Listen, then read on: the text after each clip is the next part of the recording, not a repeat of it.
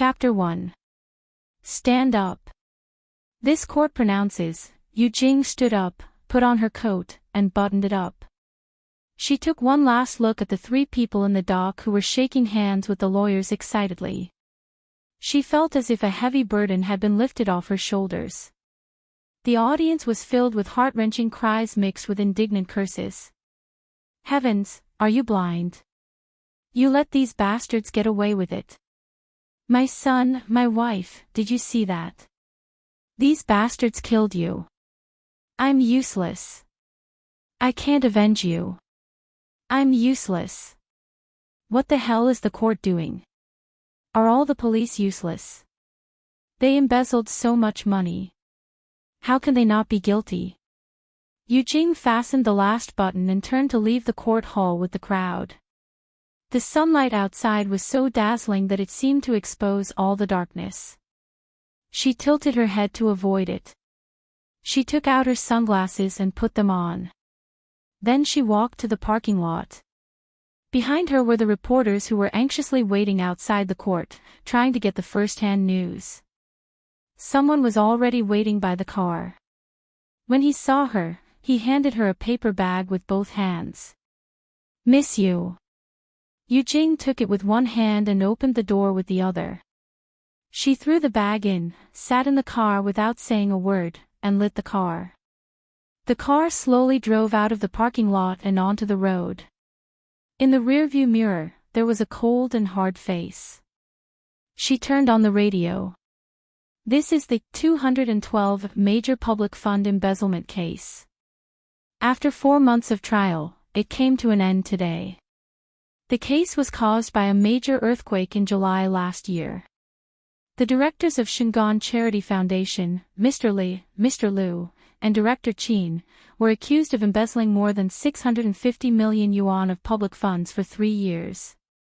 As a result, the rescue supplies and medical equipment could not be delivered in time, resulting in many deaths and injuries. If convicted, the three could be sentenced to life imprisonment. However, after the investigation by the relevant departments, they were found not guilty of the charges. Mr. Li and the others were released on the spot. The families of the victims are not satisfied and are gathering outside the court, waiting for the appeal. Our reporter Zhou Li is reporting for you. Bang! Yu Jing slammed her fist on the steering wheel, and the rear of the car left a mark on the road, attracting the attention of several passers-by. She was an actuary. On the surface, she worked as an insurance designer in an insurance company. She earned a high salary, but in fact, her parents had been laid off. 3 years ago, her younger brother had suffered a lower limb paralysis. The large medical expenses made the burden of the family's livelihood fall on her shoulders. Her life was not as glamorous as it looked on the surface. In order to live a better life, 3 years ago, she started to take jobs privately with a few friends in the overseas industry. She specialized in a legal financial agency, helping some corrupt people launder money, making false accounts, and maximizing the risk of audit. Behind the generous remuneration, she often endured the torment of her conscience, but for money, she had to betray her conscience again and again. A few months ago, she received a big deal to help several directors of public charities who were accused by the public to cover up the fact that they had misappropriated billions of disaster relief funds for short-term trading. The reward after the deal was done was enough for their family of 4 to live comfortably for the rest of their lives. But at the same time, she had to bear with the risk. They accepted the business, and with the cooperation of the relevant departments behind the scenes, they completed the job cleanly and beautifully. This big public fund embezzlement case ended with the acquittal of several directors who should have been sentenced to life imprisonment. Yu Jing didn't have to be present for today's sentencing, but she came at the behest of ghosts and gods. She witnessed with her own eyes the tearful complaints of the families who lost their loved ones due to the lack of timely disaster relief. Her conscience was once again put on a hot fire to torture. She didn't know how many times she asked herself, Yu Jing, are you doing the right thing? I know I'm wrong, but for Xiao Lei, I don't use Xiao Lei as an excuse every time. If he knew you were using dirty money to support him, do you think he would accept it? Xiao Lei is very sensible. He should be able to understand me. Understand you. Yu Jing, have you really forgotten how Xiao Lei's legs were paralyzed? He used to be such a healthy boy. He had hope and ideals. He enthusiastically followed the army to support the earthquake-stricken area and fought day and night with his comrades on the front line of the disaster. In order to protect the children who collapsed, his legs were hit by a stone wall. The medical volunteers arrived at the disaster area 3 days late because the supplies were not delivered in time. Xiao Lei shouldn't have been paralyzed. What made him a cripple? Who ruined his dreams? Who made him unable to run for the rest of his life? Stop, please, why don't you let me say it?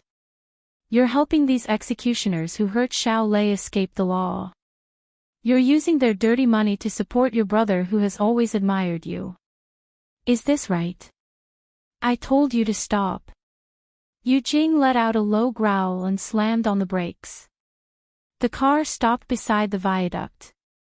She covered her face with her hands on the steering wheel, panting heavily and her shoulders trembling. After a long time, she raised her head, took off her sunglasses, wiped her face, and picked up the paper bag on the car seat next to her. She took out a check lying quietly inside, took out her phone, and unlocked it. The first thing that came into view was a young man in a military uniform. His smiling face was full of smiles. That kind of youth was already past, but it was still in her memory forever. She pressed 3 times on the keyboard and answered the call. She put it to her ear. In the rearview mirror, there was a calm and relaxed face without a burden. Hello, I want to report a case. Yu Jing hung up the phone and sent out a black account record stored in her phone's mailbox. Looking at the sent successfully notification on the phone screen, she lowered her shoulders and leaned against the back of the chair as if a heavy burden had been lifted off her shoulders. The car drove on the viaduct again. Yu Jing opened the car window. The cool wind poured in from the window and blew away her meticulous temples. At this moment, the sun was no longer dazzling. Her heart, like a white pigeon in a cage, was released and gained freedom. In the rearview mirror, a speeding truck was approaching quickly. The direction lights flickered and flickered mysteriously. Yu Jing, who was immersed in the cool wind, did not notice it until a loud noise sounded. Her body, along with her heart, flew up high. Fell into the sea. Yu Jing struggled to wake up from the endless sea. As if she had had a long dream, she suddenly opened her eyes. In an instant, thirst, hunger, soreness, and all kinds of adverse physical reactions attacked her. Cough, cough, Yu Jing struggled to get up from the ground. Rubbing her dry throat, she looked back at the last scene while looking at the surroundings. This was a spacious room with carved beams and painted rafters. It was antique. Under one of the walls, there was an offering table with memorial tablets, incense burners, candlesticks, and other things placed high up. Behind the curtain was a golden and crimson curtain. It looked very much like the ancestral hall of the old mansion that she had visited when she traveled. Yu Jing lowered her head and saw her strange attire at this moment. A long dress. And it was made of silk. Yu Jing touched the material on her body and confirmed that this long pink dress was not her clothes. She was a standard elite and was very picky about what she wore. Her dress had always been 2 inches above her knees, not too short or too long. She would never choose this kind of pink color that was beyond her age. She stood up shakily and dragged the cumbersome dress. She staggered a few steps towards the door, wanting to go out and see what this place was. However, she found that the door was locked from the outside. Yu Jing soon noticed another anomaly. Her field of view seemed to have become lower. Yu Jing was nearly 1.7 meters tall. When she wore high heels, her vision was always high from the ground. Suddenly, her legs became shorter. This made her have to reevaluate her current situation. After a careful examination and probability calculation, she could basically confirm that excluding the possibility of rejuvenation, she was now a different person. Excluding the possibility of dreaming, she was now in another world. She did not scream or faint. After experiencing that terrifying car accident on the viaduct, there was nothing that could make her lose her composure. Is anyone there? Is anyone there? Yujing knocked on the door a few times. The only response she got was an empty echo in the room. Ugh, after standing for too long, her stomach was cramping. Yujing gave up looking for a way out and did not find anything to eat in the room. She sat down on the only soft cushion. At the moment of the car accident, she really thought that she was dead for sure. However, it turned out that she was alive and well. Was this God's punishment for her, or was it her reward for turning over a new leaf? Yujing was unable to calculate the answer due to the lack of data. However, regardless of reward or punishment, she decided to live on. Yujing rejoiced that she bought a large amount of insurance when she was alive. The beneficiary was Yulei. After her accident, her parents and brother could rely on that large amount of insurance compensation to live a stable life. However, it was a pity that the check in the car could not be cashed. Thinking about it still made her heart ache. Money was not a sin. What was a sin was people's endless greed. The sky outside gradually darkened.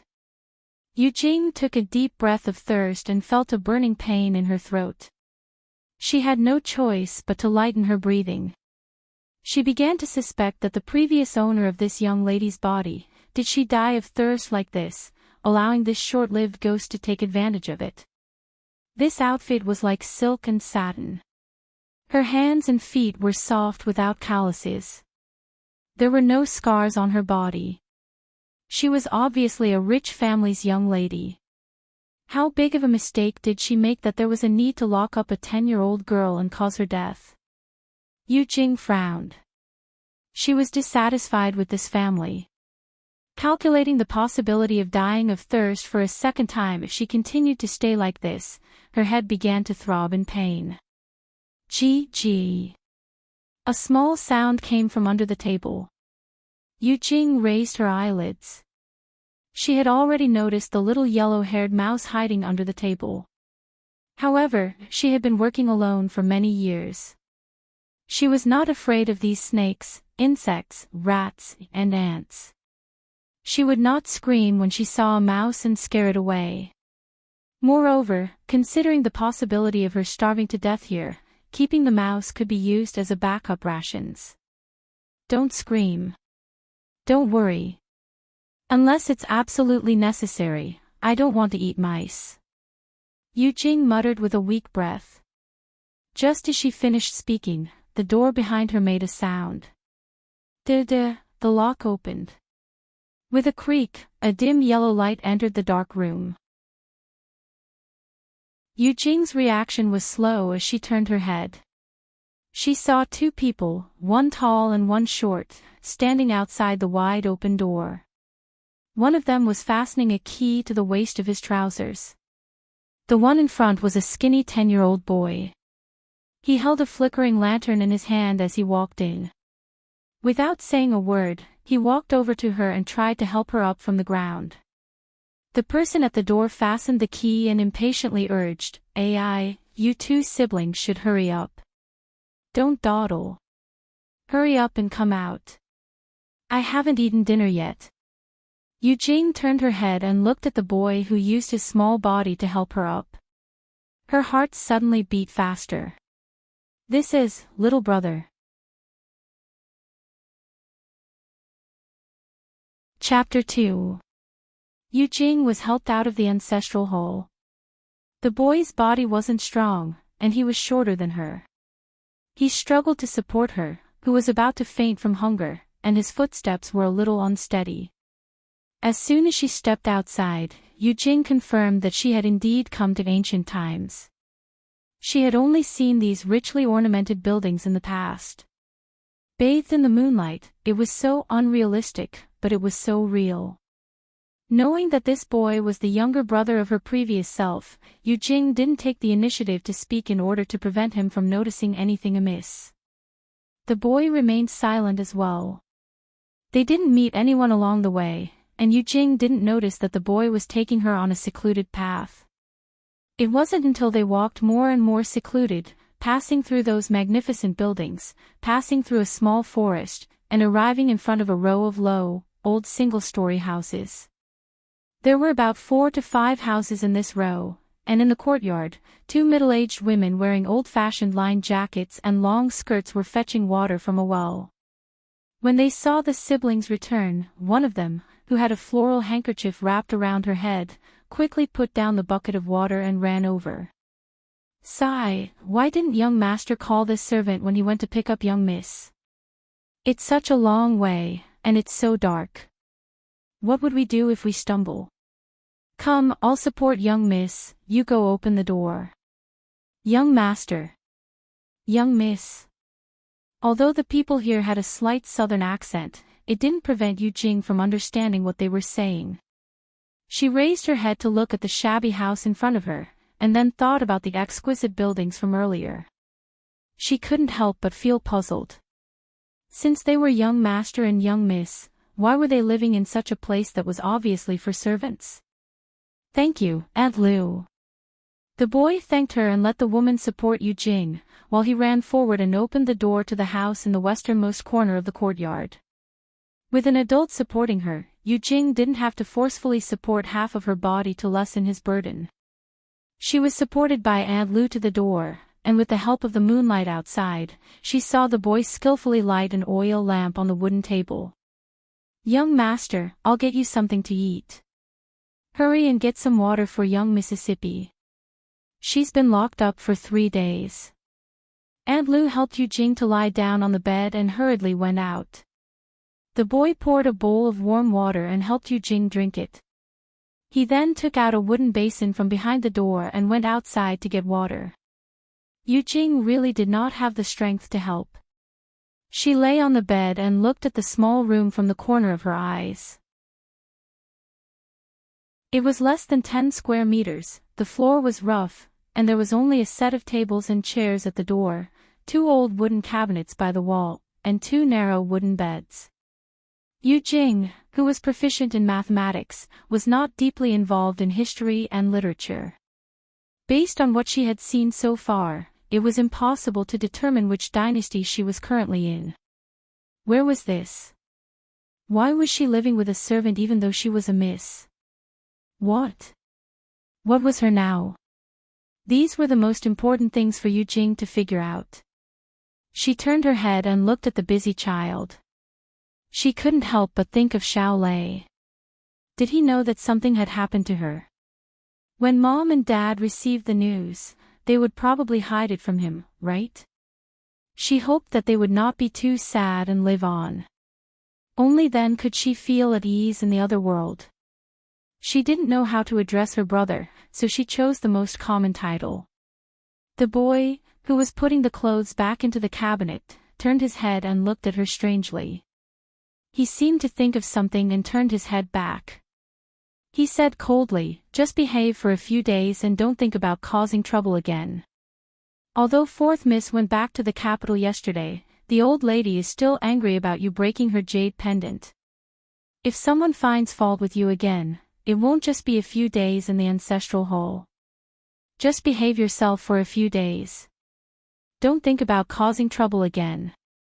Although 4th Miss went back to the capital yesterday, the fact that you broke her jade pendant still hasn't calmed down yet.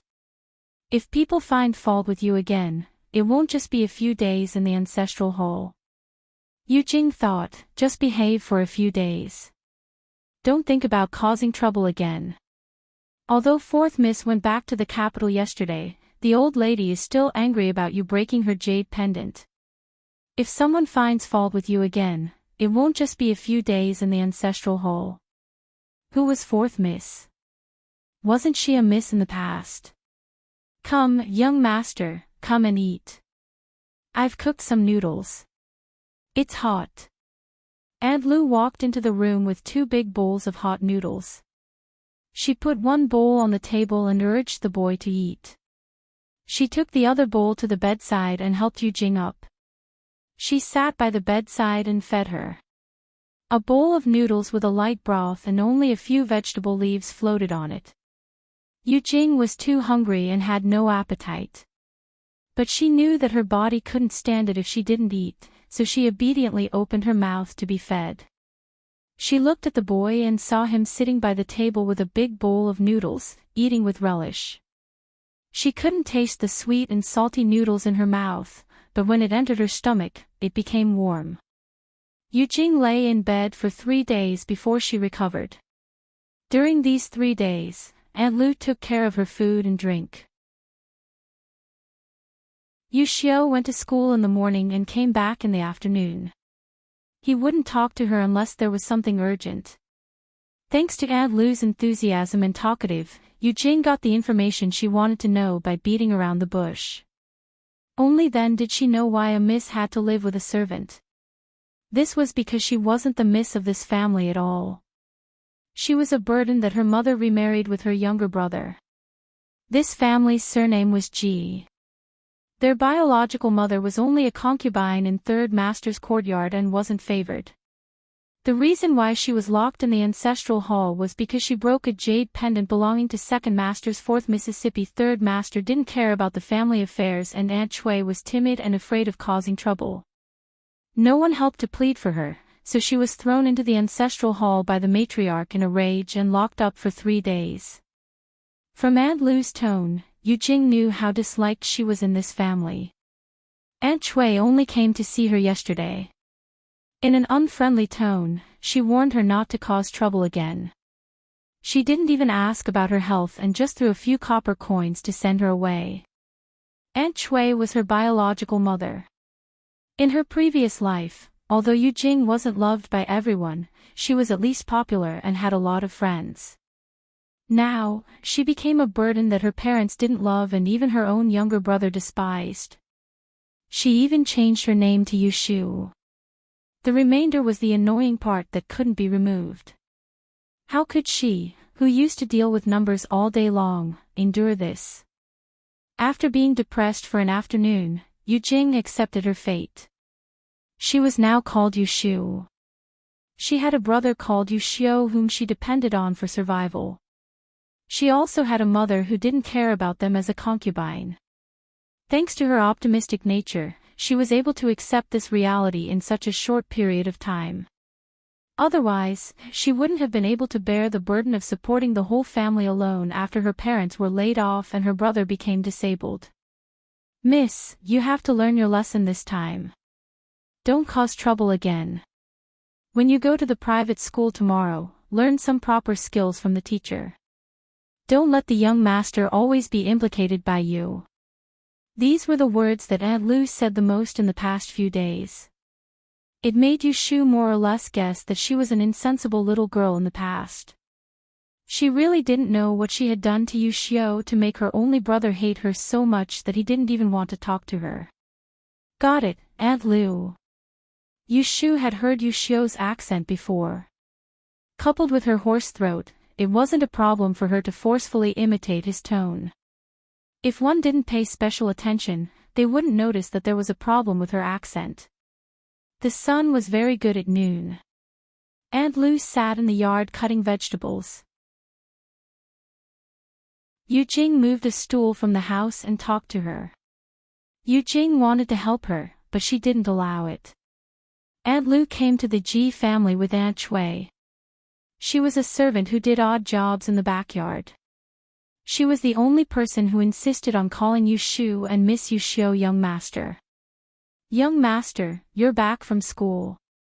Aunt Lu greeted him loudly.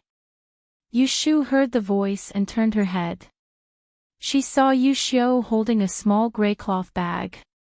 He lowered his head and entered the small yard that didn't even have a door. Yu Xiu was 15 years old this year. Her younger brother, Yu Xiu, was 2 years younger than her. A 12 or 13-year-old boy was at the age where he was growing. He was shorter than her by a bit and had a skinny figure. He had a cloth wrapped around his head and wore an ill-fitting shirt, which made him look shabby. This reminded Yushu of the pink silk dress in the closet. When she was home alone for the past few days, she had turned the house upside down, but she could only find one decent dress. The rest of the clothes were made of coarse cloth. In the G family, the siblings didn't have to work to eat and could go to school. Other than that, they were no different from servants. There were a few servants living in the small yard.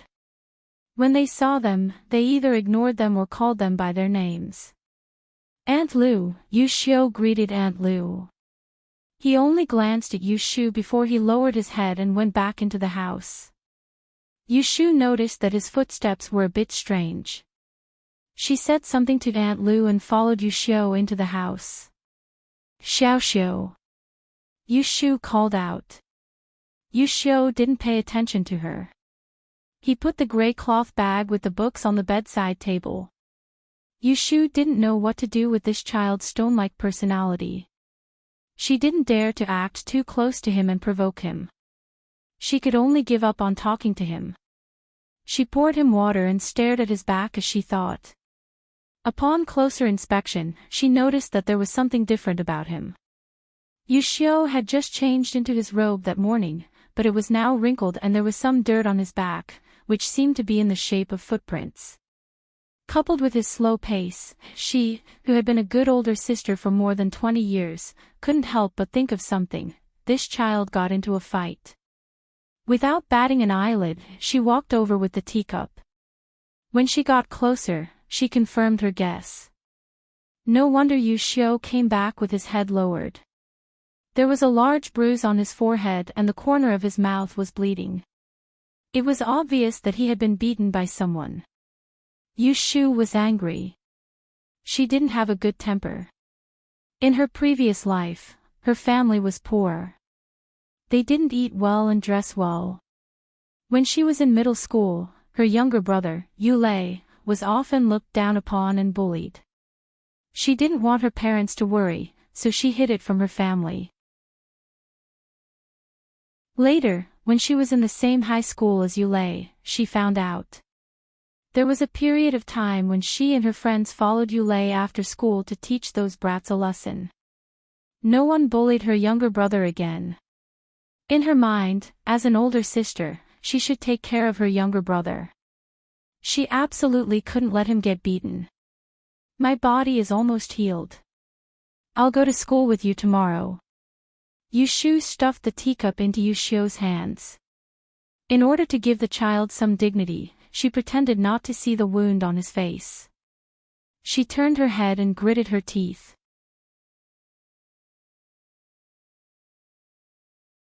Chapter 3.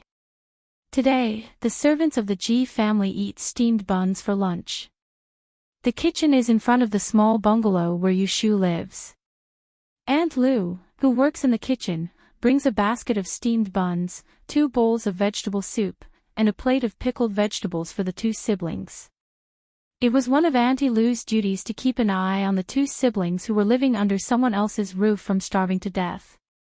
The vegetarian steamed buns with radish filling are the size of a fist, with only a little filling inside. Yu Xiaoxiu still eats them with relish as usual.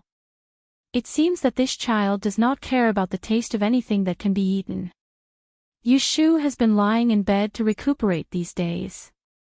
After tasting dry pancakes, noodle soup, and really thin porridge, she can basically adapt to the simple food here. Yushu is very sensible.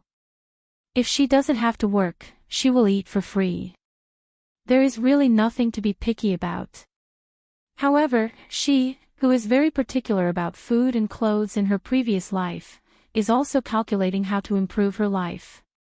She is a person who has suffered hardships, but she is not a person who likes hardships. She calmly looked at Yu Xiaoxiu, who was burying his head in his food. When a child was growing, he didn't even have meat to eat, so it was no wonder that he was so skinny. Originally, he was a child with delicate features, but now his face had turned yellow due to malnutrition. It made people feel that he was gloomy. Have you finished eating? Give me the bowls and chopsticks. I'll go outside to wash them. Aunt Lu, wearing an apron, comes in to clean the bowls and chopsticks. Yu Shu just wants to help, but Yu Xiaoxiu has neatly put the bowls and plates together and handed them to Aunt Lu. He picks up a rag stuffed on the side corner of the table and wipes it. Seeing that he is working hard, Yu Shu can't intervene. She gets up and moves a place for him. She stands aside and talks to him. After dinner, I plan to go outside for a few days. I haven't been out of this yard for several days. After all, Aunt Lu is just an illiterate servant. Yu Shu can only get limited information from her. So far, she doesn't even know which dynasty she is in. When she asks Aunt Lu, she only knows that the current name of the country is Dan. This is Yang City, and the Ji family is a big family. She knows nothing else. If Yu Shu wants to know more, she must go outside. It will be better if she can bring Yu Xiaoxiu with her.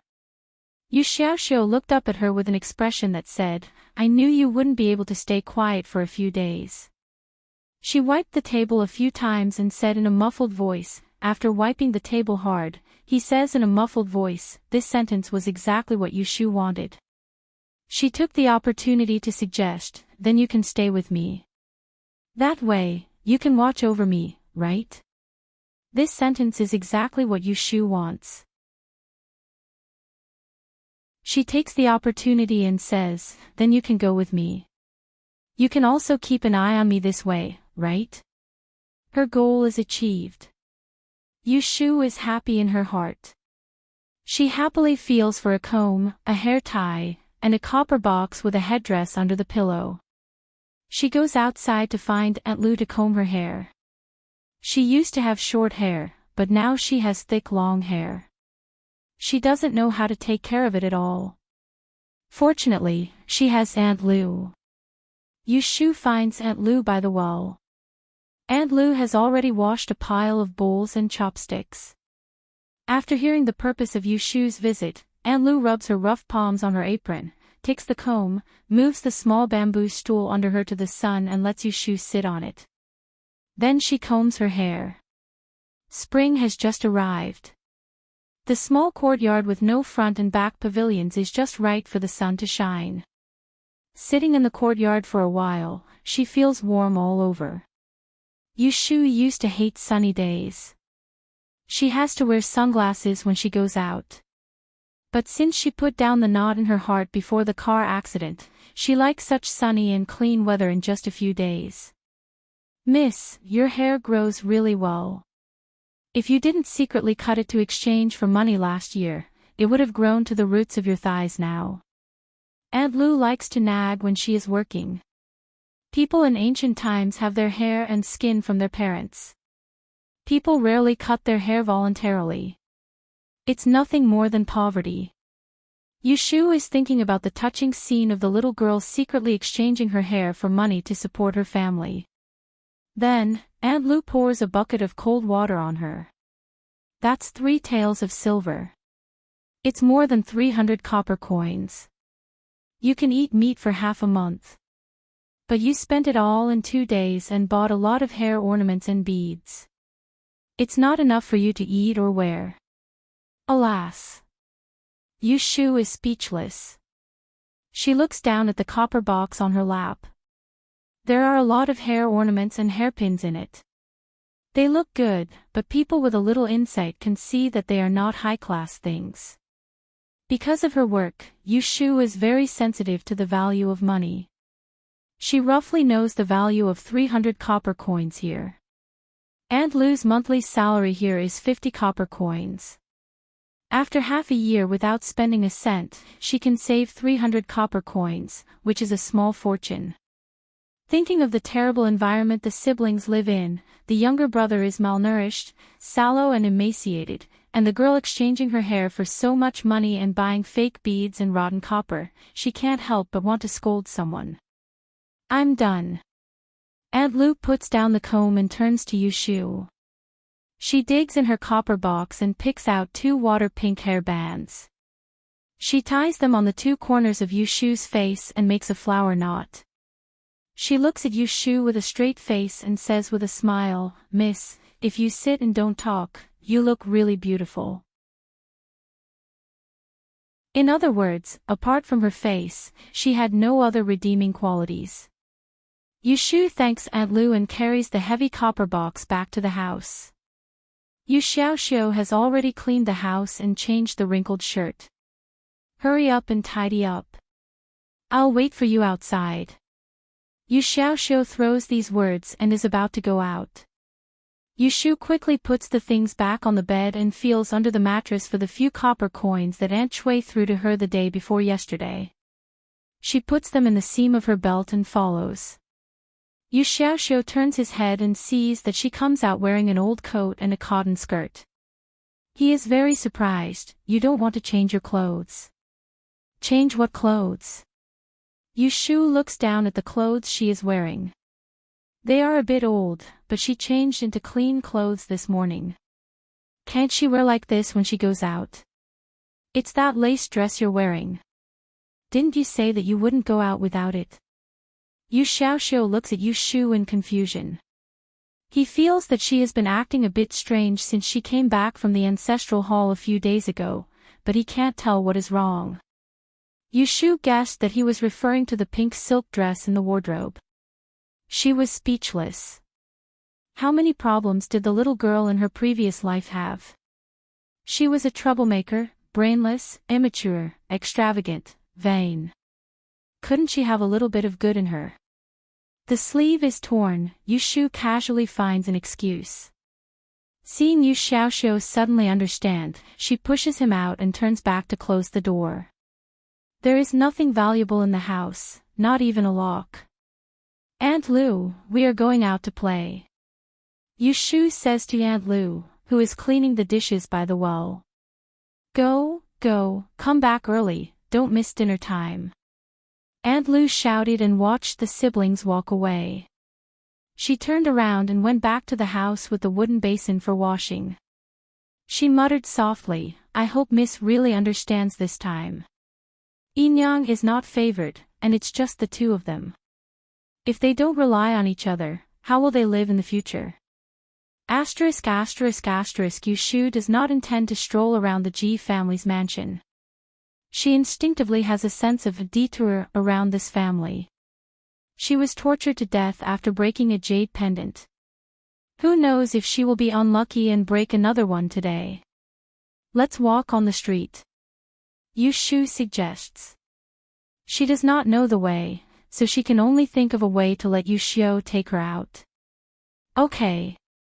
Yu Xiaoxiu does not object. In order to show that he is not close to her, he walks ahead of her. Just as Yushu wants, she obediently lags behind him. Their lodgings were very close to the back door. They had to walk along a narrow, winding path through 2 rows of servants' rooms to reach the back door for the servants. Yu Xiaoxiu opens the door bolt with familiarity and signals Yushu to go out first. As soon as they step out of the door, they see a clean street. The road is smooth and there are several families on the opposite street. They all have small doors and small courtyards. There are lanterns hanging on the door, stone walls, and gray tiles. There are a few trees planted on the side of the road, leaving shade. There are few pedestrians, but they are all dressed in long skirts and gowns, with their hair tied up. Yushu inexplicably feels a little excited. She has been in the ancient times for a few days and has been with several authentic ancient people. But when she really stands on the street, she has a real feeling of being in the ancient society. "Let's go." Yu Xiaoxiu closes the door and takes the lead to the left. Yushu looks up at the bright sun above her head. She can tell that it is the west and secretly knows the way. Yu Xiaoxiu led Yu Shudong through a series of turns and exited the back street. They passed through a few alleys and walked for about the time it takes to finish a meal before they arrived at a bustling street. Their field of vision immediately brightened. There are shops on the street, and there are hawkers guarding the stalls on the side of the road. Looking sideways, their eyes are full of signs and banners. People are coming and going, all well-dressed, which is enough to show that this is a prosperous area. Yushu sees a tall memorial arch on the east street from a distance. It seems to be a small town she once traveled to. There seems to be some words on the memorial arch. She guesses it is the name of the place, so she points there and says to Yu Xiaoxiu, "Let's have a look over there." Yu Xiaoxiu doesn't say anything. Yushu takes a few steps forward. Seeing that he has followed her, she boldly walks to the memorial arch, wanting to see what is written on it. However, when she gets closer and looks up at the bluestone memorial arch, Yushu finds a serious problem: she can't read. Strictly speaking, she can't read many traditional characters. There are 3 big characters on the plaque, plus a small line of inscription. She can only read the word Chang. This discovery makes Yushu, who is slow to realize it, break into a cold sweat. She can't read traditional characters, let alone write. She said that she will go to school with Yushu tomorrow. What should she do now? Now that she thinks about it, she has never seen pen and paper in their one-room house, let alone books. Every day when Yushu comes back from school, he has never done his homework. He is either sitting on the stump of the door, staring at the sky in a daze, or scratching on the ground with an old chopstick. Yushu is not in good health these days, so she doesn't pay much attention to this. She occasionally hears from Aunt Lu that the school in the city is built by the Ji family and several other prominent families in the city. There is such an iron rule that all the children of these families, regardless of whether they are male or female, must go to school. Anyway, Yushu and Yu Xiaoxiu's accounts are under the Ji family, so they benefit from this. The more Yushu thinks about it, the more troublesome she feels. She doesn't want to go shopping anymore. She pulls Yu Xiaoxiu back home and rummages the house. "What are you looking for?" "Textbooks." Yushu isn't sure if this is what they call it here, but how can a child who goes to school not have textbooks? However, she didn't find such things when she cleaned up the house this morning. Yu Xiaoxiu sneers, walks to his bed and sits down. "Don't look for them. There are only 2 books. You have already sold them." Yushu loosens her hand, and the suitcase falls and almost hits her hand. "What? Even textbooks?"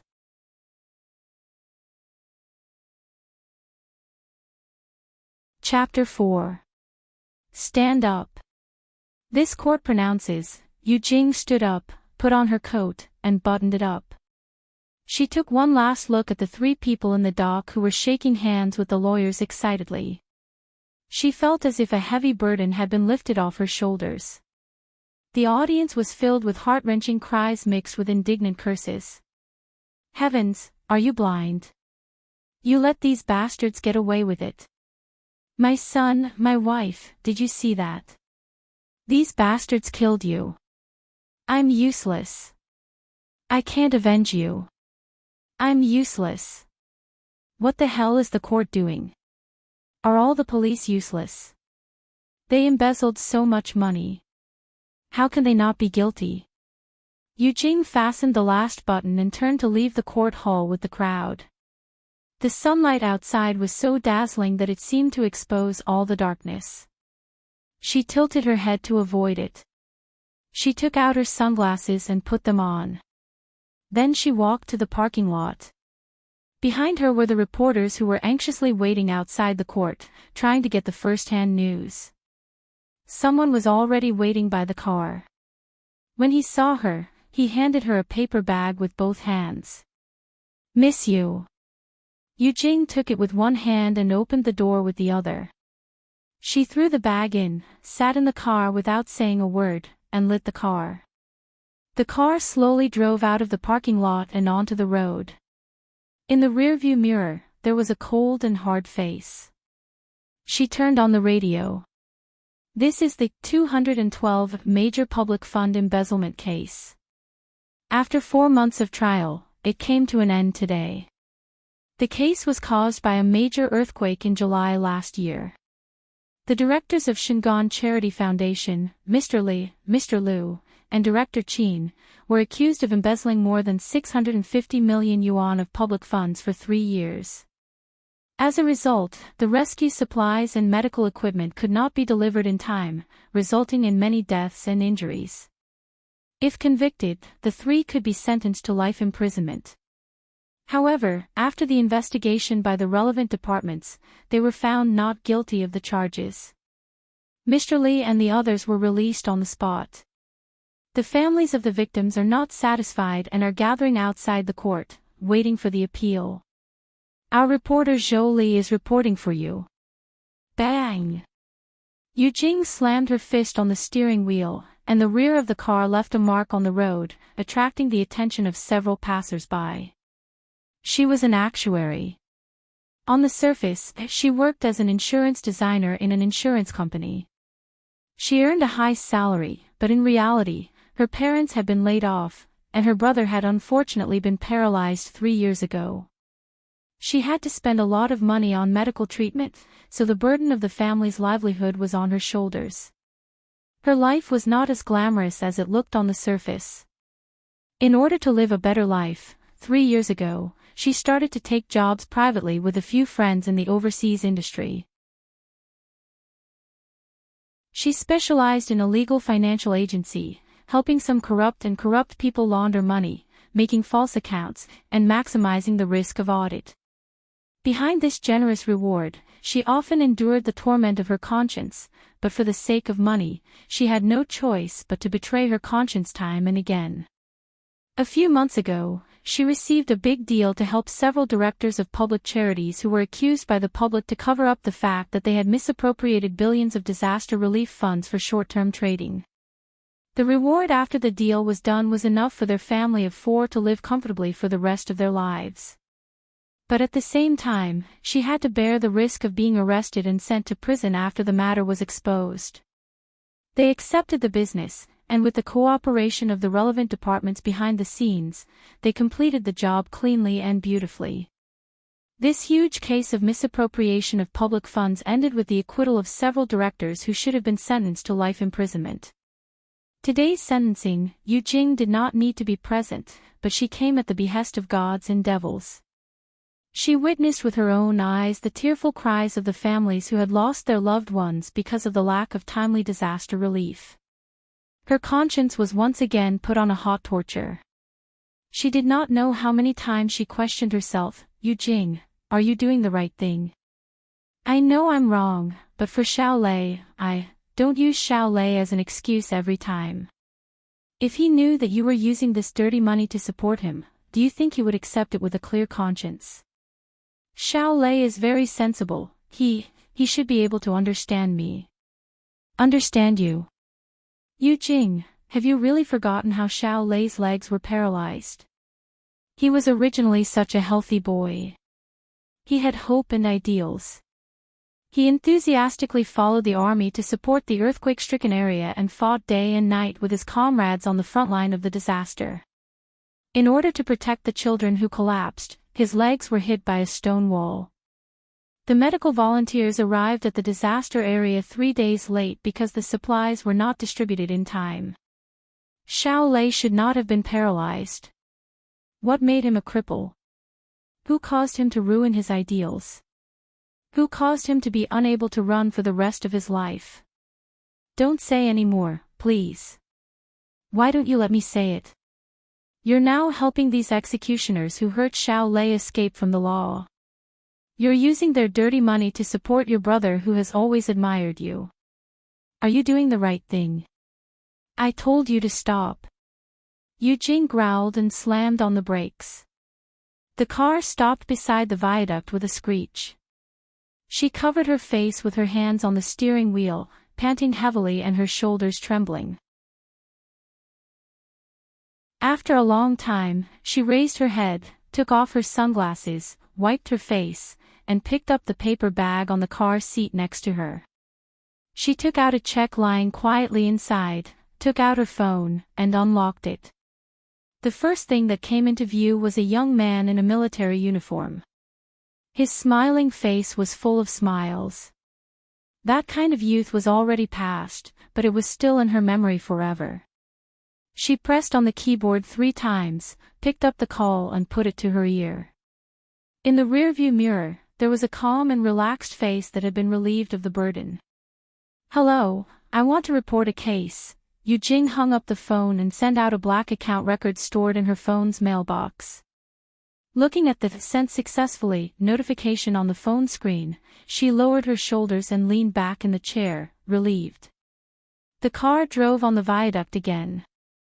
Yu Jing opened the window, and the cool wind poured in through the window, blowing away her meticulous temples. At this moment, the sun was no longer dazzling. Her heart, like a white pigeon in a cage, was released and gained freedom. In the rearview mirror, a speeding truck was approaching quickly. The direction lights flickered, flashing unpredictable light. Yu Jing, who was immersed in the cool wind, did not notice it until a loud noise sounded. Her body, along with her heart, flew high up. Fell into the sea. Yu Jing struggled to wake up from the endless sea, as if she had had a long dream. She suddenly opened her eyes, and in an instant, thirst, hunger, soreness, and all kinds of adverse physical reactions attacked her. Cough, cough, Yu Jing struggled to get up from the ground. Rubbing her dry throat, she looked back at the last scene while looking at the surroundings. This was a spacious room, carved beams and painted rafters, antique. Under one wall, there was an offering table, a memorial tablet, an incense burner, a candlestick, and other things placed high up. Behind the curtain, there was a golden and crimson curtain, very much like the ancestral hall of the old mansion that she had visited when she traveled. Yu Jing lowered her head and saw her strange attire. A long dress. And it was made of silk. Yu Jing touched the material on her body, confirming that this long pink dress was not her clothes. She was a standard elite personnel, and was very picky about what she wore. Her dress had always been 2 inches above her knees, not too short or too long, and the color would never be this kind of pink that exceeded her age. She stood up shakily, dragging the cumbersome dress, and staggered a few steps towards the door, wanting to go out and see what this place was, but found that the door was locked from the outside. Yu Jing soon noticed another anomaly. Her field of view seemed to have become lower. Yu Jing was nearly 1.7 meters tall, and when she wore high heels, her vision was always very high from the ground. All of a sudden, her legs became shorter, which forced her to reevaluate her current situation. After a careful examination and probability calculation, she could basically confirm that, excluding the possibility of rejuvenation, she was now a different person. Excluding the possibility of dreaming, she was now in another world. She did not scream, nor did she faint. After experiencing that terrifying car accident on the viaduct, there was nothing that could make her lose her composure. "Is anyone there? Is anyone there?" Yu Jing knocked on the door a few times, and only the echo of the empty room responded to her. Ugh, after standing for too long, her stomach was cramping, and Yu Jing gave up looking for a way out. She did not find even a little bit of food in this room, so she sat down on the only soft cushion. At the moment of the car accident, she really thought that she was dead, but it turned out that she was alive and well. Was this God's punishment for her, or a reward for her to turn over a new leaf? Yu Jing could not calculate the answer due to the lack of data, but regardless of reward or punishment, she decided to live well. Yu Jing was glad that she had placed a large sum of insurance when she was alive, and the beneficiary was Yulei.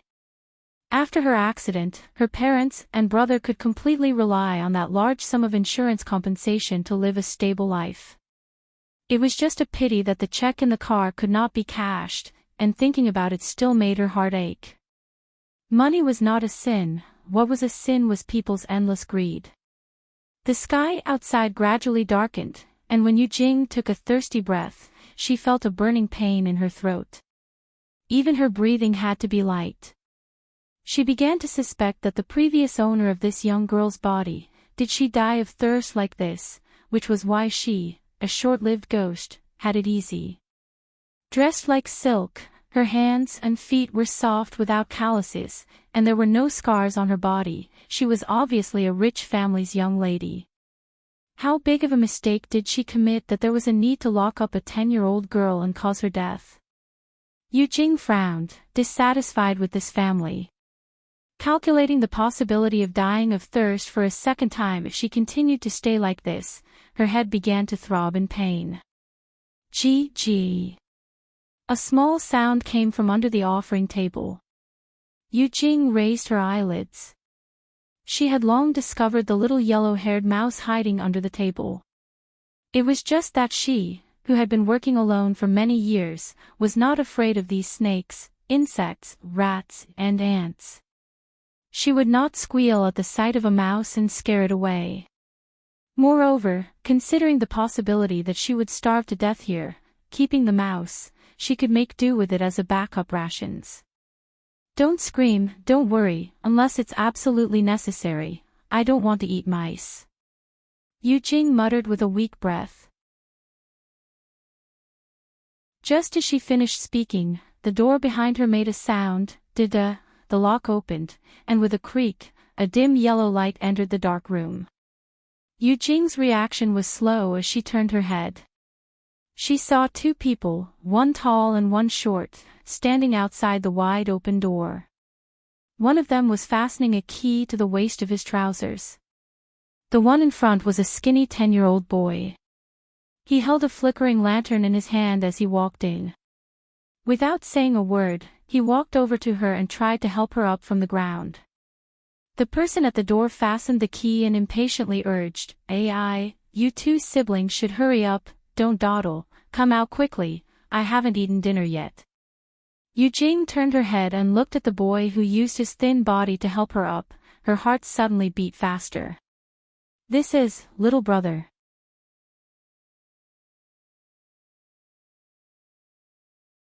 Chapter 5. Yu Jing was helped out of the ancestral hole. The boy's body wasn't strong, and he was shorter than her. He struggled to support her, who was about to faint from hunger, and his footsteps were a little unsteady. As soon as she stepped outside, Yu Jing confirmed that she had indeed come to ancient times.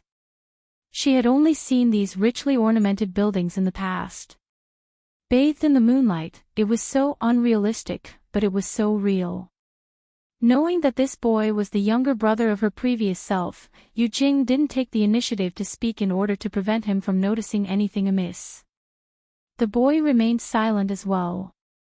They didn't meet anyone along the way, and Yu Jing didn't notice that the boy was taking her on a secluded path.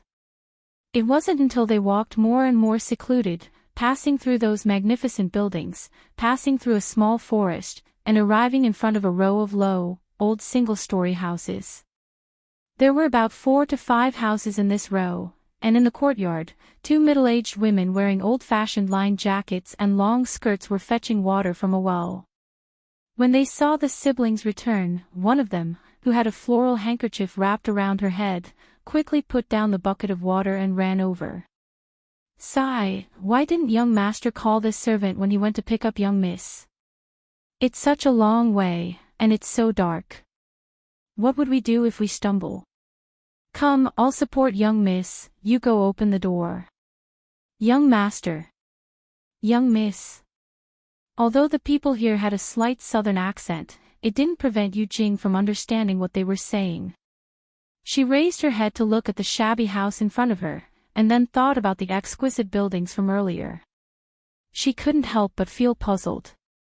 Since they were young master and young miss, why were they living in such a place that was obviously for servants? "Thank you, Aunt Lu." The boy thanked her and let the woman support Yu Jing, while he ran forward and opened the door to the house in the westernmost corner of the courtyard. With an adult supporting her, Yu Jing didn't have to forcefully support half of her body to lessen his burden. She was supported by Aunt Lu to the door, and with the help of the moonlight outside, she saw the boy skillfully light an oil lamp on the wooden table. "Young master, I'll get you something to eat. Hurry and get some water for young Mississippi." She's been locked up for 3 days. Aunt Lu helped Yu Jing to lie down on the bed and hurriedly left. The boy poured a bowl of warm water and helped Yu Jing to drink it. He then fished out a wooden basin from behind the door and went outside to fetch water. Yu Jing really did not have the strength to help. She lay on the bed and looked at the small room from the corner of her eyes. It was less than 10 square meters, the floor was rough, and there was only a set of tables and chairs at the door, 2 old wooden cabinets by the wall, and 2 narrow wooden beds. Yu Jing, who was proficient in mathematics, was not deeply involved in history and literature. Based on what she had seen so far, it was impossible to determine which dynasty she was currently in. Where was this? Why was she locked up? Why was she living with a servant even though she was a miss? What is her name now? These were the most important things for Yu Jing to figure out. She turned her head and looked at the busy child. She couldn't help but think of Xiao Lei. Did he know that something had happened to her? When Mom and Dad received the news, they would probably hide it from him, right? She hoped that they would not be too sad and live on. Only then could she feel at ease in the other world. Little brother. Yu Jing shouted. She didn't know how to address her little brother now, so she chose the most common title. The boy, who was putting the clothes that were dried in the yard back into the cabinet, turned his head and looked at her strangely. Then he seemed to think of something and turned his head back. He said coldly, "You should behave for a few days. Don't think about causing trouble again." Although fourth Miss went back to the capital yesterday, the matter of you breaking her jade pendant still hasn't calmed down. If people find fault with you again, it won't just be a few days in the ancestral hall. This child was not close to her. Yu Jing thought in her heart. But compared to this, what made it more difficult for her to understand was that the reason why her predecessor was locked up and killed was because of a broken jade pendant. Who was fourth Miss? Wasn't her predecessor also a miss? "Come, young master, come and eat. I've cooked some noodles. It's hot." Aunt Lu walked into the room with 2 big bowls of steaming hot noodles. She put one bowl on the table and urged the boy to eat. She took the other bowl to the bedside and helped Yu Jing up. She sat by the bedside and fed her. A bowl of noodles with a light broth and only a few vegetable leaves floated on it. Yu Jing had been starving for a long time and had no appetite. But she knew that her body couldn't stand it if she didn't eat, so she obediently opened her mouth and let her be fed. She diverted her attention to look at the boy. She saw him sitting at the table with a big bowl of noodles in his hands, slurping it with relish. She couldn't taste the sweet or salty soup in his mouth, but when it entered his stomach, it became warm. Yu Jing lay in bed for 3 days before she recovered. During these 3 days, Aunt Lu took care of her food and drink. Yu Xiao went to school in the morning and came back in the afternoon. Unless there was something urgent, he would not talk to her. Thanks to Aunt Lu's enthusiasm and talkative, Yu Jing indirectly asked for some information she wanted to know. Only then did she know why a miss had to live with a servant. This was because she was not the miss of this family. She and her younger brother had remarried together with their mother. This family's surname was Ji. Their biological mother was only a concubine in the third master's courtyard, and she was not favored. And the reason she was locked in the ancestral hall was because she broke a jade pendant belonging to the fourth miss of the second master's family. The third master did not care about the family affairs at home, and Aunt Shui was timid and afraid of causing trouble. No one helped to plead for her, so she was thrown into the ancestral hall by the matriarch in a rage and locked up for 3 days. Hearing Aunt Lu's tone, Yu Jing knew how disliked she was in this family. Concubine Shui only came to see her yesterday. Concubine Shui told her in an unkind tone not to cause any more trouble. She didn't even ask about her health and just threw a few copper coins to send her away. That was her biological mother. In her previous life, Yu Jing might not have been loved by everyone, but at least she was popular and had many friends. Now, she had become a burden that her father and mother did not love, and even her own younger brother despised. She even changed her name to Yu Shu. The remainder was the annoying part that could not be removed. How could she, who used to deal with numbers all day, endure this? After being depressed for an afternoon, Yu Jing accepted her fate. She was now called Yu Shu.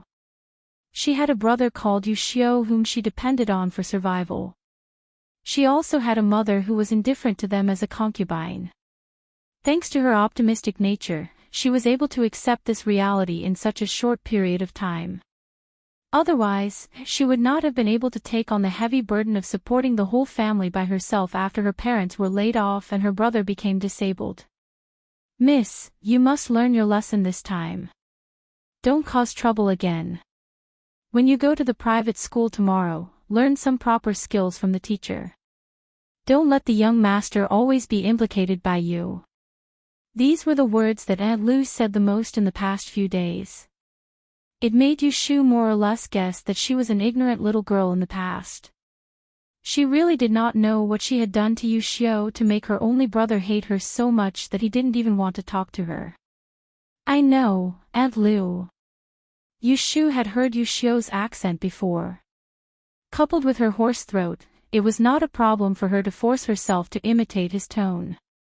If one did not pay special attention, they would not notice that there was a problem with her accent.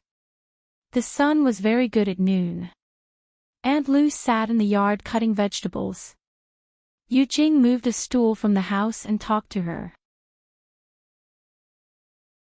Yu Jing wanted to help her, but she did not allow it. Aunt Lu came to the Ji family with Aunt Shui. She was the servant who did odd jobs in the backyard. She was the only person who insisted on calling Yu Shu and Miss Yu Xiu young master. "Young master, you're back from school." Aunt Lu greeted him loudly. Yu Shu heard the voice and turned her head. She saw Yu Xiu holding a small gray cloth bag. He lowered his head and entered the small yard that did not even have a door. Yu Shu was 15 years old this year. Her younger brother, Yu Xiu, was 2 years younger than her. A 12 or 13-year-old boy was at the age where his body was growing. He was shorter than her by a lot and had a skinny figure. He had a cloth wrapped around his head and wore an ill-fitting shirt, which made him look shabby. This made Yu Shu think of the pink silk dress in the closet. When she was home alone for the past few days, she had turned the house upside down, but she could only find one decent dress. The rest of the clothes were made of coarse cloth. In the Ji family, the siblings were no different from servants except for the fact that they did not have to work to eat and could go to school. There were also a few servants living in the small yard. When they saw them, they either ignored them or called them by their names. "Aunt Lu," Yu Xiu greeted Aunt Lu. He only glanced at Yu Shu before he lowered his head and went back into the house. Yu Shu noticed that his footsteps were a little strange. She said something to Aunt Lu and followed Yu Xiu into the house. "Xiao Xiu." Yu Shu called out, but Yu Xiu ignored her. He placed the bag with the books on the bedside table. Yu Shu didn't know what to do with this child's stone-like personality. She didn't dare to act too close to him and provoke him. She could only give up on talking to him. She poured him water and stared at his back while thinking.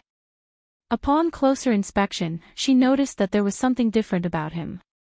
Yu Xiu had just changed into his robe that morning, but it was now wrinkled and there was some dirt on his back, which seemed to be in the shape of footprints.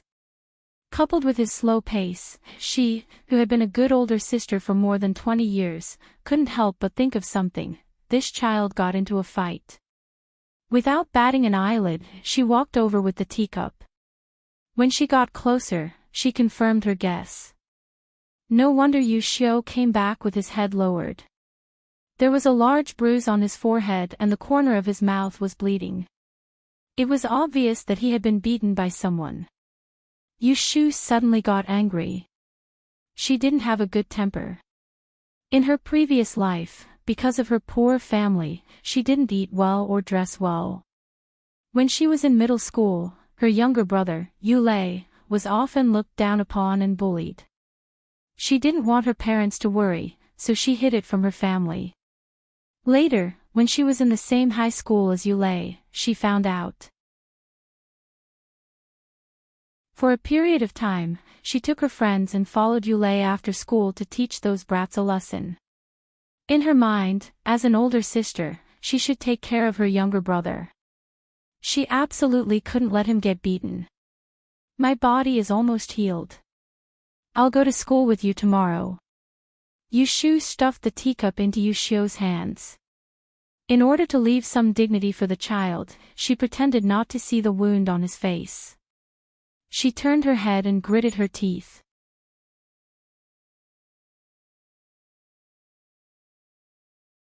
Chapter 6. Today, the servants of the Ji family eat steamed buns for lunch. The kitchen is in front of the small bungalow where Yushu lives. Aunt Lu, who works in the kitchen, brings a basket of steamed buns, 2 bowls of vegetable soup, and a plate of pickled vegetables for the 2 siblings. It was one of Auntie Lu's duties to keep an eye on the 2 siblings who were living under someone else's roof from starving to death. The vegetarian steamed buns with radish filling are the size of a fist, with only a little filling inside. Yu Xiaoxiu still eats them with relish as usual. It seems that this child does not care about the taste of anything that can be eaten. Yushu has been lying in bed to recuperate these days. After tasting dry pancakes, noodle soup, and really thin porridge, she can basically adapt to the simple food here.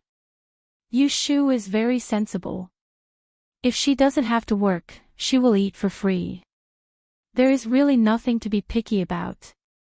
However, she, who is very particular about food and clothing in her previous life, is also calculating how to improve her life. She is a person who has suffered hardships, but she is not a person who likes hardships. She calmly looked at Yu Xiaoxiu, who was burying his head in his food. When a child was growing, he didn't even have meat to eat, so it was no wonder that he was so skinny. Originally, he was a child with delicate features, but now his face had turned yellow due to malnutrition. It made people feel that he was gloomy. Have you finished eating, young master and miss? Give me the bowls and chopsticks. I will wash them outside. Aunt Lu, wearing an apron, comes in to clean the bowls and chopsticks. Yushu just wants to help, but Yu Xiaoxiu has neatly put the bowls and plates together and handed them to Aunt Lu. He picks up a rag from the side corner of the table and wipes it. Seeing that he is working hard, Yushu can't intervene. She gets up and moves a place for him. She stands aside and talks to him. After dinner, I plan to take a walk outside. I haven't left this courtyard for a few days. After all, Aunt Lu is just an illiterate servant woman. The information that Yushu can get from her is limited. So far, she doesn't even know which dynasty she is in. When she asks Aunt Lu, she only knows that the current dynasty is called Dawn.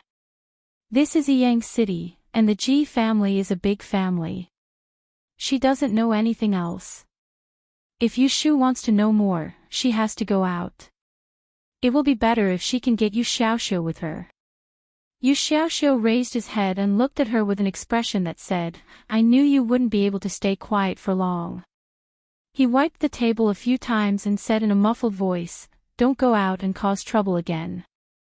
This sentence was exactly what Yushu wanted. She took advantage of the situation and said, Then you can stay with me. That way, you can watch over me, right? Yu Xiaoxiu hesitated for a while and then nodded reluctantly. Yushu got her goal and was secretly happy. She happily took a comb, a hair tie, and a copper box with a headdress under the pillow. She went outside to find Aunt Lu to comb her hair. She used to have short hair, but now she has thick long hair. She doesn't know how to take care of it at all. Fortunately, she has Aunt Lu. Yushu found Aunt Lu by the well. Aunt Lu had already washed a pile of bowls and chopsticks. After hearing Yushu's purpose, Aunt Lu rubbed her rough palms on her apron and took the comb. She moved the small bamboo stool under her to the sun and let Yushu sit on it. Then she began to comb her hair. Spring had just arrived, and the small courtyard without any pavilions was just right for the sun to shine. Sitting in the courtyard for a while, she felt warm all over. Yushu used to hate sunny days and had to wear sunglasses when going out. But since she put down the knot in her heart before the car accident, she fell in love with such sunny and clean weather in just a few days. "Miss, your hair is growing really well. If you hadn't secretly cut it to exchange for money last year, it would have grown to the roots of your thighs now." Aunt Lu liked to nag when she was working. People in ancient times had their hair and skin from their parents and regarded it as their life.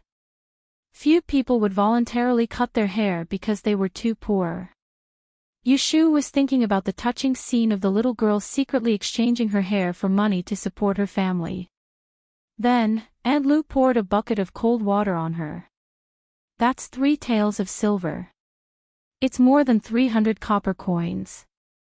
You can eat meat for half a month. But you spent it all in 2 days and bought a lot of hair ornaments and beads. It's not enough to eat or wear." Alas! Yushu was speechless and looked down at the copper box on her lap. There were a lot of hair ornaments and hairpins in it. They looked good, but people with a little insight could see that they were not high-class things. Because of her work, Yushu was very sensitive to the value of money. She roughly knew the value of 300 copper coins here. Aunt Lu's monthly salary here was 50 copper coins. After half a year without spending a cent, she could save 300 copper coins, which could be considered a small fortune. When she thought of the terrible environment the siblings lived in, the younger brother was malnourished, sallow and emaciated, and the girl exchanging her hair for so much money and buying fake beads and copper coins, she couldn't help but want to curse. "It's done." Aunt Lu put down the comb and turned to Yushu. She searched in her copper box and picked out 2 water-pink hair bands. She tied them on the 2 corners of Yushu's face and made a knot. She looked at Yushu with a straight face and said with a smile, "Miss, if you sit and don't talk, you look really beautiful." In other words, apart from her face, she had no other redeeming qualities. Yushu thanked Aunt Lu and returned to the house with the heavy copper box in her arms. Yu Xiaoxiu had already cleaned the house and changed the wrinkled shirt. "Hurry up and clean up. I'll wait for you outside," Yu Xiaoxiu said and was about to go out. Yushu quickly put the things back on the bed and felt under the mattress for the few copper coins that Aunt Shui had thrown to her the day before. She stuffed them into the seam of her belt and followed. Yu Xiaoxiu turned his head and saw that she came out wearing an old coat and a cotton skirt. He was very surprised. "You don't want to change your clothes?" "Change what clothes?" Yushu looked down at the clothes she was wearing. They were a bit old, but she had changed into clean clothes this morning. Couldn't she go out like this? "It's that lace dress you're wearing. Didn't you say that you wouldn't go out without it?" Yu Xiaoxiu looked at Yushu in confusion. He felt that she had been acting a bit strange since she came back from the ancestral hall a few days ago, but he couldn't tell what was wrong. Yushu guessed that he was referring to the pink silk dress in the wardrobe. She was speechless. How many problems did the little girl in her previous life have? She was a troublemaker, brainless, immature, extravagant, vain. Couldn't she have a little bit of good in her? "The sleeve is torn." Yushu casually found an excuse. Seeing that Yu Xiaoxiu had a sudden realization, she pushed him out and turned to close the door. There was nothing valuable in the house, not even a lock. "Aunt Lu, we're going out to play." Yushu greeted Aunt Lu, who was cleaning the dishes by the well. Go. Come back early. Don't miss dinner." Aunt Lu shouted and watched the siblings go away. She turned around and went back to the house with the wooden basin for washing. She whispered, I hope Miss really understands this time. Enyang is not favored. If the two of them don't depend on each other, how will they live in the future? Yushu didn't intend to stroll around the Ji family's mansion. She instinctively had a sense of a detour around this family. She was tortured to death after breaking a jade pendant. Who knew if she would be unlucky and break another one today? Let's walk on the street, Yushu suggested. She didn't know the way, so she could only think of a way to let Yu Xiao take her out. Okay. Yu Xiaoxiao didn't object. In order to show that he wasn't close to her, he walked ahead of her. Just as Yu Shu wanted, she obediently stayed behind him. Their residence was very close to the back door. Through 2 rows of servants' rooms, along a narrow path, it was the back door for servants. Yu Xiaoxiao opened the door bolt with familiarity and motioned Yu Shu to go out first. As soon as they stepped out of the door, they saw a clean street. The road was smooth. There were several families on the opposite street. They all had small doors and small courtyards. There were lanterns hanging on the door. The stone walls and gray tiles were stone. There were a few trees planted on the side of the road to provide shade. There were few pedestrians, but they were all dressed in long skirts and gowns. Yu Shu's mood was inexplicably a little excited. She had been in the ancient times for a few days and got along with several authentic ancient people. But when she really stood on the street, she felt the reality of being in the ancient society. Let's go. Yu Xiaoxiao closed the door and took the lead to the left. Yu Shu looked up at the bright sun above her head. She could tell that it was the west and secretly knew the way. Yu Xiaoxiao led Yu Shudong through a series of turns and exited the back street. They passed through a few alleys and walked for about the time it takes to finish a meal before they arrived at a bustling street. Their field of vision immediately brightened. There were shops on the street and hawkers guarding the stalls on the side of the road. Looking sideways, their eyes were full of signs and banners. People were coming and going.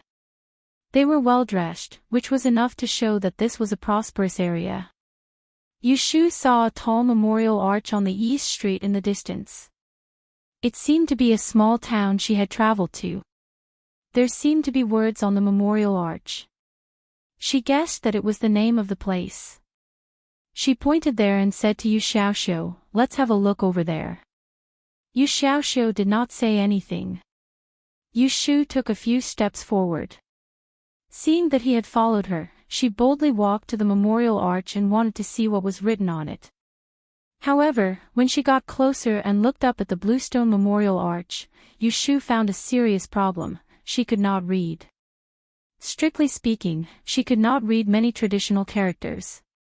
There were 3 big characters on the plaque and a small line of inscription. She could only read the word Chang. This discovery made Yu Shu, who was slow to realize it, shocked and broke into a cold sweat. She could not read traditional characters, let alone write. She also said that she would go to school with Yu Xiao tomorrow. What should she do now? Now that she thought about it, they hadn't even seen pen and paper in their small room, let alone books. Every day when Yu Xiao came back from school, he never did any homework. If he wasn't sitting on the doorstep and staring blankly at the sky, he would pick up an old chopstick and scratch on the ground. Yu Shu was not in good health 2 days ago, so she did not pay much attention to this. She occasionally heard Aunt Lu mention that the school in the city was built by the Ji family and several other prominent families in the city. There was an iron rule that all the children of these families, regardless of whether they were male or female, had to go to school. Yu Shu and Yu Xiaoxiao's accounts were under the Ji family, so they benefited from this. The more Yu Shu thought about it, the more troublesome she felt. She was not in the mood to go shopping. She pulled Yu Xiaoxiao back home and rummaged through the drawers and cabinets as soon as they entered the door. What are you looking for? Textbooks. Yu Shu was not sure if this was what they called it here, but how could a child who went to school not have textbooks? However, she did not find such things when she tidied up the room this morning.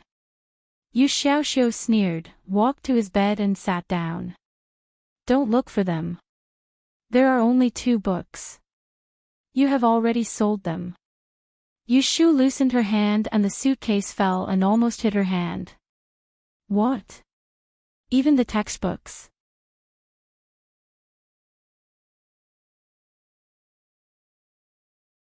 Chapter 7. Yu Shu couldn't do anything about the textbook being sold. Yu Xiaoxiu was very guarded against her because of her selling the textbook. He kept a close eye on his school bag for fear that Yu Shu would have designs on his textbook. Yu Shu didn't know where to start. She could only move a chair to the yard to bask in the sun while thinking about the future. She was still a little weak after being locked up for so many days. After coming out, Aunt Shui only asked someone to send a bowl of chicken soup to her to help her recover from the shock.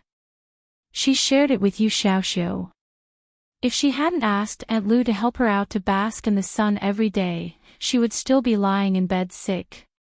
Coming to the ancient times was an unexpected experience for her. She suddenly changed from an old leftover woman in her 20s to a 15-year-old girl in the prime of her youth.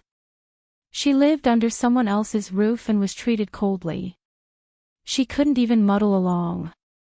Yu Shu was a child who grew up in a poor family. She relied on her own hard work to make a name for herself. She had an unusual obsession with living a good life. Otherwise, she wouldn't have gone against her conscience and broken the law for so many years. She did so many things that harmed others to benefit herself. She didn't want to make money again in this life, but she still had to live a good life. She also had to eat well and wear well. She also had to take good care of Yu Xiaoxiu until he started a career and started a family. She would consider it as a debt of gratitude for borrowing his sister's body to resurrect. As an adult woman who had experienced great storms, Yu Shu quickly set her first goal, to earn money to support her family. To live a good life, she couldn't do it without money. She had to go to school tomorrow morning. She had nothing to do in the afternoon, so she planned to walk around the streets to see if there was any place where she could do odd jobs.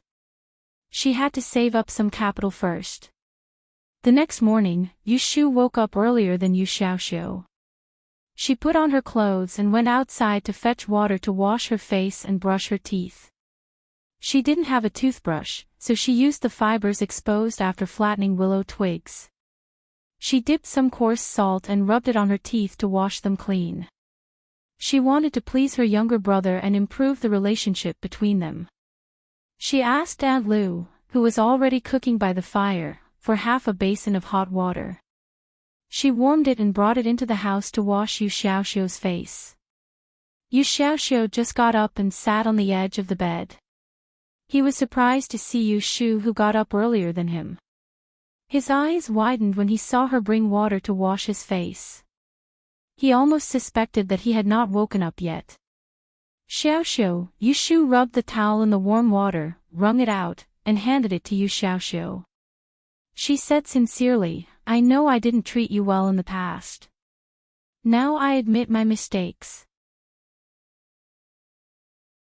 Don't hold a grudge against me. Let's make up from today on. Don't be awkward anymore, okay?" Not only was Yu Xiaoxiu not moved by her, but he suddenly woke up. He pushed away the towel she handed with a dark face. He grabbed the folded clothes at the end of the bed and put them on. He said slowly, "Don't try to lie to me again. You must be trying to coax me to help you do something that will get me beaten. I won't do it. You better save it." Yu Shu's forehead was full of black lines. She had a new understanding of the girl's character. Now, even if someone told her that she had done swindling and stealing, she wouldn't find it strange. It was a pity that she sincerely wanted to get along well with little brother Yu and work hard to live a well-off life together, but he misunderstood her as having other plans. Yu Shu failed to please him. Her first initiative to make peace ended in failure. She also made Yu Xiaoxiu recall those unhappy past events. He didn't say a word to Yu Shu until he left for school after breakfast. Aunt Lu saw Yu Xiaoxiu's sullen look and thought that Yu Shu bullied him again. She stared at Yu Shu with a "this child is hopeless" look for the whole morning. Fortunately, Yu Shu was thick-skinned enough. She finished her breakfast under the pressure and drove Yu Xiaoxiu out of the door. They went out from the back door again. This time, they went east. Yu Shu didn't know how big Yang City was, but it wasn't far from the Ji family's mansion to the school. After passing 2 streets and walking about 500 or 600 meters, they arrived. The school gate was built in an imposing manner. There were swans and birds carved on the door jamb. The 2 doorposts were engraved with gilded characters. The strokes were neat and tidy. Yu Shu could barely recognize a few characters, but she couldn't make a sentence. Before she could take a closer look at the gate, she was attracted by a scream. "Come and see! Come and see!" Mouse Yu was not beaten to death by her family. She came to school. Yu Shu looked at the 2 children who were pointing at her and twitched her mouth. Mouse Yu. She was Donald Duck. After the scream, 7 or 8 children ran out from inside to see what was going on. There were boys and girls, and the youngest one was only 8 or 9 years old. Seeing Yu Shu and her brother standing outside the door, they talked all at once.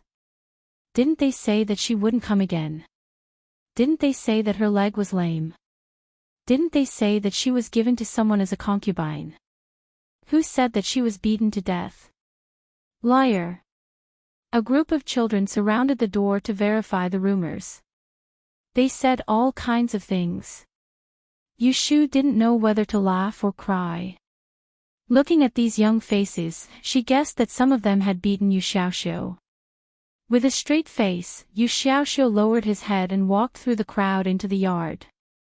Yu Shu hurried to follow. She didn't know the way. In order not to make a fool of herself, it was the safest to follow Yu Xiaoxiu. The yard was not big. There were 3 pavilions surrounded by low railings. They had high eaves and red tiles. There were rolling curtains hanging down from the edge of the house. There were incense tassels hanging on them. It looked like a private school. In the pavilion to the north, a few youths looked at the scene outside and saw the lively Yu Shu. Puzzled, they turned their heads to ask someone, "What's going on?" "Ji Zhu, why is she here again? Didn't they say that she was locked up because she broke your 4th sister's protective jade?"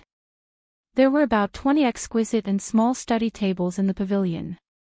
2 young ladies were sitting in the front row, playing with a rope. When she heard their question, the young lady in the light yellow robe turned her head and glanced at the courtyard. Her face was filled with disdain. "Grandma is kind. She released her a few days ago." "No way. Then we have to have classes with her again in the future." A handsome teenager cried bitterly, which made the 2 teenagers sitting with him laugh at him. After winking, one of them pretended to be shy. He pinched his thumb and middle finger to pretend to be a girl.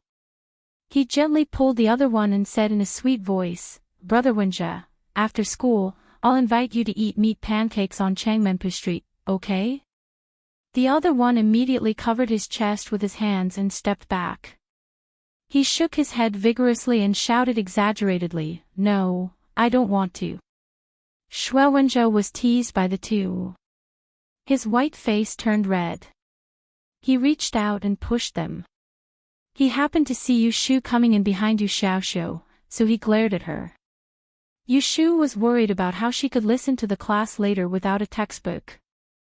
Suddenly, her eyelids twitched. She looked up and saw a teenager in luxurious clothes standing on the railing. He was staring at her with fiery eyes. She turned her head to see that there was no one behind her, and then confirmed that she was the one he was staring at. How big of a grudge did he have to have such a hateful look in his eyes? Yu Shu shook her head secretly. She could never imagine that he had become the laughing stock of the whole school because of her frequent flattery. There were 4 empty seats in the teaching building, but only 2 seats in the last row were empty. Yu Shu calculated the probability. Seeing Yu Xiaoxiu sitting in a seat in the back row, she was relieved and sat next to him. Sure enough, there was no unusual sound around. It was indeed her seat. As soon as Yu Shu sat down, the teacher slowly walked in with a few books in his arms. He was quite old, with white hair on his temples and a silver beard. As soon as he appeared, the children who were chatting and playing just now immediately quieted down and obediently sat back in their seats. Everyone took out their textbooks, and Yu Shu, who was empty on the table, was very eye-catching. Yu Shu was a little embarrassed. She looked up and saw the slightly unhappy expression of the teacher, so she shamefully lowered her head.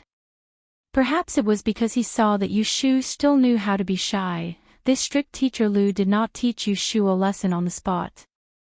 Instead, he ignored her, cleared his throat, and began to teach. For this lesson, let's talk about the lawsuit divination. In the divination Yao, there is a saying, above the qian, below the can, is the lawsuit of Tianshui. The world is raining, the top is firm, and the bottom is dangerous. This divination, if it is about fortune, then things will go against one's will. If things do not go well, then villains will harm you. It is better to guard against traps. If it is about business, then harmony brings wealth, and suffering losses is a blessing. Teacher Lu did not speak classical Chinese. Most of what he said was in the vernacular, but Yu Shu was confused. Why did the ancient people not teach poetry or calligraphy, but teach people about divination? Looking at the others, most of them were listening attentively, unlike her who was confused and couldn't figure out the situation. Teacher Lu taught alone and did not interact with the students. It was not until the sun rose from the east and the shadows of the people became shorter that he ended today's class. Our occult door sex yi shui is based on deduction. If you want to obtain a divination, you must first adopt yin and yang and the 5 elements, arrange a formation, calculate, take the 9 palaces, and then figure out the elephant number. Your family has a method of deduction passed down from your ancestors. The clear rain divination of the heavenly time divination should be the most common, so this old man will not talk about it. Today, when you go back, your homework is to study the clear rain divination method and calculate tomorrow's cloudy or sunny weather. For the next 10 days, you must compare with me before class every day. If you can predict 7 days, this old man will privately teach you a small method of my Lu family's good or bad fortune divination. The students in the classroom were a bit excited, and the quiet pavilion began to stir. Teacher Lu smiled and stroked his silver beard. He took the 2 books he brought with him and left. As soon as he left, the classroom was thrown into chaos. Amidst the heated discussion, only 2 faces were devoid of excitement and enthusiasm. Yu Xiu lowered his head and silently packed his bag. Yu Shu also lowered her head to hide the astonishment on her face. Strange doors. Yi Shui. Divination. Divination.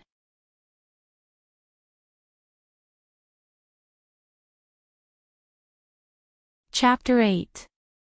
Yu Shu was not good at history, but she had experienced the miserable years of memorizing history and politics in middle school. She could probably count the number of dynasties in China. She also knew about the superstitions of feudal society, but she had no impression of any period where mysterious things such as yin and yang, the 5 elements, and the 8 trigrams were treated as orthodox education. Listening to the tone of Master Lu, it was not difficult for Yu Shu to imagine that the families of the boys and girls present were all studying such subjects. Judging from their clothes and the fact that they were all children of wealthy families, it completely subverted her impression that fortune-tellers were all Taoist priests. Yu Shu was puzzled. This kind of situation made her feel like a frog that woke up and found out that it had been thrown to the bottom of a well. No matter how hard she thought, she couldn't figure out how big the sky outside was. While Yu Shu was depressed about her frog life, Yu Xiaoxiu had already packed up his things. Without saying a word, he lowered his head and left from the back. Seeing him leave, Yu Shu hurriedly got up and followed. Yu Shu. To be honest, Yu Shu had only been Yu Shu for a few days, so she was not as sensitive to this name as she had been calling it for more than 20 years. She didn't respond even after being called several times. It wasn't until someone threw something at her back and the sound of copper coins falling to the ground that she slowly turned her head and saw a little girl in a yellow shirt angrily walking towards her. "Didn't you hear me? Are you deaf?" Being shouted at by a stranger, if it was in her previous life, Yu Shu would have used the method to deal with lunatics. She would first dial 12 to 0, then 10 to 0. But now she was unfamiliar with this place, so she could only say to the little girl in a friendly manner, "What's the matter?" Ji Zhu glared at her snappily. She took off the money bag on her waist and took out a small piece of silver from it. She handed it to Yu Shu and arrogantly ordered, "Go to Changmenpu Street and buy me a box of rosin ink. Go to Changmenpu Street and buy me a box of rosin ink from Sanyuan bookstore. Send it to my courtyard before lunch." 1 tael of silver was 10 jiao, and 1 jiao of silver was 100 copper coins. Yu Shu did the math in her mind. She looked at the little girl who was obviously the young lady of the Ji family and said, "I'm not going." Hearing this clear rejection, Yu Xiaoxiu, who was already planning to go home, turned his head and looked at the back of Yu Shu's head as if he didn't know her. Ji Zhu didn't expect that the person in front of her, who had always listened to her, wouldn't listen to her. She was stunned for a moment and asked stupidly, "You're not going?" "Yes, I won't go." Yu Shu bent down to pick up the copper coin that had fallen to the ground and openly stuffed it into the crack of her waist as compensation for the mental damage that the other party had done to her. Yu Shu turned around and saw that Yu Xiaoxiu was standing at the door waiting for her instead of leaving her behind. She happily ran over and naturally took his hand. Because Yu Xiaoxiu was surprised by her behavior just now, he didn't shake her off as usual and was pulled away by her in a daze. Seeing that the siblings had left, Ji Zhu finally realized that she had been rejected by Yu Shu. She was so angry that she stomped her little feet. When she turned around and saw a group of people popping their heads out of the private school to watch the show, she felt even more humiliated. Ignoring her best friend who had run over to comfort her, she rushed out of the school. On the way, Yu Shu noticed that Yu Xiaoxiu wanted to say something but hesitated. She pulled his hand and took the initiative to ask, "What's wrong?" Yu Xiaoxiu hesitated for a while and then slowly said, "Ji Zhu is narrow-minded. You offended her today, so she will definitely make trouble for you again. You'd better be careful these days. Ji Zhu has a lot of tricks up her sleeves. Second master also spoils her. If she really bullies you, it will be in vain." Yu Shu said, "Oh." Yu Xiaoxiu waited for a while. Seeing that she didn't continue, he couldn't help but turn his head to look at her. When he met Yu Shu's smiling eyes, he suspiciously frowned and said, "What are you smiling at?" "I'm happy." Yu Xiaoxiu was confused again. "Why are you happy?" Yu Shu raised her hand and rubbed his head lovingly, "Because you care about me." "I don't." Yu Xiaoxiu denied, but his face was slightly red. He hurriedly turned his head, shook off Yu Shu's hand, and walked forward quickly. Yu Shu shrugged indifferently and followed him with her hands clasped behind her back. She hung behind him and repeated, "You care about me." "No. Obviously you do." "I said it's not." "Exactly." It was almost noon. The shadows cast by the sun were short and cute. The sister and brother bickered all the way home. For the first time in years, the road from the school to the small door in the backyard of the Ji family didn't feel so empty. Yu Shu went out after lunch with the only 10 copper coins she had. 5 of them were given to her by Mistress Chui when she came to see her the other day. 4 of them were found in the copper box, and the last one was given to her this morning as compensation for mental distress. Before she went out, she got a few words from Aunt Lu. She knew that the busy street to the west through the back door was the Changmen Street Ji Zhu mentioned in the morning. Because she wanted to find a way to inquire about the situation here, she didn't take Yu Xiaoxiu with her. The Changmen Street was as busy as when she came back for the first time yesterday. There were all kinds of handicrafts on both sides of the street. Silk shops, dessert shops, bookshops, jewelry shops, and stalls were much more exquisite than the handicrafts she had seen when she traveled before. This made Yu Shu, who had never seen the market, almost dazzled. However, she only had 10 copper coins with her, and she had to rely on this to inquire about things. She could only suppress her desire to shop and concentrate on the business. Several beggars squatting at the entrance of the alley attracted her attention. Although these people were at the bottom of the society, they hung out on the street all day, so they knew more than servants like Aunt Lu who stayed in the house. Yu Shu wandered around the street, pinched a copper coin in her hand, chose a beggar who was alone, and walked over. For the whole afternoon, Yu Shu wandered around the street and found out what she wanted to know from the mouths of the 4 beggars. The Tang dynasty was prosperous, and the world was surnamed Shu. People followed Taoism, worshipped Yi Shui, and believed in Feng Shui. Everything big and small depended on Shui. The celestial commissioner, who was in charge of astronomical calendar, Feng Shui 8 diagrams, and good or bad fortune, had a high position in the court. Any family with more than 6 generations studying Yi Shui was called Yi Shui aristocratic family. Most Yi Shui aristocratic families were rich and powerful. For generations, it was an honor for a member of the family to be an official in the Celestial Commissioner. The Ji family, where Yu Shu and her brother remarried with their mother, was such a Yi Shui aristocratic family in the upper middle position. It belonged to the eccentric sect. Great Master Ji Huaishan served as the right judge in the Celestial Commissioner, and was a third-rank official in the court.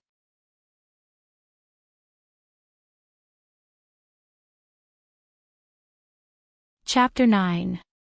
Yu Shu found a deserted bookstore on Changmen Street. She pretended to look through books for a long time and started a conversation with an old shopkeeper who was over 50 years old. After a few sentences, the topic was changed to history. The old man loved to talk. Because the location of the shop was in the back and there were few customers, there was usually no one to talk to.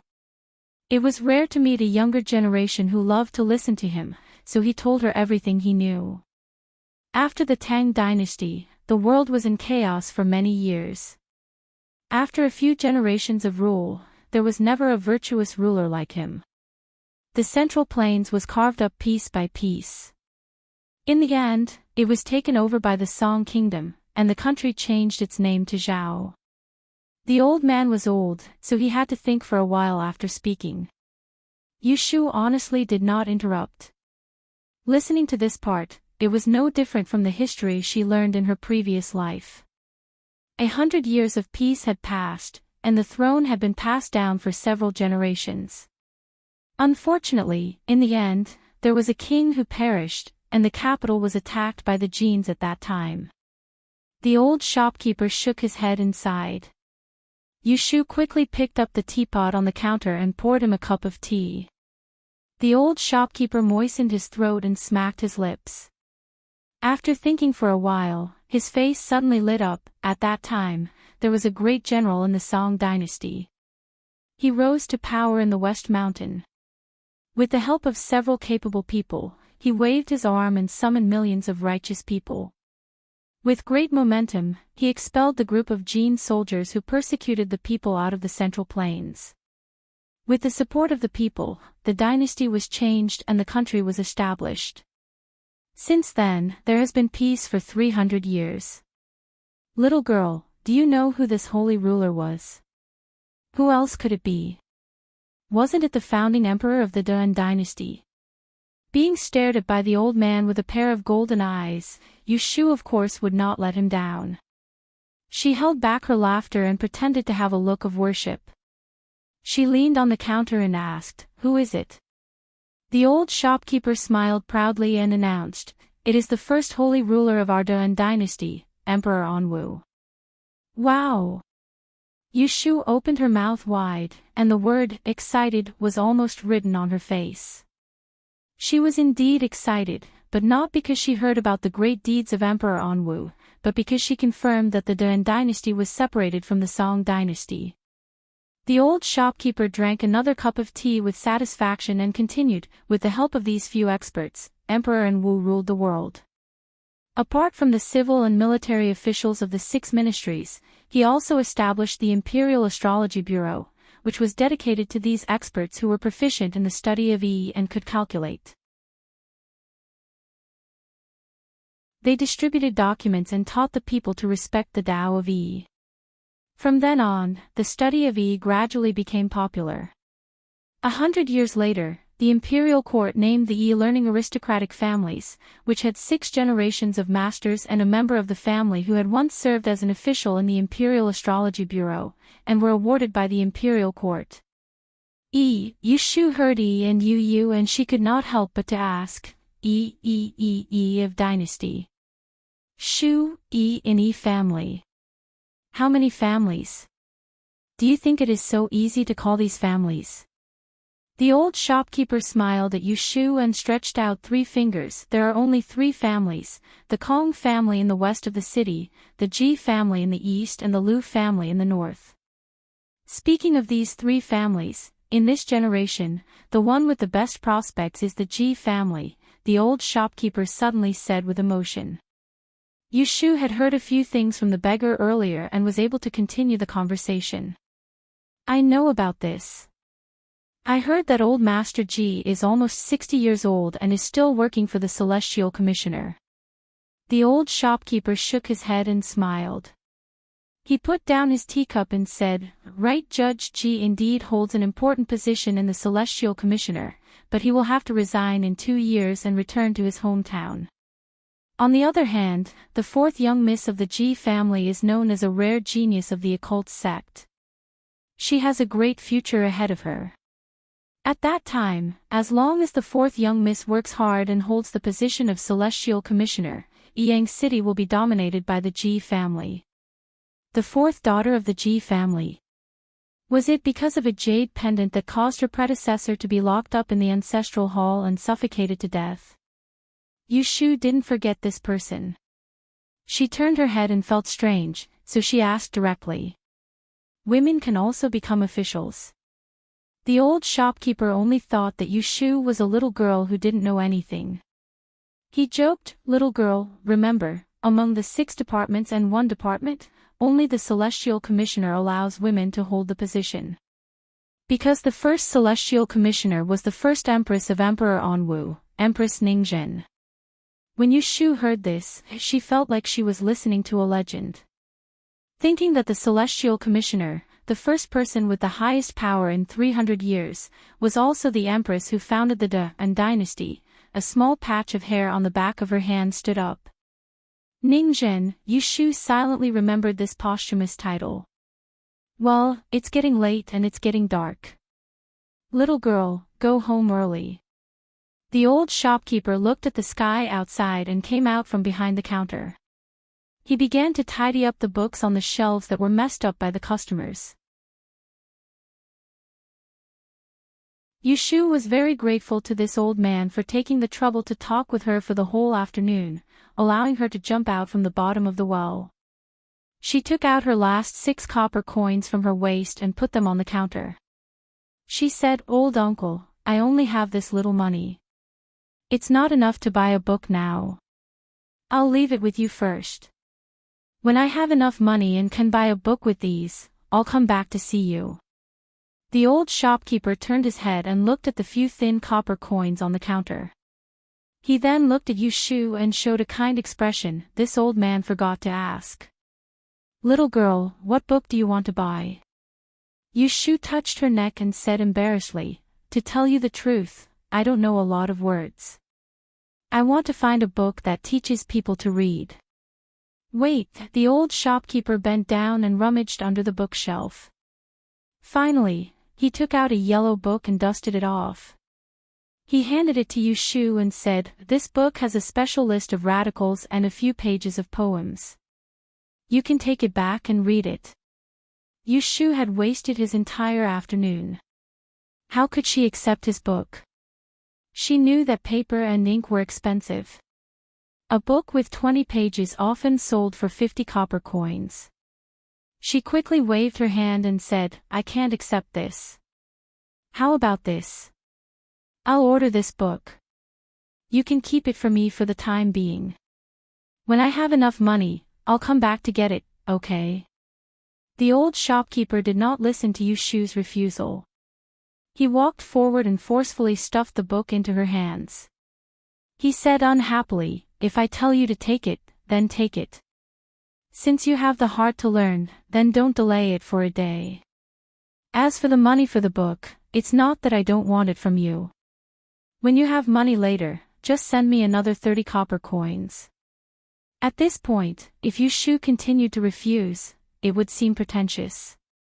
She put the yellowing booklet into her bosom, bowed to the old man, and thanked him again. The old shopkeeper waved his hand, "Go home quickly. Don't miss dinner.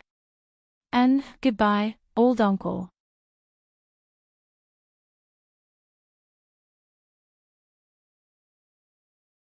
Chapter 10.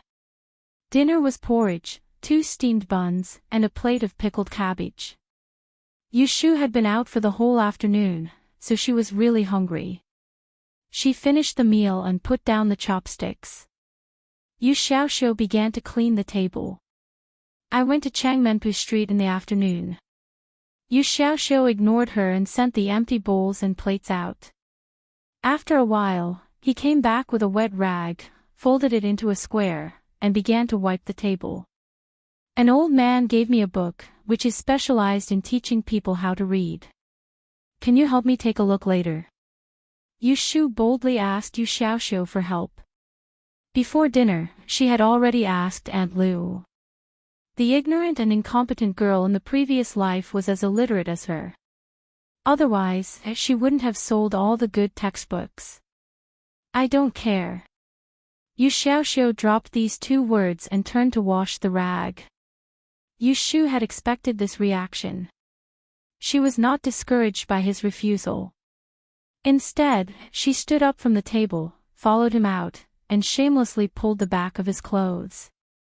"Help me take a look. It's just a few poems. You just need to read them for me. How about 3 times, 3 times? I don't care. Then 2 times. I don't care. Once." Yushu rested her head on his thin shoulder, just like how she used to play with Yulei a long time ago. She persistently bargained with him. "Once should be enough. I can't go any lower." It was the first time that he was being clung to like this. Yu Xiaoxiu felt uncomfortable. In order to cover it up, he impatiently threw the rag into the basin and said loudly, "I said I don't care." "Oh." The weight on his shoulder left him. Hearing Yushu's dragging footsteps, Yu Xiaoxiu couldn't help but turn his head. He only glanced at the lonely and lost figure, and then he forced himself to turn his head again. He picked up the rag in the water and scrubbed hard. On the other side, Yushu dejectedly walked into the room. She didn't hear Yu Xiaoxiu calling her, so she had to give up the idea of winning his sympathy.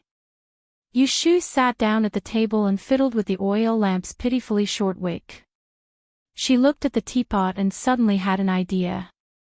She poured a bowl of water and took out the book that she had been holding in her bosom all night. She opened it and dipped her finger in the water from the first page and started writing on the table stroke by stroke. The book that the old shopkeeper gave her was indeed a good guide. The printing was neat, and the strokes were neat. What was rare were the poems at the end. Half of them were written in simplified characters that she could recognize. As for the other half, she had to guess the meaning of the whole thing. Yu Xiaoxiu cleaned the room, washed the shoes, and made the bed. He turned his head and saw Yu Shu still sitting at the table and reading the book. He walked over and reached for the oil lamp. There's not much lamp oil left at home. The government will only distribute it at the end of the month. He meant that Yu Shu should quickly turn off the light and go to sleep. She didn't want to waste the lamp oil. Okay, I'm going to wash my face.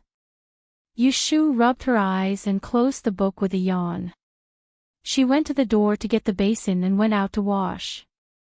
Yu Xiaoxiu followed her to the door. Seeing that she walked to the well, he turned back to the table and picked up the book. He saw that it was indeed teaching horizontal and vertical strokes. He couldn't help but whisper, "Does she really want to learn it well?" As soon as this thought came to his mind, he suppressed it. Too many past experiences told him that if he wanted to live a peaceful life, he must not believe her nonsense. Yu Xiaoxiu curled his lips, blew out the oil lamp, and climbed into bed to sleep. Achoo! Yu Shu sneezed by the well and rubbed her nose with a handkerchief. She thought that she must cover herself with the quilt when she slept. She didn't want to get sick again. Her family didn't have the money to buy medicine for her. The spring morning was still a little cold. Yu Shu wiped her face with the cold well water and trotted into the room. Yu Xiaoxiu had already made his bed and was folding the quilt for her. It was not the first time that Yu Shu saw Yu Xiaoxiu making her bed. She also knew that he didn't want to make up with her. He just couldn't stand the mess in the room. But the more it was like this, the more upset she felt. A 12-year-old boy should still be at the age of elementary school. He should be addicted to comic books and video games. He should be sitting on the sofa with snacks and watching cartoons. He shouldn't be forced to be mature and sensible just because he had an older sister who didn't want to grow up. I'll do it myself. You go and see if breakfast is ready. Yu Shu walked over and took the quilt from Yu Xiaoxiu's hands. She wanted to fold it herself. She enjoyed watching her brother clean up after dinner. She could talk to him while he was working, not to order him around like a servant. Yu Xiaoxiu looked at Yu Shu strangely. He was about to say something when he heard Aunt Lu call out to him from the yard. He hurriedly responded and ran out. When the food was served, he forgot what he was about to say. After dinner, the siblings went to school together under Aunt Lu's gaze. On the way today, Yu Shu didn't take the initiative to talk because she was thinking about something else. Yu Xiaoxiu also seemed to have something on his mind. The two didn't say a word. When they arrived at the school gate, Yu Shu still heard the 3 words "mouse you" from their discussions. She was speechless at this hilarious nickname. There was no one around to watch them today, but Yu Shu could still hear the 3 words "mouse you" from their discussions. As soon as they entered the private school, Yu Shu felt 2 fiery gazes. She was thinking about something else, so she only looked up at the fair and clean youth from yesterday and Ji Zhu. Then she followed behind Yu Xiaoxiu and sat down.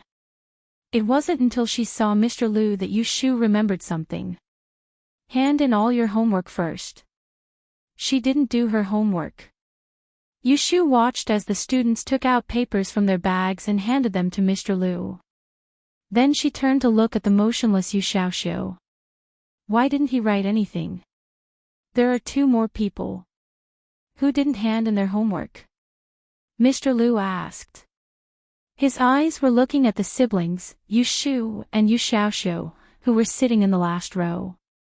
She left it at home. No, it was better to say she lost it on the road. Otherwise, Mr. Lu would ask her to go home to get it. While Yu Shu was trying to come up with all sorts of excuses in her head, Yu Xiaoxiu had already stood up.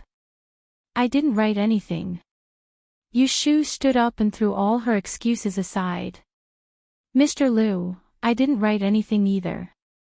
Mr. Lu, who was known for his rigorous teaching, had never seen a child who didn't do homework act so confidently. He was so angry that he blew at his beard and pointed at the incense burner placed at the door with a trembling hand. Go out and stand with the incense burner on your head until the sun rises to noon. The private school was extremely quiet. The gazes that came from all directions were full of undisguised ridicule and contempt. Yushu followed behind Yu Xiaoxiu, whose back was stiff. She carried a heavy incense burner and walked with him into the courtyard. Yushu placed the incense burner on top of her head. Being laughed at by so many people in the private school, she felt quite embarrassed for a moment. Hey, I forgot my homework. Why didn't you do it either?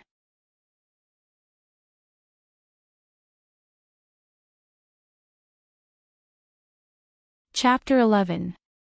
The sun is not strong today. Yushu has experienced the feeling of standing under the sun for 3 hours during military training, but with a heavy sensor on her head, it is a different story. Yushu is a person who often goes to the gym in her previous life, so she has a good physical fitness. But now she has changed to a lazy life. Although she has strong willpower, her body can't bear it. Not long after, her shoulders begin to ache and her head is heavy. Yu Xiaoxiu is not much better than her. He stubbornly holds the sensor on his head with both hands, biting his lips and sweating profusely. Yushu squints at him and can't stand it anymore. She whispers, "Hey, don't be so stubborn. Just hold it with one hand and don't let it fall. When you are tired, you can change to the other hand." Yu Xiaoxiu ignores her and stubbornly stands straight, not even bending his legs. From this point, it can be seen how stubborn this child is. Yushu has no choice but to walk half a step diagonally in front of him, using her height, which is half a head taller than him, to block some sunlight and create a little bit of shade for him.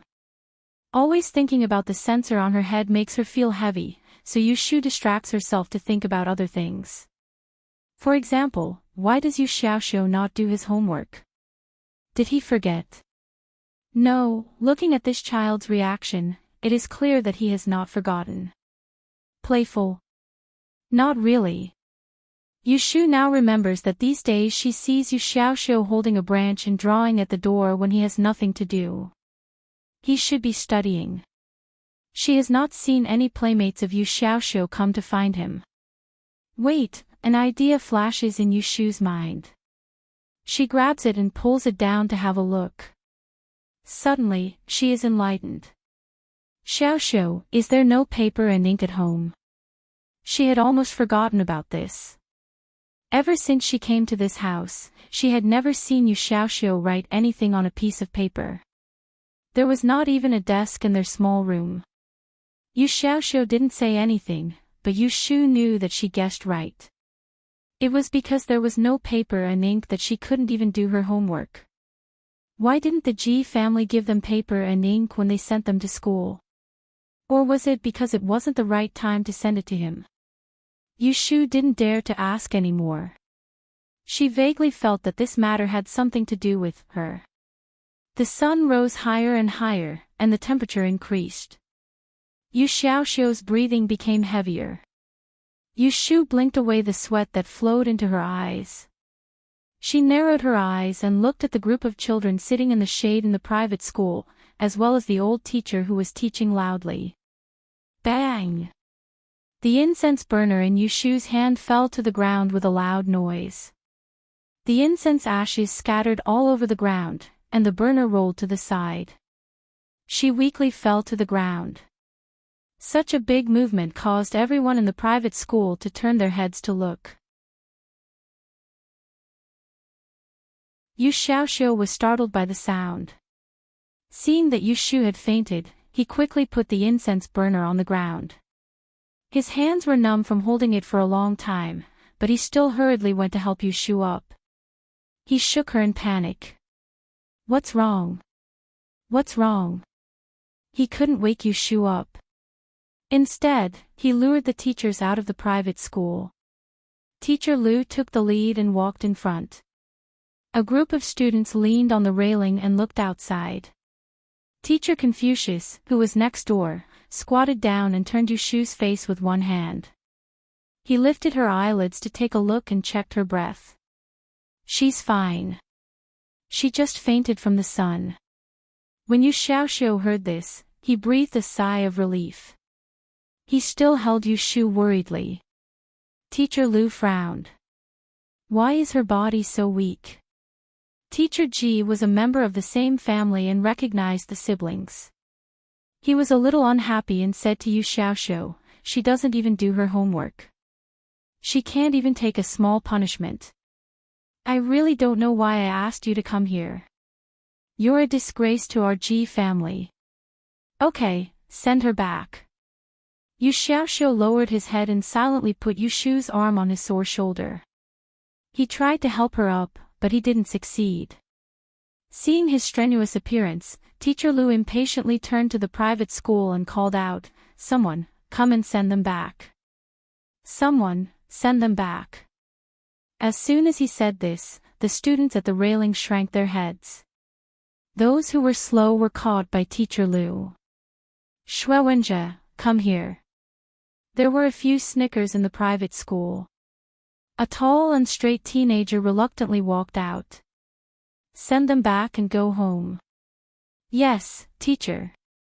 The teachers in this Yi hall were all genuine elders of the Yi family. With a single order, no matter how much the child was pampered at home, he had to listen to them obediently. When Yu Xiaoxiu saw Teacher Lu call a boy to help support his sister, he was a little reluctant. It just so happened that Shuewenjie was not interested in Yu Shu.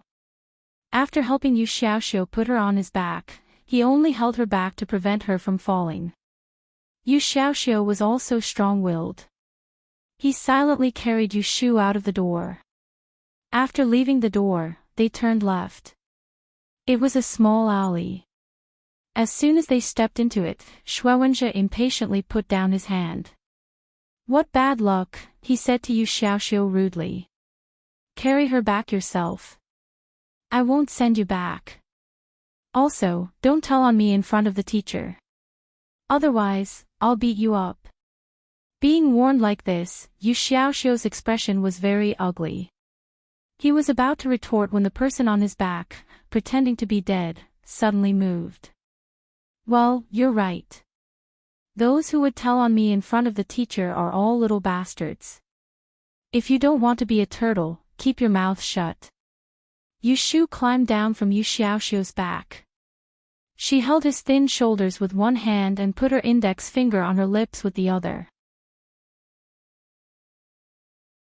She gestured to the fair-skinned boy in front of her to keep quiet. Shuewenjie was dumbfounded. After a moment, he reacted. He widened his eyes and pointed at Yu Shu. You were pretending to be unconscious. How dare you lie to the teacher?" Yu Shu rolled her eyes at him. "If I didn't lie to him, would I really have to stand with the incense burner on my head until noon? Are you stupid?" In the era that she lived in, corporal punishment was against the law. She had stood for so long just now. Rather than saying that she was afraid of being scolded by Teacher Lu, it was better to say that she wanted to make herself remember so that she wouldn't forget her homework next time. After cutting off the pretty boy's words, Yu Shu ignored him. She turned her head and smiled apologetically at Yu Xiaoxiu, who had a very bad expression. She gently shook his shoulder and said, "Don't be angry with me. I didn't mean to scare you. If I continue to stand, I will really faint. Look at my legs. You also know that we have no money and no one to care about us. When the time comes, we will have to trouble Aunt Lu to take care of us. It's not easy for her to help us." Yu Shu knew that Yu Xiaoxiu had a sharp tongue but a soft heart. She deliberately used Aunt Lu as a shield. Sure enough, he just glared at her and didn't immediately shake off her hand. "Come on, let's go home. It's really hot today. I'm dying of thirst after being in the sun for half a day." Yu Shu half dragged Yu Xiaoxiu home. After a few steps, she remembered that she had forgotten something. She turned her head and said to Shuewenjie, who was still standing there in a daze. Hey, you, if you don't want to be a turtle, remember not to talk nonsense. If I find out that you talk too much, I will call you a little bastard when I see you in the future. Shwewenja was anxious. What, you? Doesn't he have a name? A few days ago, she disgustingly pestered him and called him Brother Wenja. No, this was not the point. The point was that this stinky girl who was usually submissive in front of him dared to threaten him. When Shwewenja finally figured out what the point was, he looked back and saw that Yushu and her brother were no longer in the alley.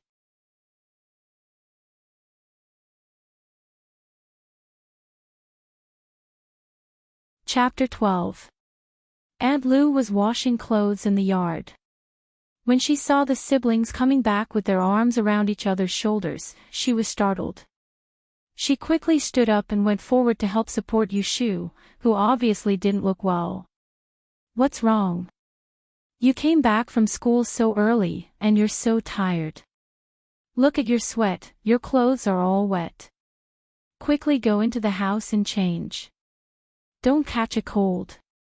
I'll go to the kitchen to make some hot noodle soup for you. Aunt Lu helped send them into the house and hurriedly went out. Yushu was listlessly lying on the bed. Yu Xiaoxiu found 2 sets of clothes from the wardrobe and threw one to Yushu. He then crawled into his own bed and pulled the bed curtain. He changed his sweaty clothes and climbed out to wear his shoes. Seeing that Yushu was still lying on the bed, he walked over and kicked her leg that was exposed outside the bed. Change your clothes first. I'll wash them. Otherwise, it'll be difficult to dry them at night. Yushu turned over and faced upwards. Looking at Yu Xiaoxiu's little yellow face that was sunburnt, she really felt some heartache. Today, when she pretended to faint, she clearly saw the panic on Yu Xiaoxiu's face. Although in a sense, this child wasn't her biological brother, but as his sister, she was his only hope.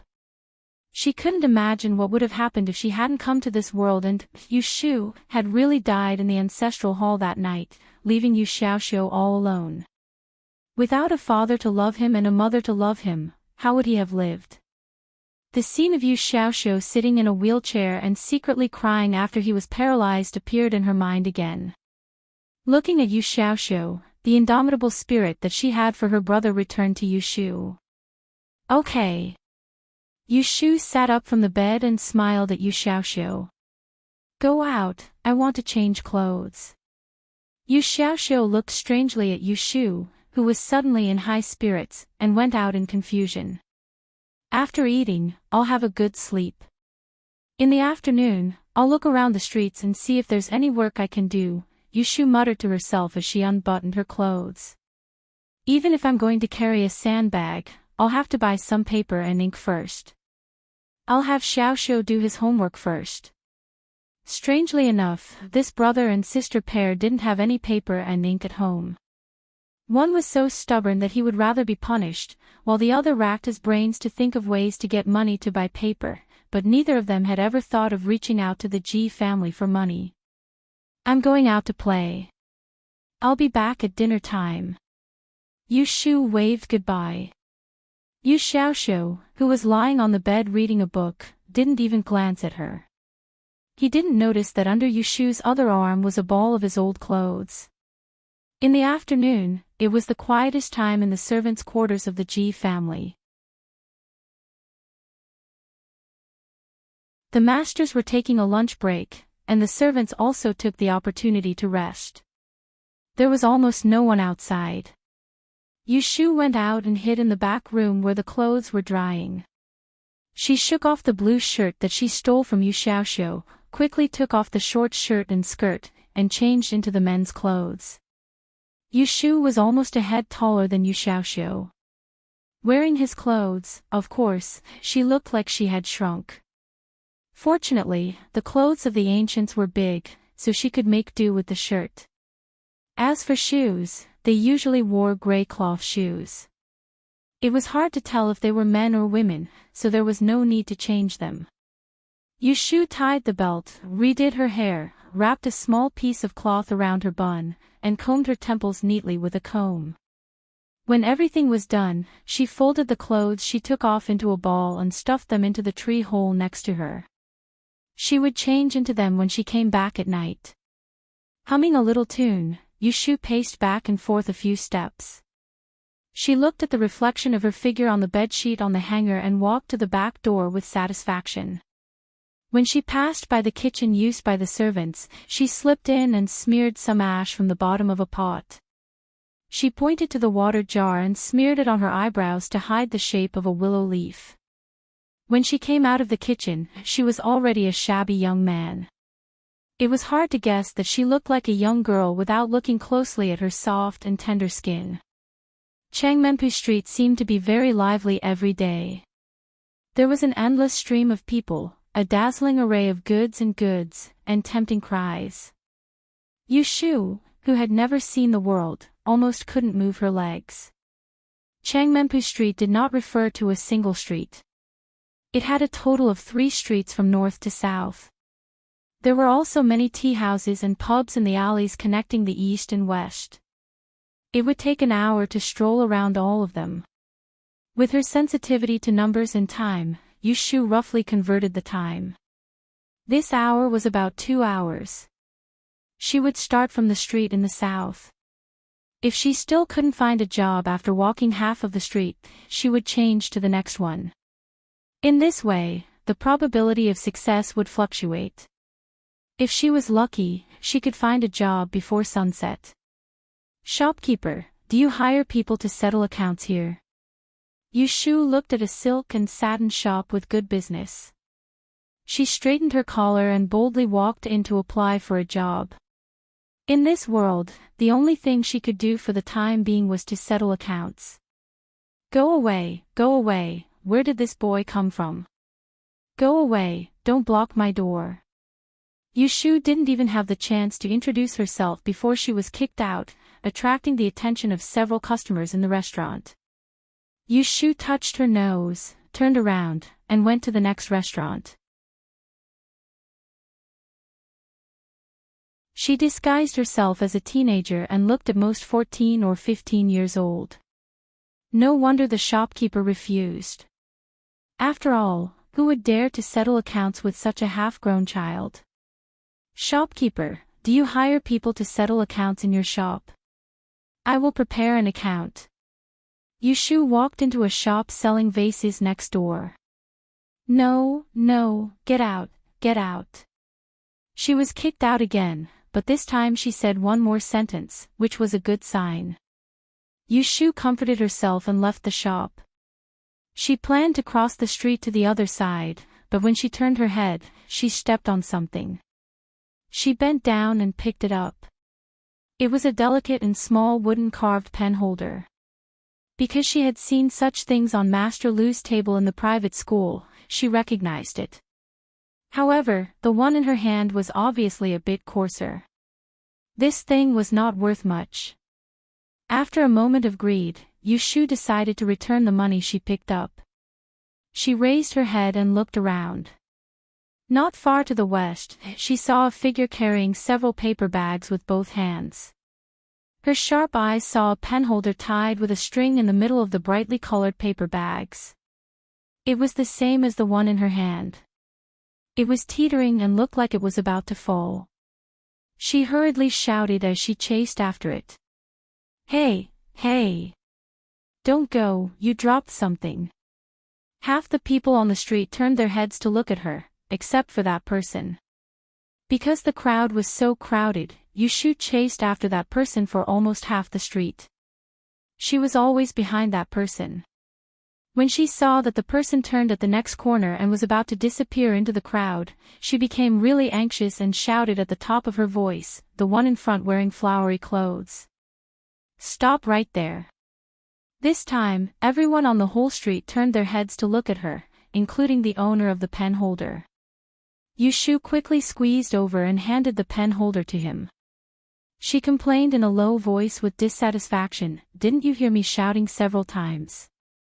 Is there something wrong with your ears? You made me chase you for half the street. Really? The person saw the pen holder in Yushu's hand and realized that he had dropped something.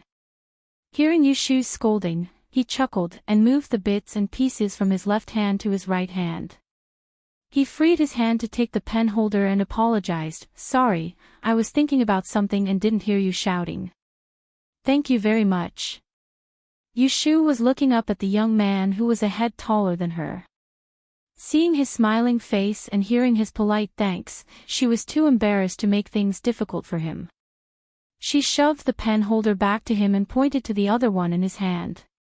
She reminded him in a bad mood and then turned around and went back into the crowd. "This one is about to fall too. You carry a good thing. If you lose it again, no one will chase after you all the way to return it."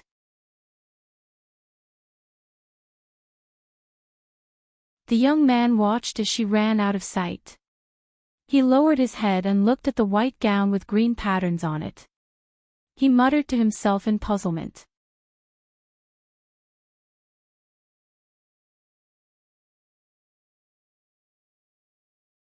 Chapter 13.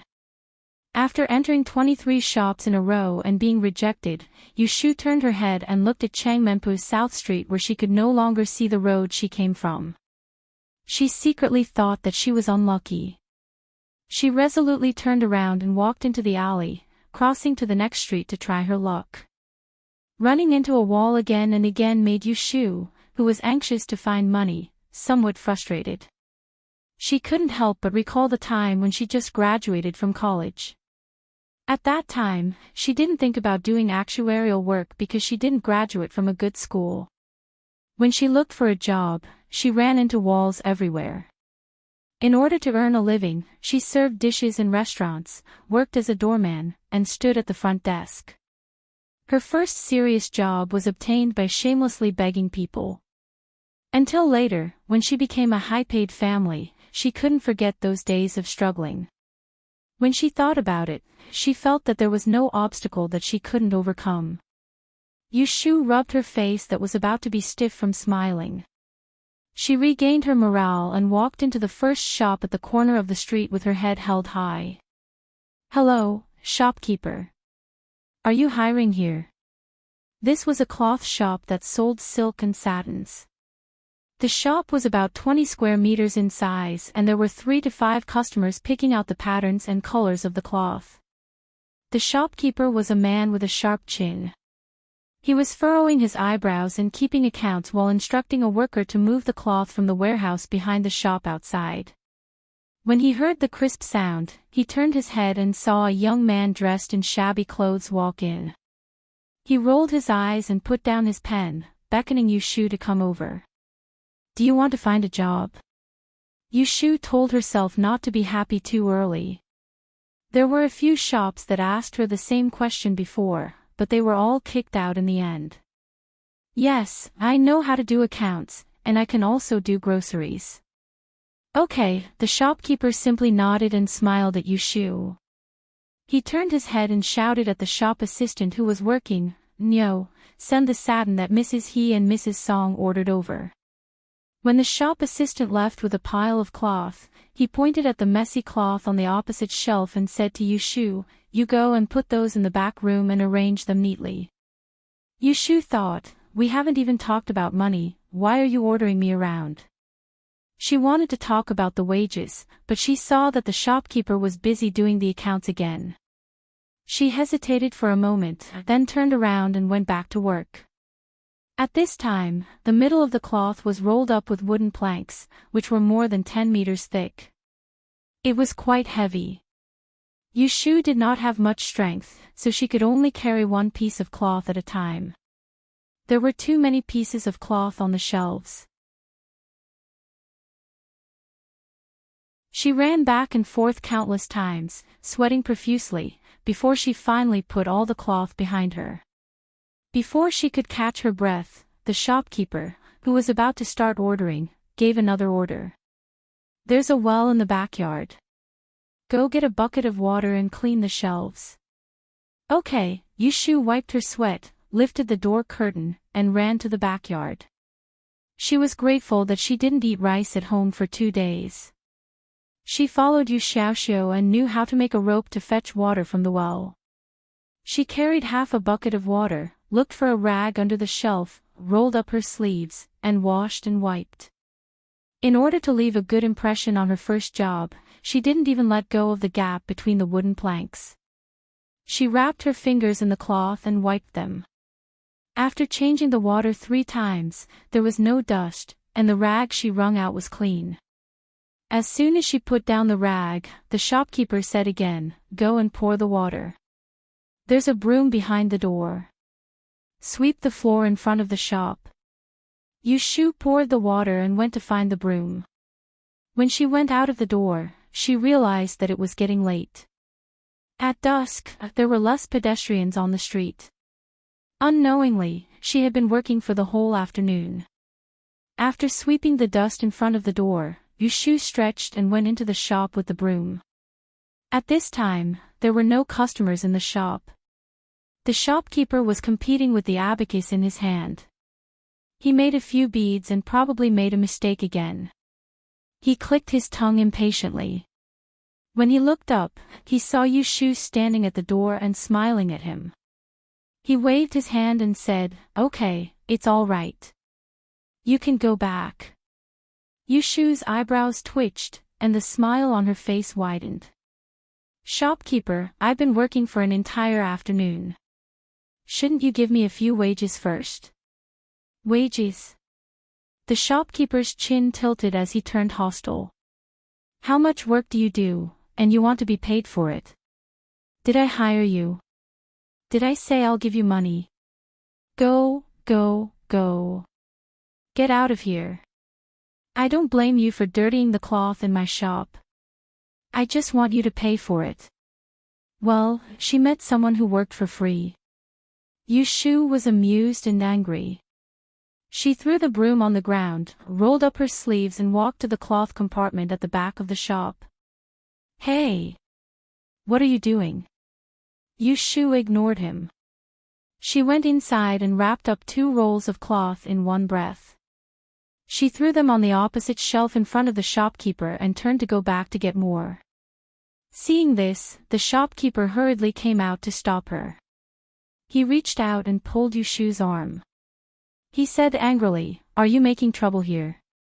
Yu Shu smiled at him, "Shopkeeper, I'm not trying to cause trouble for you. These things in your shop were originally placed there. I was the one who was meddlesome and moved them away.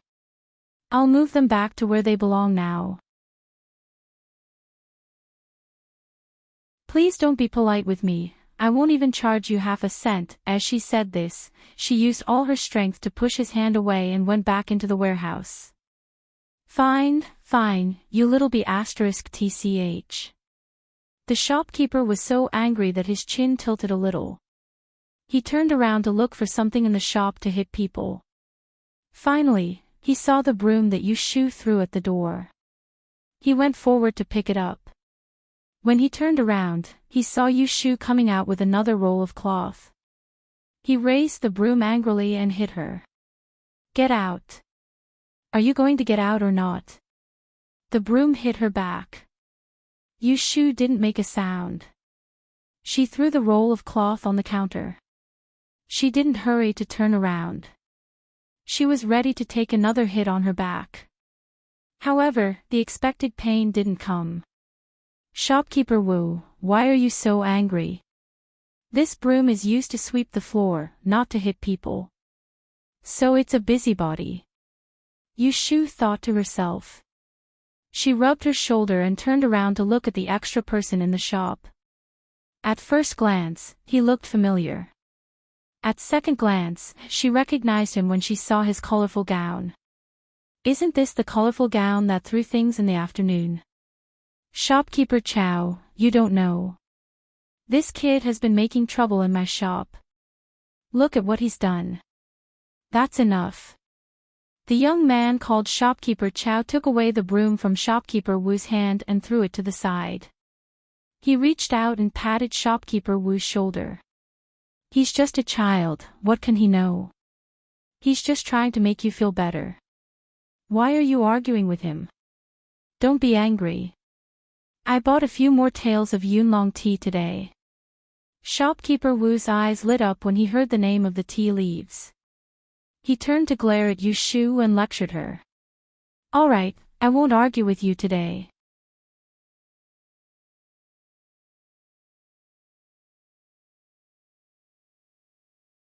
Chapter 14.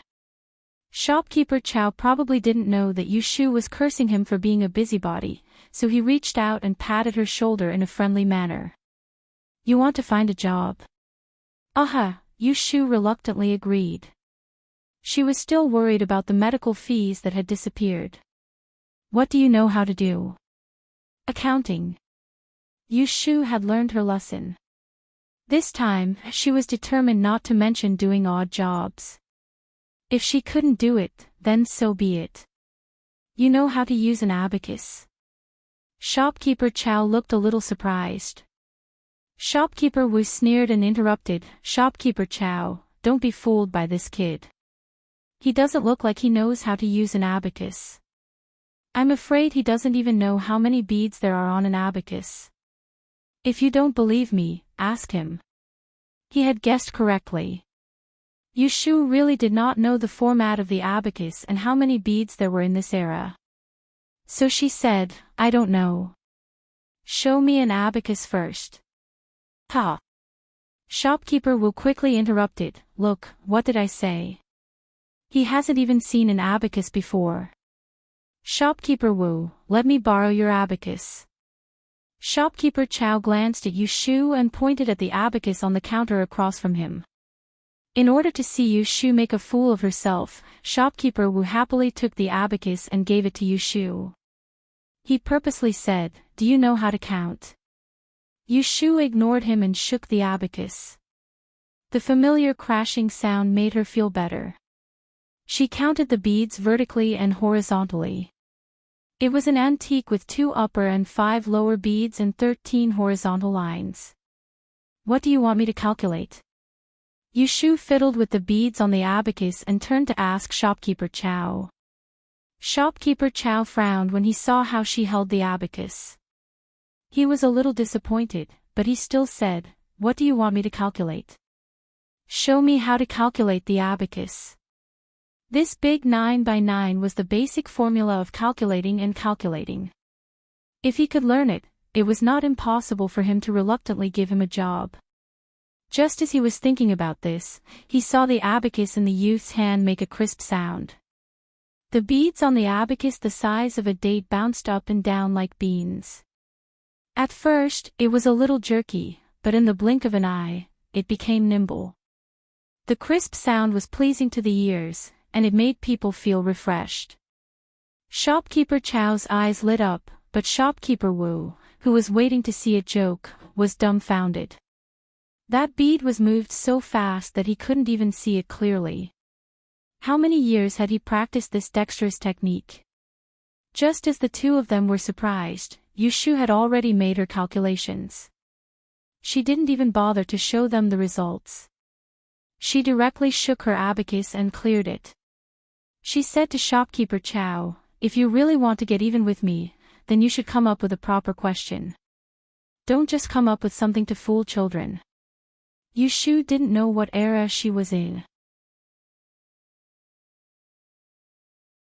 Arithmetic was also a type of easy to learn. If a child from a normal family wanted to learn arithmetic, they wouldn't even be able to find a teacher. Arithmetic wasn't something that everyone could learn. Fool children. Shopkeeper Chow laughed.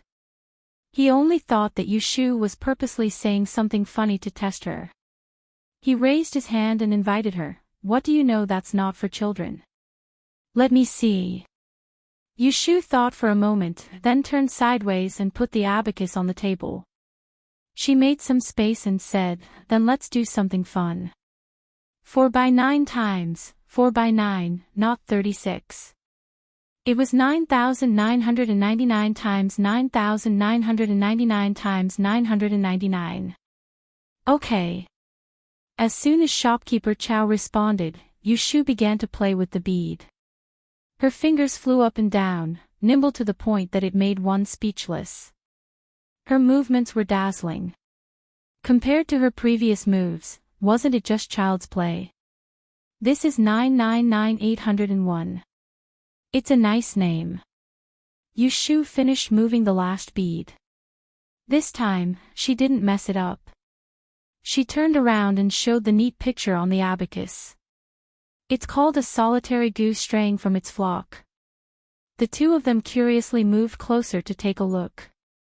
The last one and the previous 99998 were separated by 3 spaces. Didn't it look like a solitary goose straying from its flock? Shopkeeper Wu was shocked, speechless. He didn't expect that the boy he ordered around for an afternoon could make such an exquisite calculation. Why didn't he see it the moment he came in? If he could get even with him, it would save him a lot of time and effort. Seeing the strange expressions on the two's faces, Yushu felt lucky that she had picked an ordinary abacus. Otherwise, it would be too eye-catching. Speaking of abacus, it was one of the things that Yushu was most proud of. While others were used to relying on computers and calculators, the nostalgic Yushu persisted in using this skill. Her first abacus was given to her by Yu Lei after he stole her father's money. After that, he got beaten up for it. She used that abacus until the beads were worn flat, but she still carefully kept it. Little brother, why didn't you tell me earlier that you knew how to use an abacus? Shopkeeper Wu suddenly changed his expression. He reached out his hand, trying to imitate Shopkeeper Chow's way of patting Yushu's shoulder. However, Yushu smiled and stopped him. Don't call me little brother. Just call me little ***. With a low laugh, Yushu ignored the embarrassed Shopkeeper Wu. She looked at the flowery clothes and said, "How is it? Do you charge people in your shop?" Of course, Shopkeeper Chow nodded, yes. Then let's talk about the salary first. Yushu had learned from her mistakes. She didn't want to talk about money or anything else. I'll pay you 50 cents a month. What do you think?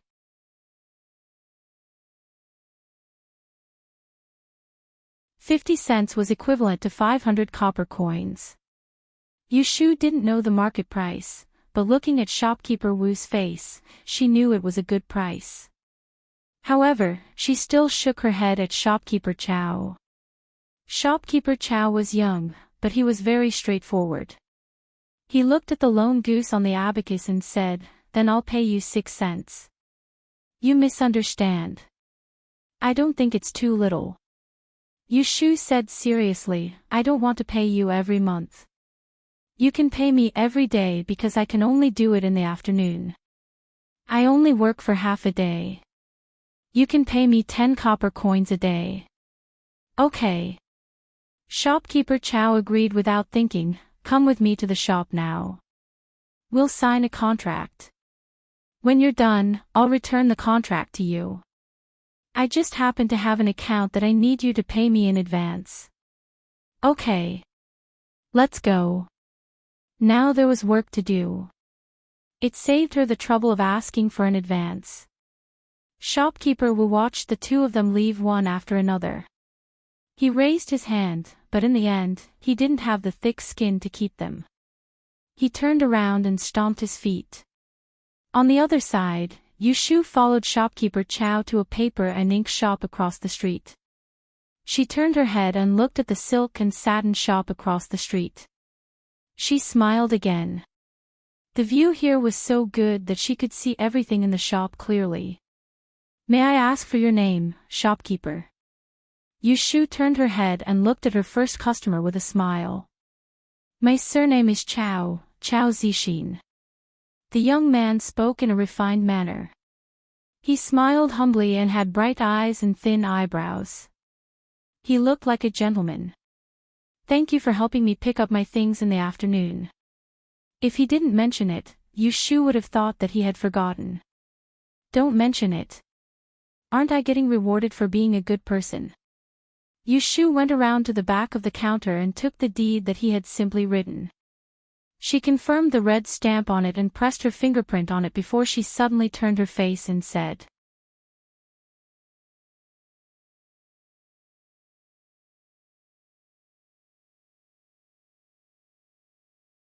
Chapter 15. In the evening, Yushu walked home happily with a few pieces of hemp paper under her arm, a small bag of ink pieces in her bosom, and 2 copper coins in her hand. She hummed an abacus incantation that she had randomly made up, and walked home happily. Chao Zixin was a good person. After knowing that Yushu was illiterate, he asked her to stay. The two of them worked together. One used the abacus, and the other kept the books. In the time it took to eat a meal, they had settled all the accounts he owed today. Before closing, Yushu helped him clean up the shop. She saw some waste paper and ink pieces in the corner and offered to buy them with her salary. Shopkeeper Chao generously gave them to her, saying that they were useless and would be thrown away in the end. So Yushu got the paper and ink without spending a penny. She made an appointment with Chao Zixin to come back tomorrow afternoon to help him settle the accounts. Yushu imagined Yu Xiaoxiu's reaction when he saw the paper and ink. She was so happy, just like when she bought a basketball for Yu Lei when she got her first salary. She hid in the back room and changed back into her female clothes. She folded Yu Xiaoxiu's clothes and stuffed them into the tree hole. As soon as Yushu entered the yard, she shouted, "Aunt Lu! Aunt Lu, I'm back!" "Ha! Where is she?" Yushu looked around and didn't find Aunt Lu in the yard. Usually, at this time, Aunt Lu should have finished cooking and was washing clothes. Yushu walked into the house suspiciously. She heard hurried footsteps behind her. She turned around and almost bumped into someone. "Ah! Miss, where did you go? I couldn't find you anywhere. Go with me. It's too late." Aunt Lu had a bad habit. When she was anxious, she would talk to Yushu and Yu Xiaoxiu. She would say that she would confuse me and servant. Yushu was dragged out by the flustered Aunt Lu. She couldn't stop and had to ask, "What's going on? What's going on? Where are you taking me? Where is Xiaoxiu? You forgot what day it is today." Aunt Lu kept walking and talked about her. On the 15th night of every month, all the members of the Ji family have to go to the front yard for dinner. Young master has already gone there. Come with me quickly. If you are late, old lady will be unhappy and will scold third master. Third master will be angry and will scold aunt. Aunt will be wronged and will beat you to vent her anger. What was going on? Yushu's mouth twitched. At the thought that she would be the one to be beaten up in the end, she quickened her pace. In the end, the master and servant ran hand in hand. Along the way, the scenery gradually changed. When they came out of the row of simple houses in the backyard and ran across a small bridge with flowing water, the world changed little by little. From the gray tiles of the huts to the tall pavilions, from the potholes to the long cobblestone path, from the low walls to the stone wells, to the small bridges and flowing water, to the flat green grassland, the clusters of flowers, the rockeries, and the rugged rocks. After passing through the wisteria waterfall, the fragrance of the wisteria spread all over the body. The ancestral house of the Ji family was like a painting that slowly unfolded in front of her. It showed her the most intuitive view of the beauty of the courtyard of a rich family in ancient times. She was still in a daze until Aunt Lu took her to the door at the other end of the garden and stopped to catch her breath. What villa? When she was rich, she would buy such a beautiful big house and enjoy the pleasure of living in the park. While Yushu was secretly envious, she heard a delicate rebuke. "Why are you blocking the way? Get out of the way." Aunt Lu quickly pulled Yushu to the side. Yushu looked at the young girl who raised her chin and let her maidservant past them. She tried hard to remember the name of this young lady from the Ji family who went to the same private school as her.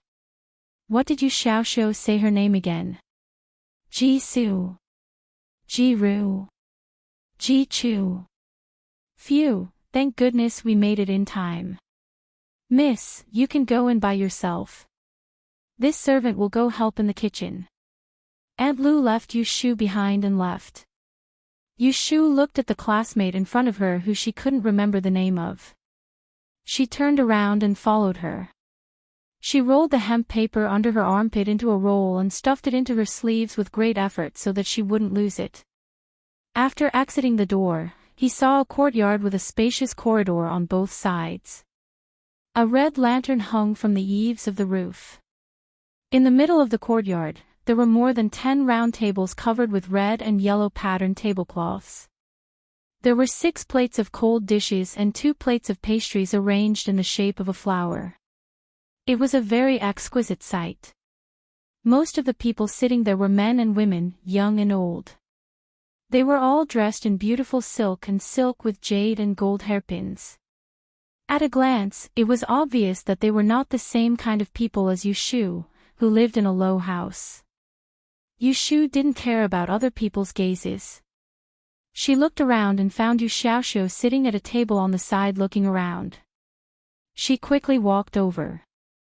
As soon as Yu Shu came over, Yu Xiaoxiu turned his head away and didn't look at her, as if he wasn't the one who was waiting for someone. Yu Shu laughed in her heart. She didn't forget to look at the people at the table. There were 3 beautiful women in their 20s to 30s. They should all be her stepfather, the 3rd master of the Ji family, Ji Hyotani's concubines, including their biological mother, Aunt Shui. You're here. Why don't you sit down? Do you want to show off by standing? Aunt Shui glared at Yu Shu and waved her handkerchief at her, gesturing for her to sit down. Among the women, she was dressed shabbily. She only had 3 to 5 hairpins in her hair. Compared to the old lady at the table in front of her, whose head looked like a jewelry counter, she was really not good enough. Oh. Yu Shu sat down next to Yu Xiaoxiu and glanced at the children of the concubines. They were the biological children of the 3rd master, so they were dressed in brocade and didn't lack anything. Yu Shu and her brother sat here like dog meat on the wrong table. Yu Shu secretly elbowed Yu Xiaoxiu under the table. When he looked at her impatiently, she whispered to him, "After dinner, I'll show you something when we go back." What? Yu Shu winked at him, "I won't tell you now." Yu Xiaoxiu snorted. When he saw Aunt Shui turn her head and stare at them, he quickly sat down obediently. After a while, all the people came. The old lady with the jewelry counter head whom Yu Shu had criticized previously stood up with the help of 2 maids and gave an opening speech. Yu Shu knew that this was the old lady Ji of the Ji family, who was below 1 master and above hundreds of people. The group of people stood up and listened to the leader's speech obediently. After that, they all sat down and the food was served. This meal was very good. Chicken, duck, fish, and fish were all seen. Yu Shu, who had been eating vegetarian for a while, had her eyes shining. She forced herself not to put the braised fish head in front of her and ate obediently. At the dining table, Aunt Shui and the other 2 concubines in the 3rd master's room bickered and pinched each other. Yu Shu listened as she ate and almost laughed out loud several times. Finally, the old lady was full and left the table. A few filial sons and daughters stood up to send her off. When Yu Shu, who had been full for a long time, saw that she could leave, she quickly pulled Yu Xiaoxiu up and wanted to go back to their small bungalow. "You go back first." Yu Xiaoxiu pushed Yu Shu's hand away and looked in the direction Aunt Shui left in. He jogged to catch up with her.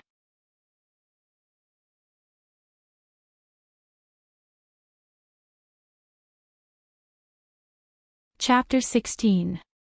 Mother. When Aunt Shui heard the shout behind her, she turned around and looked at Yu Xiaoxiu who was jogging towards her. She frowned and said, "How many times have I told you not to call me that in front of others?"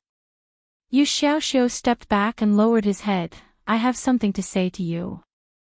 Aunt Shui looked around and saw that the crowd had not dispersed yet. "Come over here." Yu Xiaoxiu followed Aunt Shui obediently to an empty corner of the flower pond and stopped. "Do you have no money to spend again?" As Aunt Chui spoke, she impatiently took off the pouch hanging on her waist and picked out a small piece of silver from it. She weighed it in her hand and stuffed it back. She took out a smaller piece and handed it to Yu Xiaoxiu. I don't want money. Yu Xiaoxiu stared at his toes. Please tell third master not to let me go to a private school again. I don't want to learn Aunt Chui's eyes suddenly widened. She couldn't restrain her sharp voice. What nonsense are you talking about, child?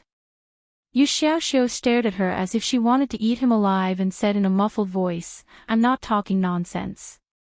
I don't want to go to school anymore. I want to go out and learn a trade. Enough. Aunt Chui fiercely interrupted Yu Xiaoxiu's explanation. She grabbed one of his hands and carelessly stuffed the small piece of silver into his hand. She said angrily, there are so many people in Yang City who want to go to that place to study. You're the only one who has a good life. You've picked up such a great bargain and yet you're still acting like an idiot. Your sister doesn't live up to expectations. I don't care about her. She's a girl and with her face, she can find a random family and marry them. She won't have to worry about food and drink. If you don't live up to expectations, who will support you in the future? Are you going to shamelessly live in the servant room of the Ji family for the rest of your life? You good for nothing. Yu Xiaoxiu's neck turned red, and his upper body began to tremble. Aunt Chui didn't seem to notice anything wrong with him. She reached out to twist his shoulder and shook it, lowering her voice to warn him, you'd better study hard, didn't you hear me? Did you hear me? Did you hear that? Yu Xiaoxiu didn't say a word. Aunt Chui lost her patience. She raised her head and saw a few maidservants approaching with plates. She angrily pushed Yu Xiaoxiu's shoulder away and quickly left. Yu Xiaoxiu stubbornly held on to that small piece of silver. He raised the back of his hand and stubbornly rubbed the corner of his eye. He waited until the maidservants were far away before he walked out. Yu Shu hid in the narrow passageway of the flower pond and roughly heard the conversation between the mother and son. She endured it until Yu Xiaoxiu walked away. She hurriedly stepped on the flower pedestal, leaned against the wall, and jumped down. She quickly chased after him. Xiaoxiu. Yu Shu caught up to Yu Xiaoxiu's lonely back and called out to him. When he turned his head and gave her a guarded look, she pretended to be innocent and reached out to pat his shoulder. She complained, I was looking for you just now. Where did you go? Hearing this, Yu Xiaoxiu put away the guard in his eyes. He ignored Yu Shu's question and walked forward. Yu Shu did not mind his coldness. Instead, she affectionately put her hand on his shoulder and said with a smile, I'm really full tonight. I don't think I'll need to eat tomorrow morning. Let's go, let's hurry back. I said I have something good to show you. Yu Xiaoxiu didn't reply, but he didn't break free from Yu Shu's grip either. He absent-mindedly listened to her chatter about tonight's meal, and the gloominess on his face, which didn't match his age, lessened a lot. Look. Paper, and ink. Yu Shu took out everything she had obtained this afternoon and placed it on the table as if she was presenting a treasure. There were a few pieces of coarse hemp paper and a small bag of scattered ink. In the eyes of any child in the Ji family, these were worthless things, but they caused Yu Xiaoxiu's eyes to widen in surprise. He couldn't help but reach out to touch this and flip through that. After a short moment of surprise, the young and mature younger brother Yu began to suspect the origins of these things. Where did you get them from? Anyway, I didn't steal them. You can use them without worry. I promise you, if these things are not legal, my nose will be crooked tomorrow morning. Yu Shu did not intend to tell him that she had found a job outside. Not to mention whether it was right for a girl to go out to make money, it was difficult to explain to him that she planned to make money. Yu Shu's promise dispelled the suspicion on Yu Xiaoxiu's face. It was not that he believed in her character, but he knew that she was a narcissistic person. She would not curse herself to be disfigured just to lie. I didn't do my homework last night and was punished this morning. I don't want to embarrass myself again tomorrow. Look, I found the paper and ink. To be fair, you have to teach me how to write my homework later. You know I can't write many words. Yu Xiaoxiu looked at her with disdain. He looked reluctant, but he still nodded slightly. Yu Shu happily turned around and rummaged through the drawers. Where's the pen? Where's the pen? I remember there was a brush pen in the drawer yesterday. Yu Xiaoxiu touched the coarse paper again. He got up and took a small bowl with a hole in it. He brought some water back and picked out 2 pieces of ink from the paper bag. He melted them with water and mixed the ink. When the ink was ready, Yu Shu also found the pen. The hairs on the tip of the brush were all split open. Yu Xiaoxiu plucked out a few of the disobedient hairs and dipped them in ink. The tip of the brush looked relatively smooth. He spread out the paper and rolled up his sleeves. Just as he was about to write, Yu Shu pulled on his sleeve. You're going to write now. Don't you need to calculate it first? Yu Shu did not forget that Mr. Liu had talked about a lot of theories and divination in class yesterday. In the end, he arranged for them to go home and calculate tomorrow's Qingyu homework. I've calculated it. Ha! When did you calculate it? How come she had already calculated it? She had originally thought that she could learn from the side. When you went out to play in the afternoon. Yu Xiaoxiu pushed Yu Shu's hand away and directly wrote the result of the calculation on the paper. He wrote it stroke by stroke seriously. I didn't go out to play, okay? Yu Shu had no choice but to gloomily turn her attention to Yu Xiaoxiu's writing. The Yin dynasty inherited the culture of the Song dynasty. There were many kinds of scripts, such as semi-cursive script, cursive script, clerical script, cursive script, and running regular script. Yu Shu was a layman. She felt that Yu Xiaoxiu's writing was neat, so she praised him. Xiaoxiu, your writing is so beautiful. Yu Xiaoxiu did not appreciate it and took the opportunity to mock her. If you were less playful, you wouldn't be so bad at holding the pen. Yu Shu laughed dryly. She was afraid that she would disturb him and make a mistake, so she quieted down. Yu Xiaoxiu finished his writing. After blowing it dry, he took another piece of paper and started writing from the beginning. Yu Shu watched from the side. She thought that he was writing her own. She secretly laughed and pretended to be embarrassed. You don't have to write it for me. I can copy it myself. Although the writing is a little crooked, it's fine as long as I can read it. Hearing her flattery, Yu Xiaoxiu did not even bother to raise his head. Copy this later. Write 2 identical copies. Do you think the teacher won't scold you, idiot? Are you bullying me for being illiterate? Are you bullying me for being uncultured? Yu Shu was secretly angry, but she did not dare to talk back. She stared at the back of his head and silently scolded.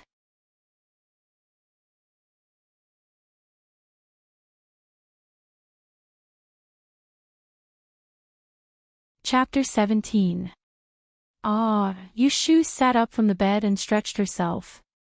The soreness from her shoulders to her lower back made her grit her teeth. This was the result of not working for a long time and suddenly becoming diligent. She lifted a corner of the bed curtain and looked across. The curtain on the other side of the room was still down. Yu Xiaoxiu had not gotten up yet. After putting on her clothes and carrying a basin, Yu Shu dragged her feet to the yard. Aunt Lu happened to be returning from the well with a bucket of water. Seeing her like this, she said, "Miss, put on your shoes and walk. It's easy to trip."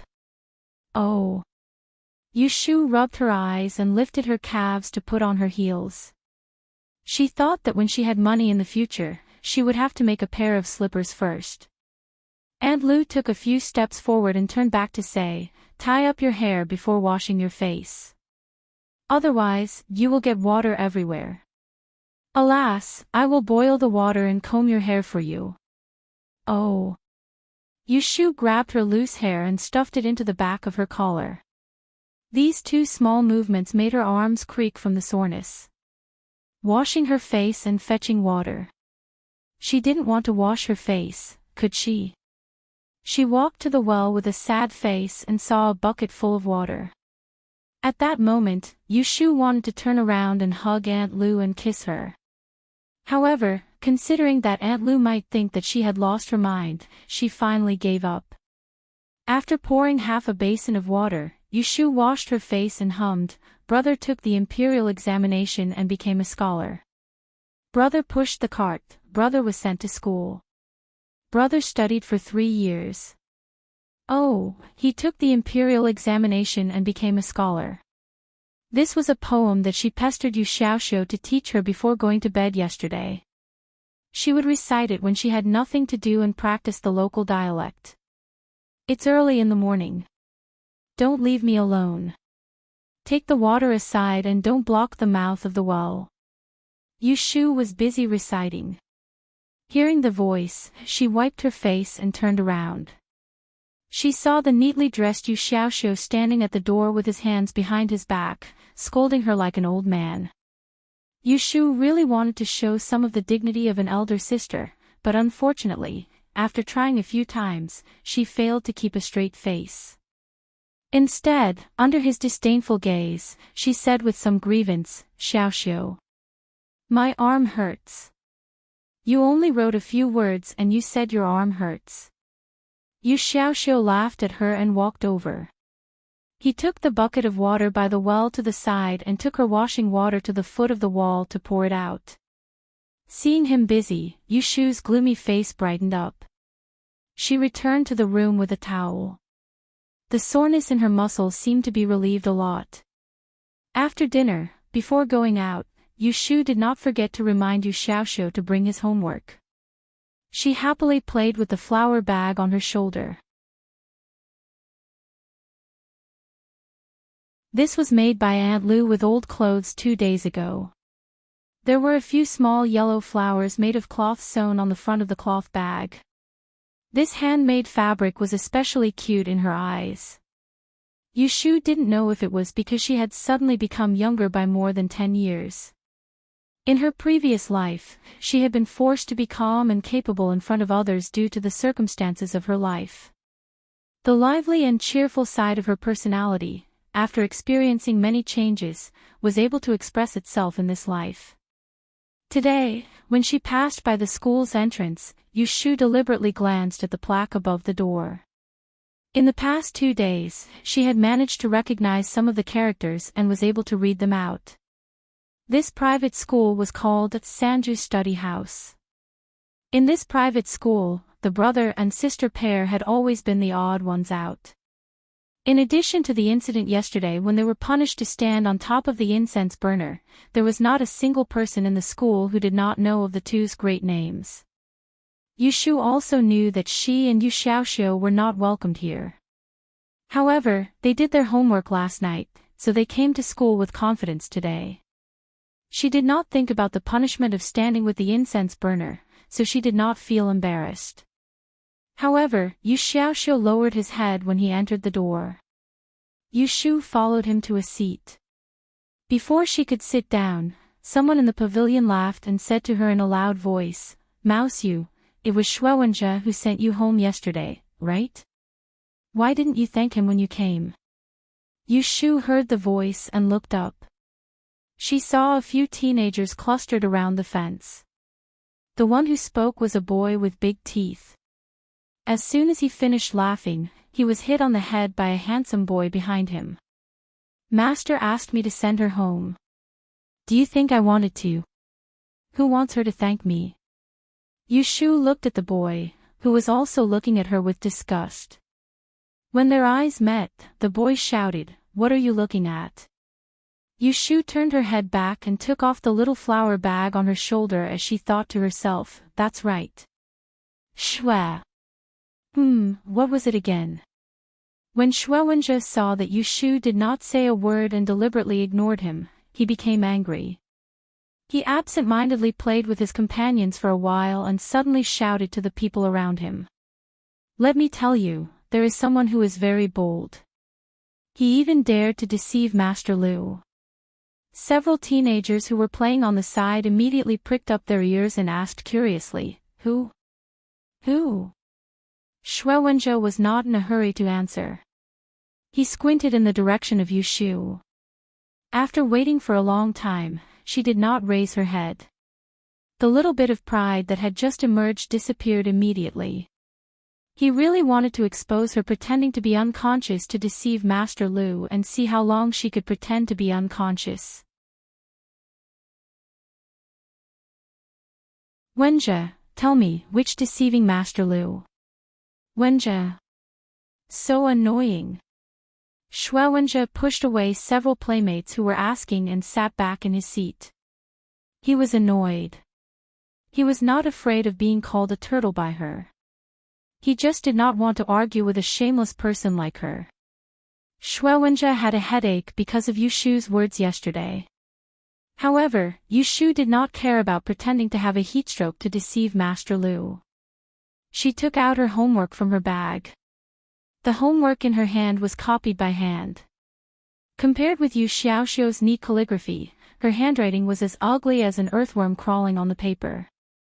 Yu Shu despised herself for a while. She took this time to review the traditional Chinese characters she learned yesterday before the master came to class.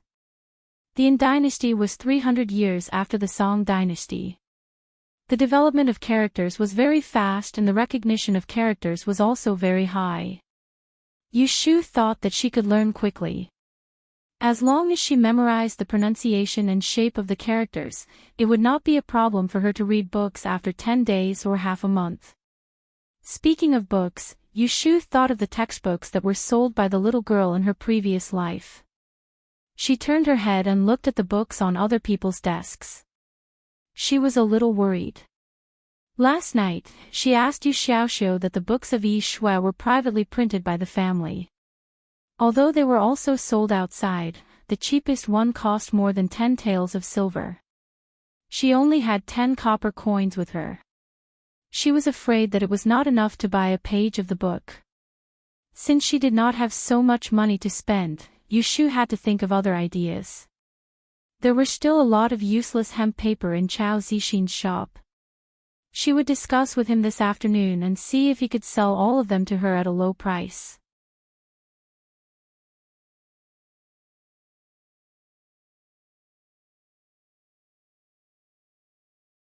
Chapter 18. Yu Shu yawned. Before Mr. Lu's gaze turned to her, she closed her mouth and pretended to be listening attentively. However, she did not have the foundation to learn, and she did not even understand the principles. Only God knew that after sitting here for half a day, she did not understand anything and did not learn anything. After yesterday's punishment of fainting while standing, Yu Shu knew that her name in Mr. Lu's student list must have been crossed out with a big red cross. This morning, when she handed in her homework, Mr. Lu looked at her messy homework paper. His expression was like he had seen a nest of cockroaches. Even Yu Shu felt bad for him. However, there was nothing she could do. She was used to using a pen. How could she compare to this group of children who had been holding pens since they were young? Moreover, the ink and paper used were the worst. For a beginner like her, it was not easy to make the runny ink take shape on the paper, let alone look good. After sitting for an entire morning, it was finally time for the class to end. Mr. Lu took out a stack of papers from the books he had brought. He shook it in front of everyone and said, "Yesterday's homework, aside from 2 people who did not do it, half of the people sitting here did it very well. This old man will write it down for you. These are the calculations that were wrong. You can take them back later." Mr. Lu placed the stack of papers on his special desk and left with the books. The students of the private school watched him leave. Then, they stood up and surrounded him. They wanted to see if their homework was among the returned homework. Ha ha ha. It's not mine, it's not mine. Lu Er, you wrote this, right? Hee hee, let me see, give it to me. No, I won't give it to you. I want to see where your calculations are wrong, you idiot. The naughty teenagers played around. Yushu saw that there was nothing else for her to do. She picked up her bag and called Yu Xiaoxiu to go home. Yu Xiaoxiu reluctantly walked to the door with her. Yushu was wondering how to ask him to borrow the book when she suddenly heard someone call out to her. She turned her head and saw two little girls under a tree not far from the street. One was short, the other was fat. They were waving their hands and running toward her. Soon, they arrived in front of her and clamped her arms, pushing Yu Xiaoxiu to the side. Shu Shu, we waited for you for several days before we heard that you were beaten and locked up. Where did they hit you? Does it still hurt? Shu Shu, why didn't you come to find us when you were out? If we hadn't heard that you were in school, Tian and I would have been waiting for you at the entrance of the Ji family every day. Yushu felt a little dizzy as she listened to these two little girls, who were about the same age as her, calling her uncle over and over again. Who were they? I'll go back first. Go home before lunch. No one's waiting for you. Yu Xiaoxiu glanced at the two people hanging on Yushu's left and right with disgust, then turned around and left. Xiaoxiu, hey, wait for me. Don't go. Shu Shu, let's talk over there. Yushu didn't respond to Yu Xiaoxiu. She was half dragged by the two little girls to the opposite side of the street. She watched Yu Xiaoxiu turn into the alley and disappear. Shu Shu, how many times did you get beaten? Did the Ji family beat you with whips or sticks? Shu Shu, does it hurt when they beat you? Oola, that's enough. Yushu had a headache from the noise. She called out to stop the two little girls from shouting.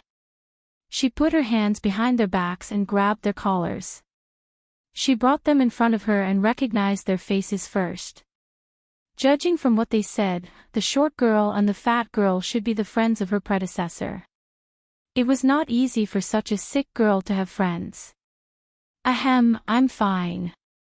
The Ji family didn't beat me. They locked me up for a few days and released me. Look, I'm fine. After saying that, Yushu spun around and stretched her legs for them to look closely. Aw. The fat girl was stunned. You didn't get beaten. Why does it sound like he's disappointed? The short girl secretly nudged the fat girl with her elbow and grinned at Yushu. It's good that you're fine. It's good that you're fine. Hee hee. Yushu originally thought that she was overthinking, but when she saw the two small movements, she knew that there was definitely a problem. She rolled her eyes, reached out and patted their shoulders in a friendly manner, and said with a smile, I said I would look for you this afternoon. Who knew you couldn't wait and came? The fat girl looked at the short girl. The short girl scratched her head. Looking at Yushu, she knew that she could no longer play dumb with her. Hence, she stopped smiling and reached into her sleeves. She took out a small piece of silver the size of her thumb and handed it to Yushu with gritted teeth, saying, You lost the bet. Take it. She was still trying to play tricks with her when her teeth were not fully grown. Yushu took the silver without saying anything and reached out to the fat girl with her other hand. Why didn't the Ji family hit you when you broke Miss Ji's things? Strange. The fat girl muttered as she reluctantly took out a small piece of silver from the pouch on her waist and placed it in Yushu's hand with a pained expression on her face. Yushu counted the 2 pieces of silver, which could be exchanged for about 100 copper coins. She stuffed them into her belt and smiled at the 2 men. It's almost noon. Go home for lunch. I'm leaving. See you tomorrow. She waved her hand and pushed the 2 away. She walked towards the alley across the street and didn't hear what they were shouting behind her. When she entered the alley, the smile on Yushu's face disappeared. She dug out 2 small pieces of silver horn from the seam of her waist, tossed them in her palm, and clenched them tightly. She lost her life for 100 copper coins. Stinky girl, she's really a stinky girl. Paper money. Chao Zixin, who was fiddling with a few spring inkstones on the shelf, turned his head. Why do you ask? Is it because someone at home? No. Yushu moved 2 abacus beads with her left hand and quickly interrupted him. She was afraid that he would accidentally curse Yu Xiaoxiu. I've been unlucky these days. I want to pray to the gods to change my luck. Chao Zixin didn't know that she was talking nonsense. He laughed, burning paper money and praying to the gods to change your luck. Heh, where did you hear that? Does it work? Just tell me if you know where to buy it. Yushu ran out after lunch. She wandered around Chongmen Street for a long time but couldn't find a place to buy paper money for the underworld. She had no choice but to ask shopkeeper Chow for help. I remember there is a Fusho shop in the alley behind. Do you want me to take you there after closing? I don't dare to trouble you. Just tell me how to go. Turn right after you go out of the door. Just go in the 3rd alley. Thank you, shopkeeper. Yushu wrote it down and thanked him. Then she started to calculate on her abacus again. She held the brush crookedly in her right hand and boldly wrote down the numbers on a piece of waste paper with Arabic numerals. She felt that she was being paid for her work. She was embarrassed that she had to work on her abacus every day and have the boss keep the books for her. This afternoon, when she came over, she suggested a compromise. First, she would calculate the accounts and use her own method to write it down. Then, she would report it to Chao Zixin before closing time so that he could copy it and put it into the account. Chao Zixin put away the new goods and turned back to the counter to pour tea. Seeing her scribbling some ghost characters on the paper, he asked curiously, "Can you understand these by yourself?" "I can understand it. This is how I count. It's just that the writing is a little ugly." Hee hee. Yushu laughed dryly. Looking at the young man's delicate side face, Chao Zixin had a lot of doubts in his heart. A person who knew how to use the abacus but couldn't write, no one would believe it. What was the background of this young man? Chao Zixin was curious, but he would not take the initiative to ask. Since the other party had the intention to hide, why should he get to the bottom of it? Everyone had secrets that they didn't want others to know, didn't they? Shaking his head and smiling, Chao Zixin bent over and straightened the brush in Yushu's hand. He said pleasantly,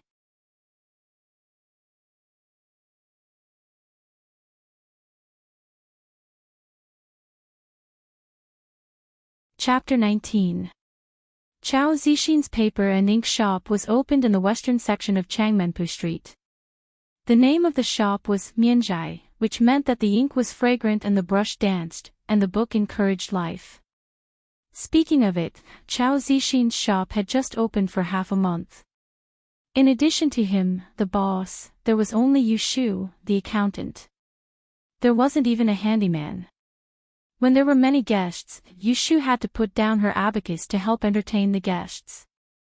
If it weren't for the fact that she couldn't write and keep accounts, Yushu would definitely ask shopkeeper Chow for 2 wages. At dusk, Chao Zixin blocked 2 pieces of door panels at the door of the shop, indicating that it was closed. He returned to the shop and took the account book handed over by Yushu. It took him a while to record the accounts she had calculated. Today's business was good. The ink, paper, and inkstone were sold for more than 5 taels of silver. This made Yushu, who only had 10 copper coins, jealous. 5 taels of silver, 1 tael was 10 jiao, and 1 jiao was 100 copper coins.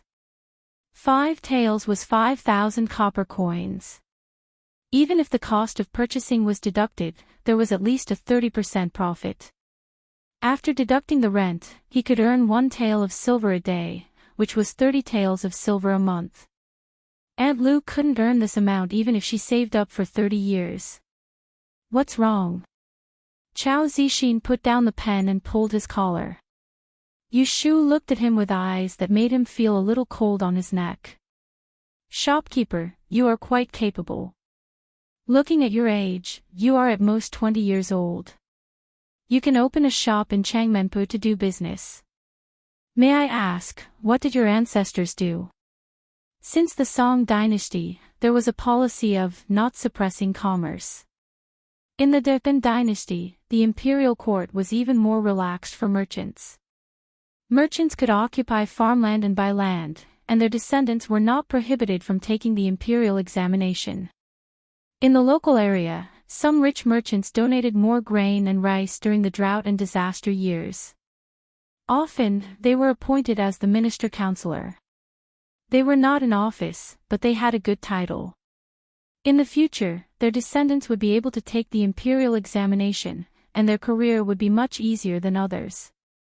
My grandfather was a scholar. Chao Zixin put away the account book, turned around and pulled out a few sheets of paper from under the shelf. He used a paperweight to press them down. Seeing that there wasn't much ink left in the inkstone, he pushed some more ink into the inkstone. At the same time, he said to Yu Shu, since you know how to write 10 big numbers, I won't teach you anymore.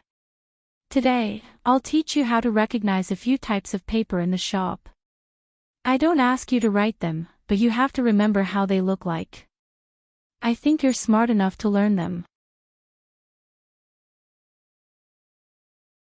Yu Shu rested her chin on her hands and leaned against the counter.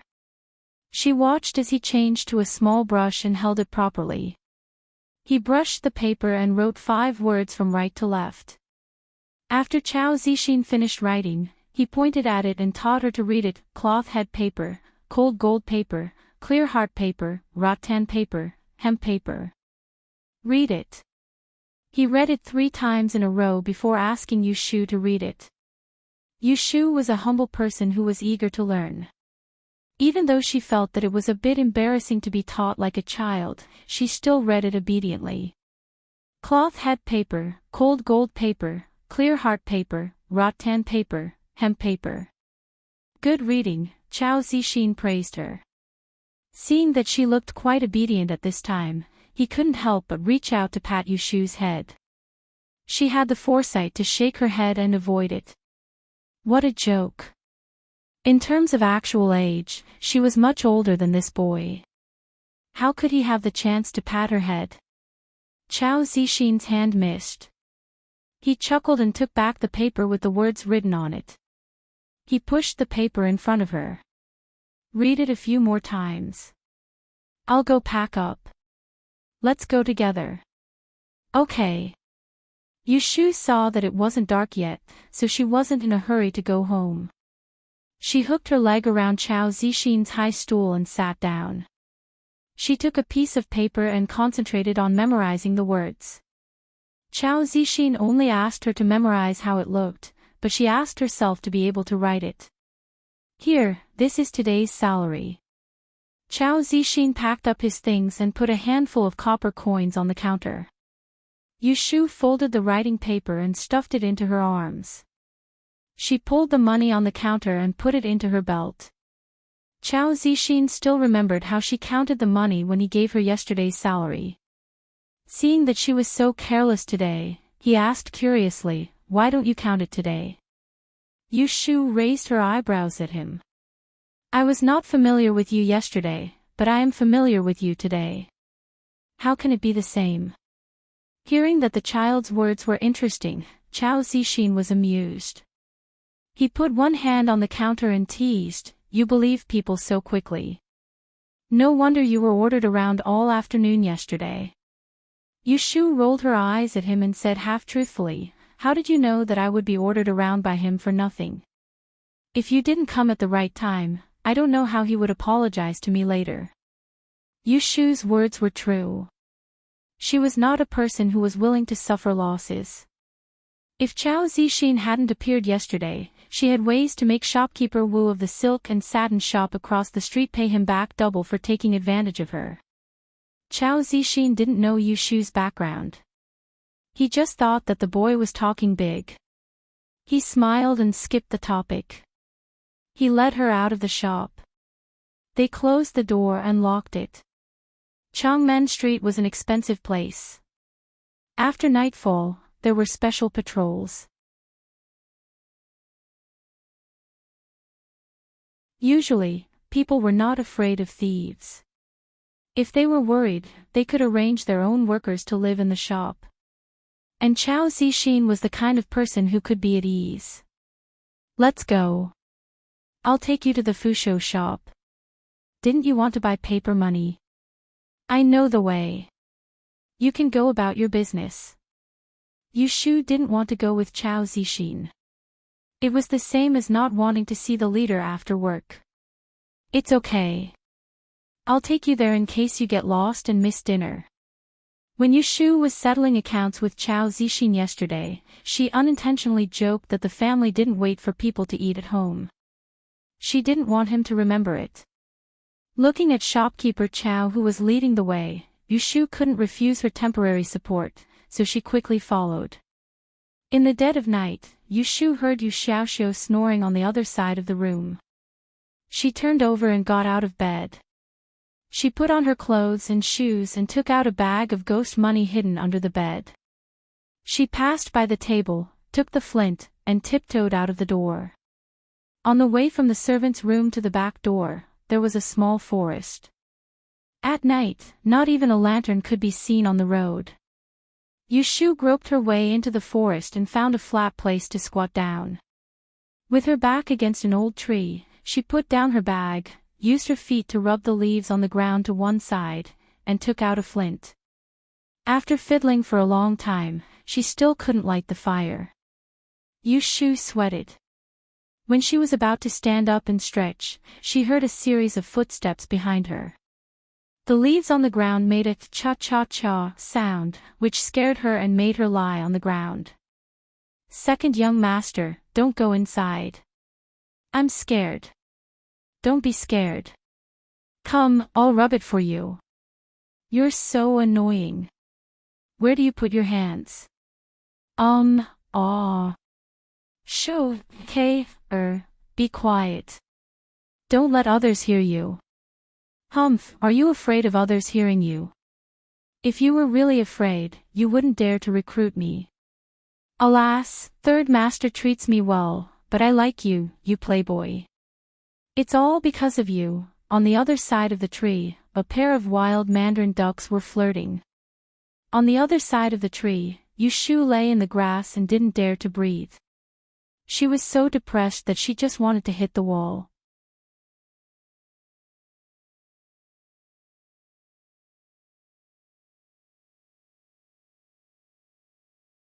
Chapter 20. In the morning, Yu Xiaoxiu washed up and dressed. When breakfast was served on the table, Yu Shu still hadn't gotten up. He thought that she was lazy again, so he put down the bowl and chopsticks, walked over and kicked the bed leg, and shouted angrily, "Get up, don't sleep, get up quickly." Behind the curtain, Yu Shu turned over, hugged the pillow, and continued to sleep. Yu Xiaoxiu frowned, reached out to grab the corner of her quilt, and pulled it out. Get up. The early spring morning was still cold. Without the quilt and wearing only a shirt, Yu Shu was awakened by the cold. She opened her eyes, looked at the figure outside the bed curtain, and murmured. She slowly got up, stretched, rubbed her arms, and said, "Xiaoxiu, go get me a clean set of clothes." Last night, she had to crawl out of the small forest. Because of that pair of wild mandarin ducks, she couldn't even complete her official business. She returned to her room in the middle of the night. Afraid that she would wake Yu Xiaoxiu, she took off her dirty clothes and fell asleep. Yu Xiaoxiu threw the quilt back on her bed, went to the wardrobe, and found a clean dress for her, and threw it to her.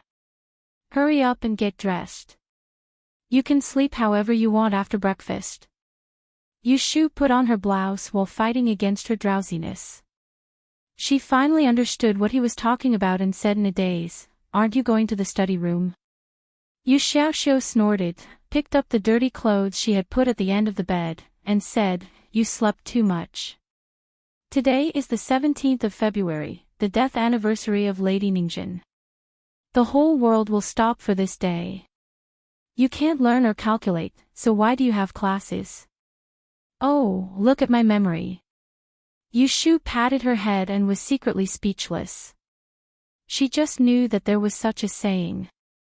There was no need to go to school.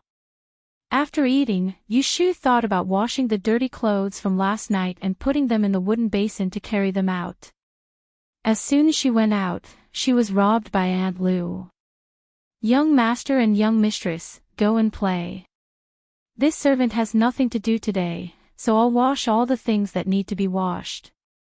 Although Aunt Lu is a servant brought by Aunt Shui, she is now a servant of the Ji family.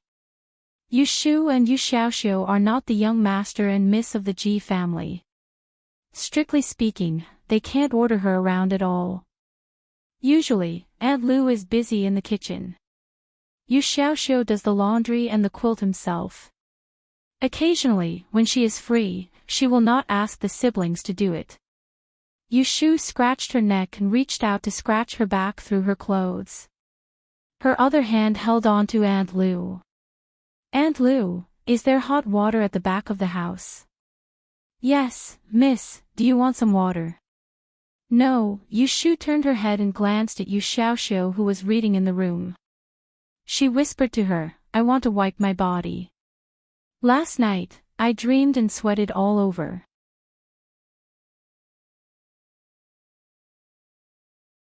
She has been here for many days and has only washed her hair once. Knowing that boiling water will waste firewood, she doesn't dare to ask for a bath. But last night, she lay on the grass for half a day. After a night, her body is sticky and itchy. She can't take a bath. Let her wipe her body. Aunt Lu saw her scratching hard and listened to her request. Her expression was a little strange. She looked at her a few times, put down the dirty clothes, and pulled her to her room. Aunt Lu lived alone and lived in a single room. The room was half the size of Yushu and Yuxiaoxiu. She took Yushu into the room and pressed her to sit on her bed. Miss, you want to take a bath? Please sit here. This servant will go get water and change clothes for you inside. Aunt Lu ran out. After a while, she came back with a large wooden tub half the height of a person. When Yushu saw the tub, her eyes lit up. She saw that someone in the yard used this big tub to wash clothes. She didn't think that it could be used as a bathtub. Putting the tub down in the corner of the room, Aunt Lu ran out to get water. A bucket of hot water was poured into the wooden tub. White steam came out, which made Yushu's heart itch. Seeing Aunt Lu bustling about, she felt bad and stood up to help. However, Aunt Lu smiled and refused. Aunt Lu, I'm sorry. Miss, you are sensible now. In the past, when you wanted to take a bath, you cried and asked this servant to go to Aunt Lu's place to get a bathtub for you. This servant didn't listen to her advice and was scolded by Aunt Lu. In fact, you are still small. This tub is enough. You can sit here and wait. This servant will go get a bucket of cold water. Yushu watched Aunt Lu run out with the empty tub. She felt bad in her heart.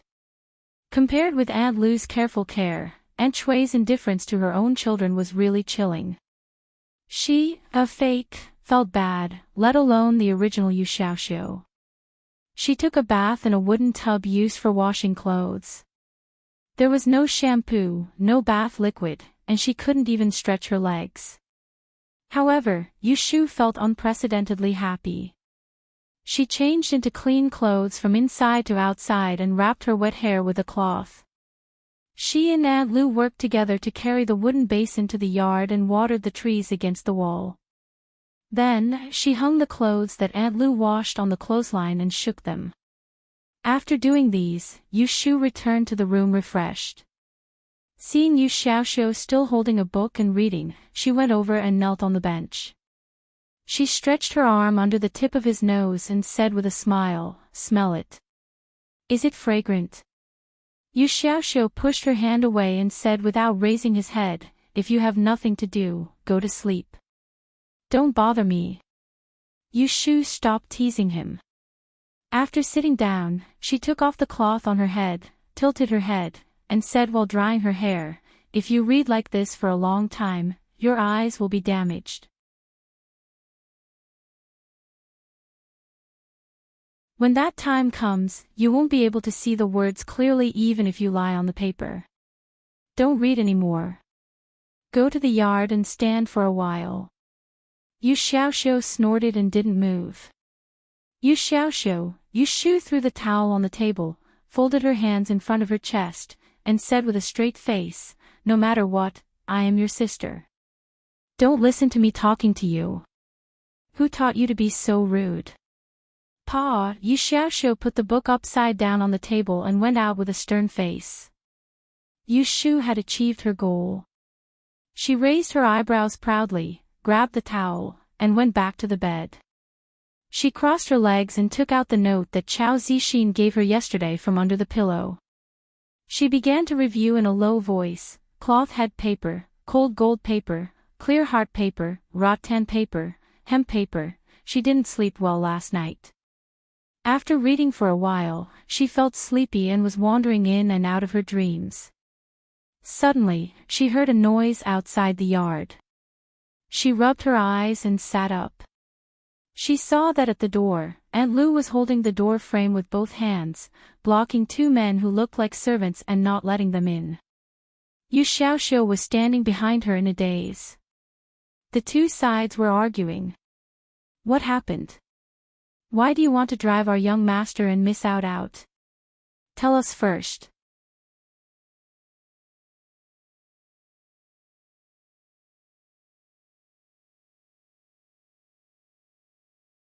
Chapter 21. The old master of the Ji family, Ji Huaishan, is 61 years old. He has 3 sons and a daughter with his wife. The 3 masters of the Ji family all live in the ancestral home. Because Ji Huaishan is still serving as the celestial commissioner, he lives in the capital all year round. He leaves the old lady Ji in Yiyang City so that her children can be filial. Ji Huaishan is far away in the capital. The first master, Ji Shaohan, is the temporary head of the Ji family. The Yi family receives a salary from the imperial court. Opening a trading shop to provide divination and divination services for officials, merchants, and even the common people is another common source of income. The few trading shops the Ji family owns in Yiyang City are mostly managed by Ji Shaohan. Although the eldest son is the head of the Ji family, the second master Ji Xiaochun is the favorite of the old lady. His daughter, the 4th daughter of the Ji family, passed the Dian examination, which is held every 3 years in the capital at the age of 14. She was able to study at the LoveLore Library, which is owned by the Celestial Commissioner. The third master, Ji Hyotani, is not the head of the family, nor is he favored by his parents. However, he has been a businessman since he was young.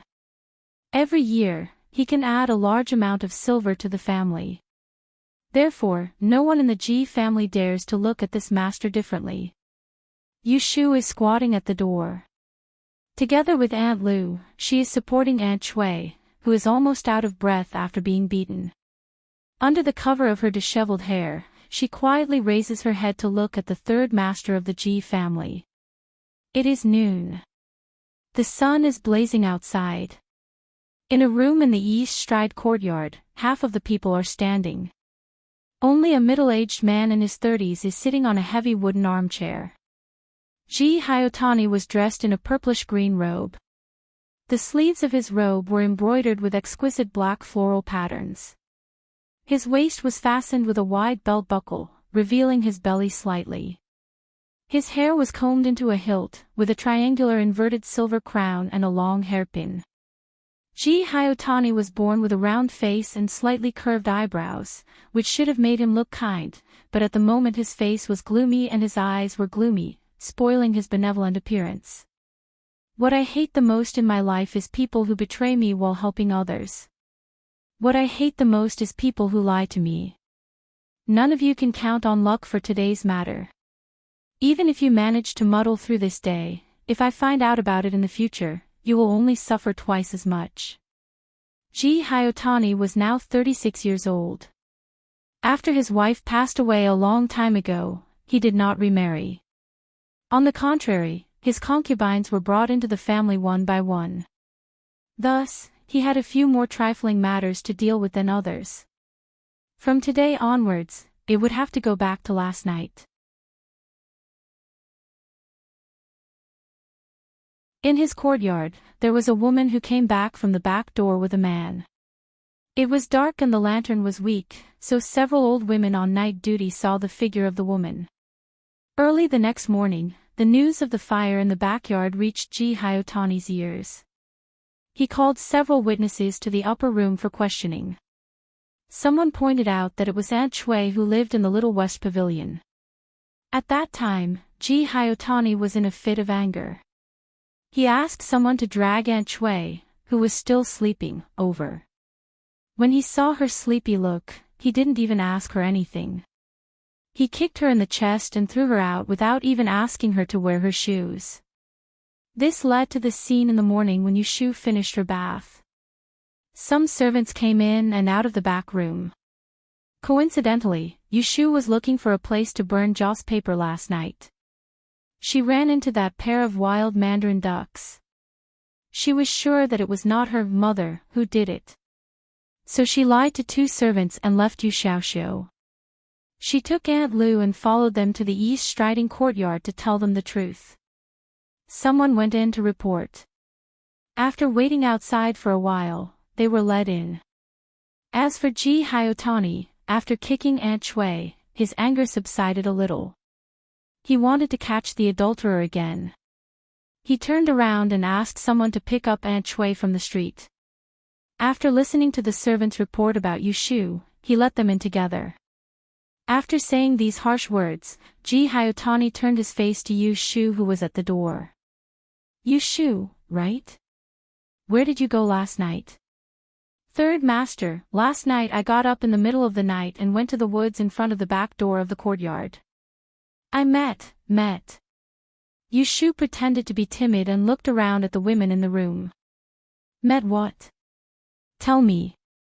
Ji Hyotani also glanced at the several trembling concubines in the room. I saw a man and a woman biting each other's lips. Yushu lowered her head after she finished speaking. Ji Hyotani clenched his fists on his knees and said in a low voice, Did you see who it was?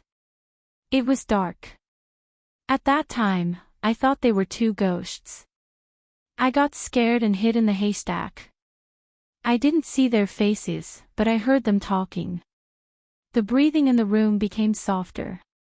Someone was holding their breath. What did they say? Yushu rubbed the tips of her toes and stammered. That man said that he wanted to let the woman rub his feet, but the woman said that he was annoying. She said that his hands were messy and that he shouldn't be impatient like a monkey.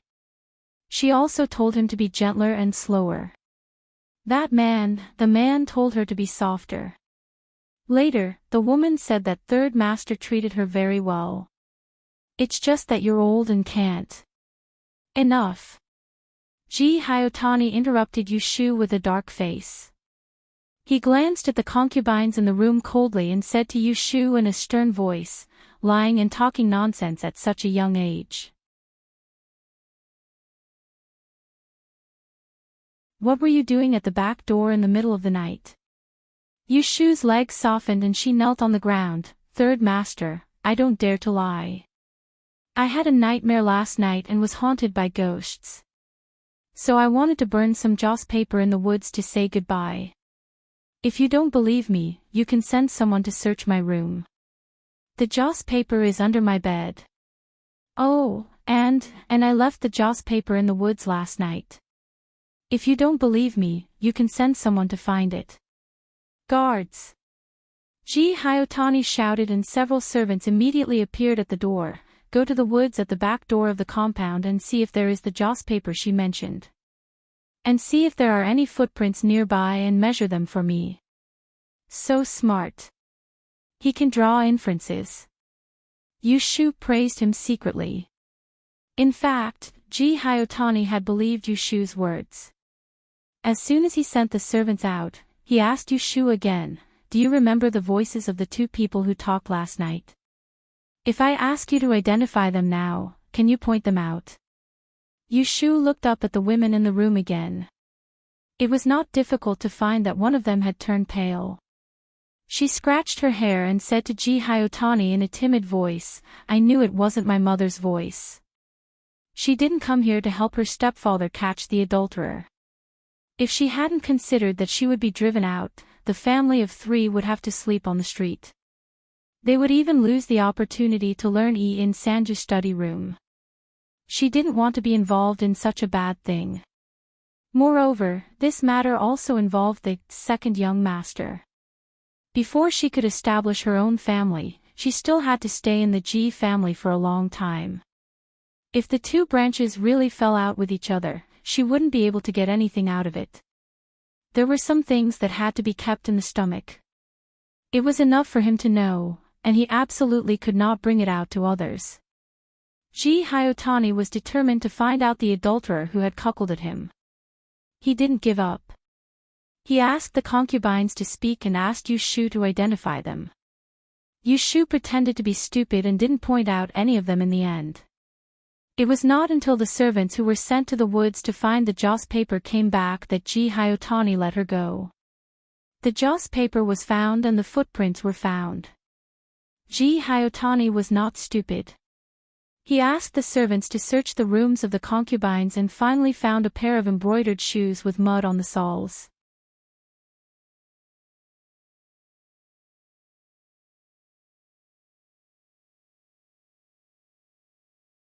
Chapter 22. Yu Shu and Aunt Lu worked together to help Aunt Shui back to the little west room in the side courtyard. Ji Hyotani still had a conscience. He knew that he had wronged someone and beat her up like this, so he asked the housekeeper to call for a doctor to treat Aunt Shui. After the prescription was written, Aunt Lu followed the housekeeper to get the medicine. Aunt Shui had a servant girl named Xiao Sui in her room. When something like this happened, she only knew how to stand by the bed and cry. She was completely useless. Yu Shu endured the demonic sound while following the doctor's instructions. She leaned against the bed and massaged Aunt Shui's chest, taking the opportunity to look around the room. From the perspective of modern people, Aunt Shui lived in a standard 2 bedrooms and 1 living room. All that was missing was a kitchen and a bathroom. The furnishings in the bedroom were not very particular, but the necessary curtains, screens, dressing table, and clothes rack were all there. It looked like she was living a good life. At least, it was much more luxurious than the cottage that Yu Shu and her brother lived in. Aunt Shui now lived in a small building by herself. The concubine who lived with her had committed the crime last night. Just now, a pair of shoes was found, and she was dragged to the woodshed by 2 strong female servants. Yu Shu was not interested in her fate. Instead, she was curious if she would give up the second young master. With the mood to watch a show, Yu Shu mischievously imagined third master's reaction when he found out that the person who stole his woman was his nephew. She was so distracted that she did not notice that Aunt Shui was slowly waking up. It was the tearful servant girl who saw her first and opened her eyes. "Auntie, Aunt, sob, you're finally awake." "Oh, it hurts," Aunt Shui cried out in pain. When she saw the crazy Yu Shu clearly, she subconsciously frowned and said weakly, why are you here?" Yu Shu thought to herself, "If I weren't here, I don't know where you'd be thrown by now. Don't you remember?" Yu Shu was afraid that if she was kicked, her brain would be damaged. Aunt Shui touched her forehead and thought for a while. She remembered what happened before she was thrown on the street. Hatred appeared in her eyes. She gritted her teeth and cursed, "Which little bitch framed me?" Seeing that Xiao Sui still had the strength to curse, Yu Shu knew that she was fine. She sat up from the bed and wanted to find water in the room for Xiao Sui to drink. Aunt Shui had already asked about what happened to Xiao Sui. She heard intermittently the part where Yushu woke up in the middle of the night to burn Joss paper, bumped into the adulterous couple, heard their conversation and reported it to Third Elder Master. Aunt Shui coughed twice and scolded Yushu's back, "Damn girl, you can't even see a person clearly. Ahem, what a waste of your big eyes."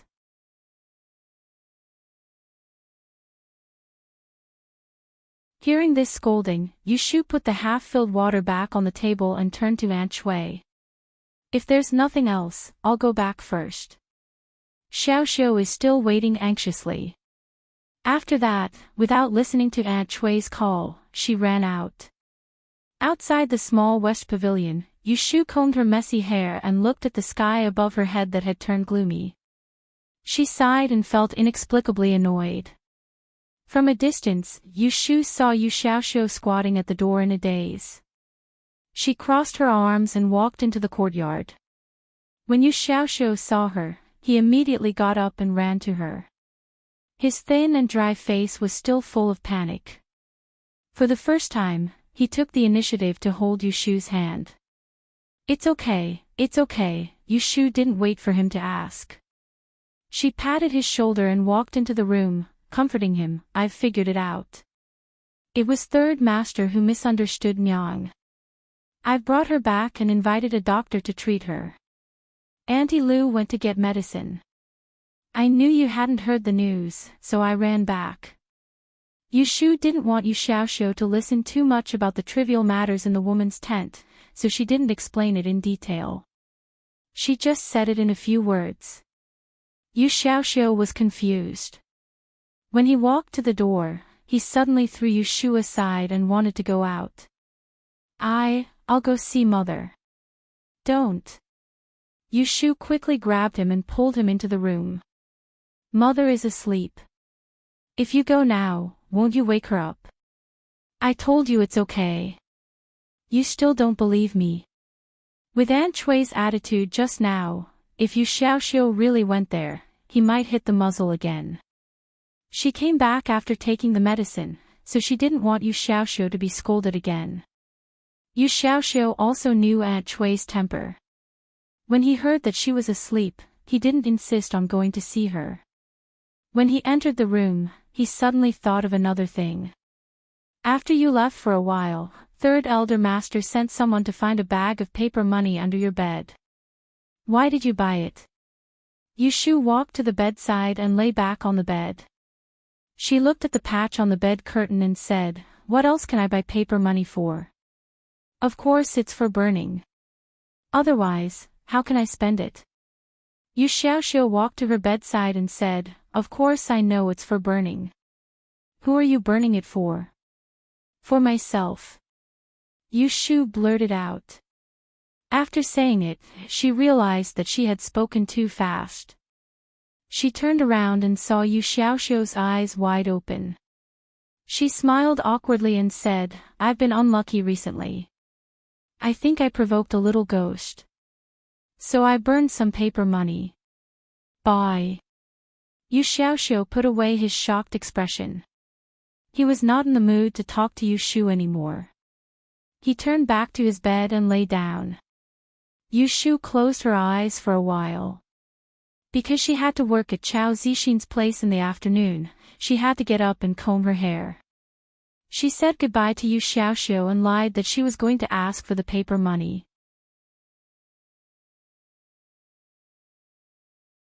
She pretended to be a teenager in the back room, wiped the bottom of the pot, and slipped out of the door. Business was quiet this afternoon. There were no customers before dusk. Clack clack clack. Yushu's abacus made a messy sound.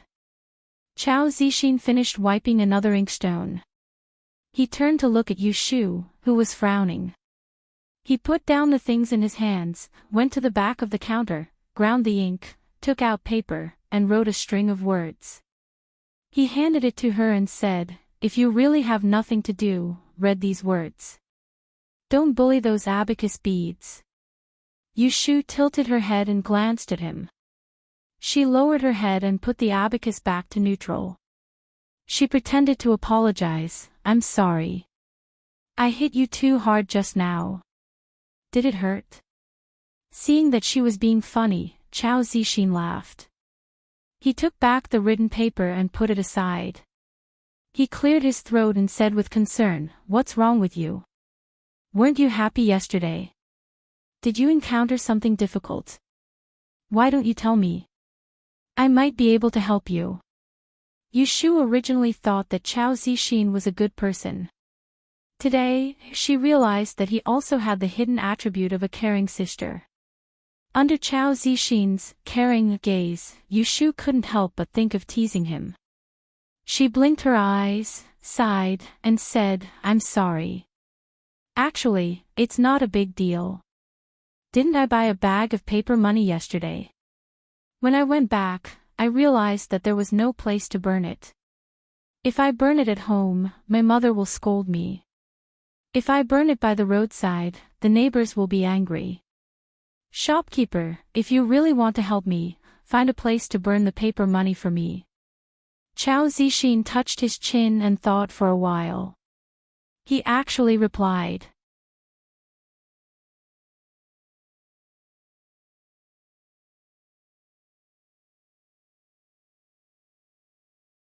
Chapter 23.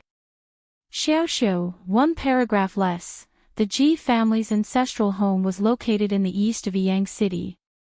It occupied a large piece of land, with 3 main courtyards and 3 side courtyards. The doors were connected to each other, and the courtyards were connected to each other. The main entrance was on Yongfu Street, and the people living nearby were all wealthy families in the city. Today's business was bad. Yushu wanted to go back and ask for the bag of paper money that was taken away. She told Chao Zixin and got off work early.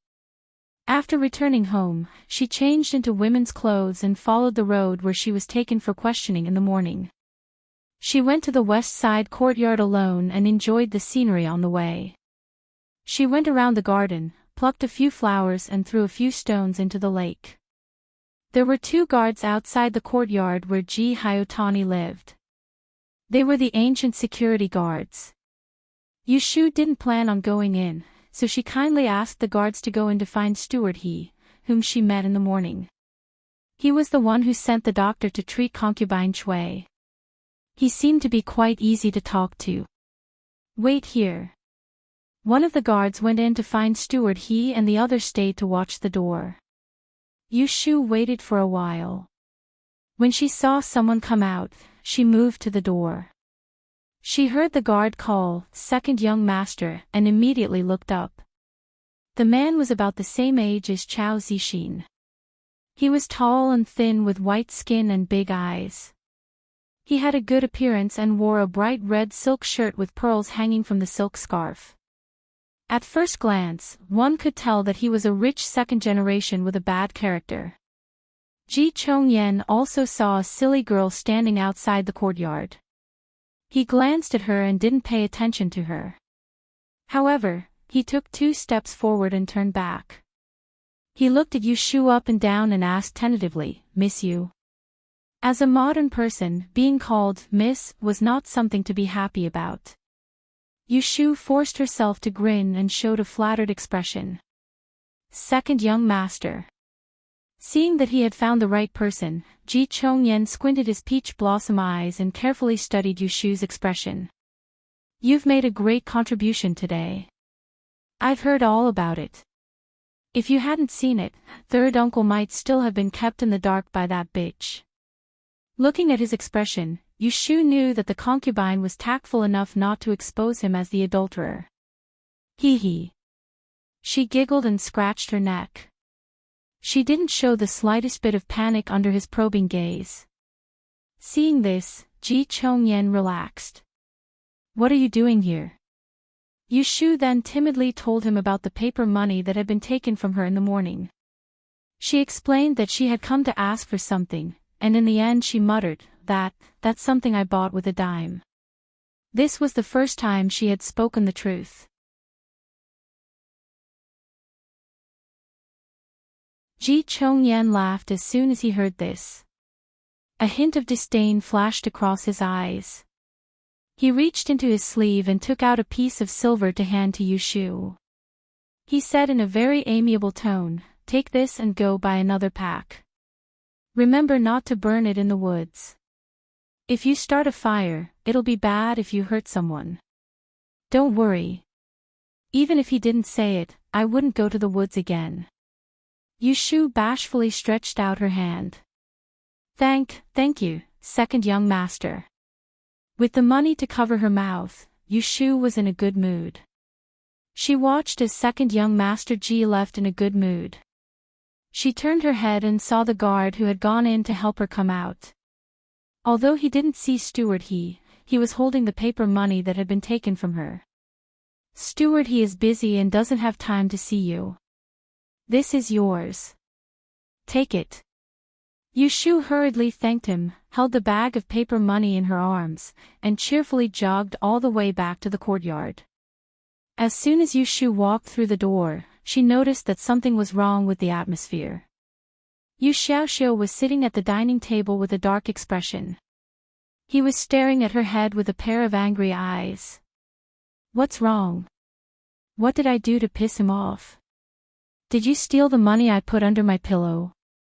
Yushu said in a daze, "No, I didn't take your money." "Liar. You clearly took it. Otherwise, where would you get the money to buy these lousy things?" Yu Xiaoxiu stood up angrily and grabbed the paper money in her arms. He threw it on the ground and stomped on it a few times.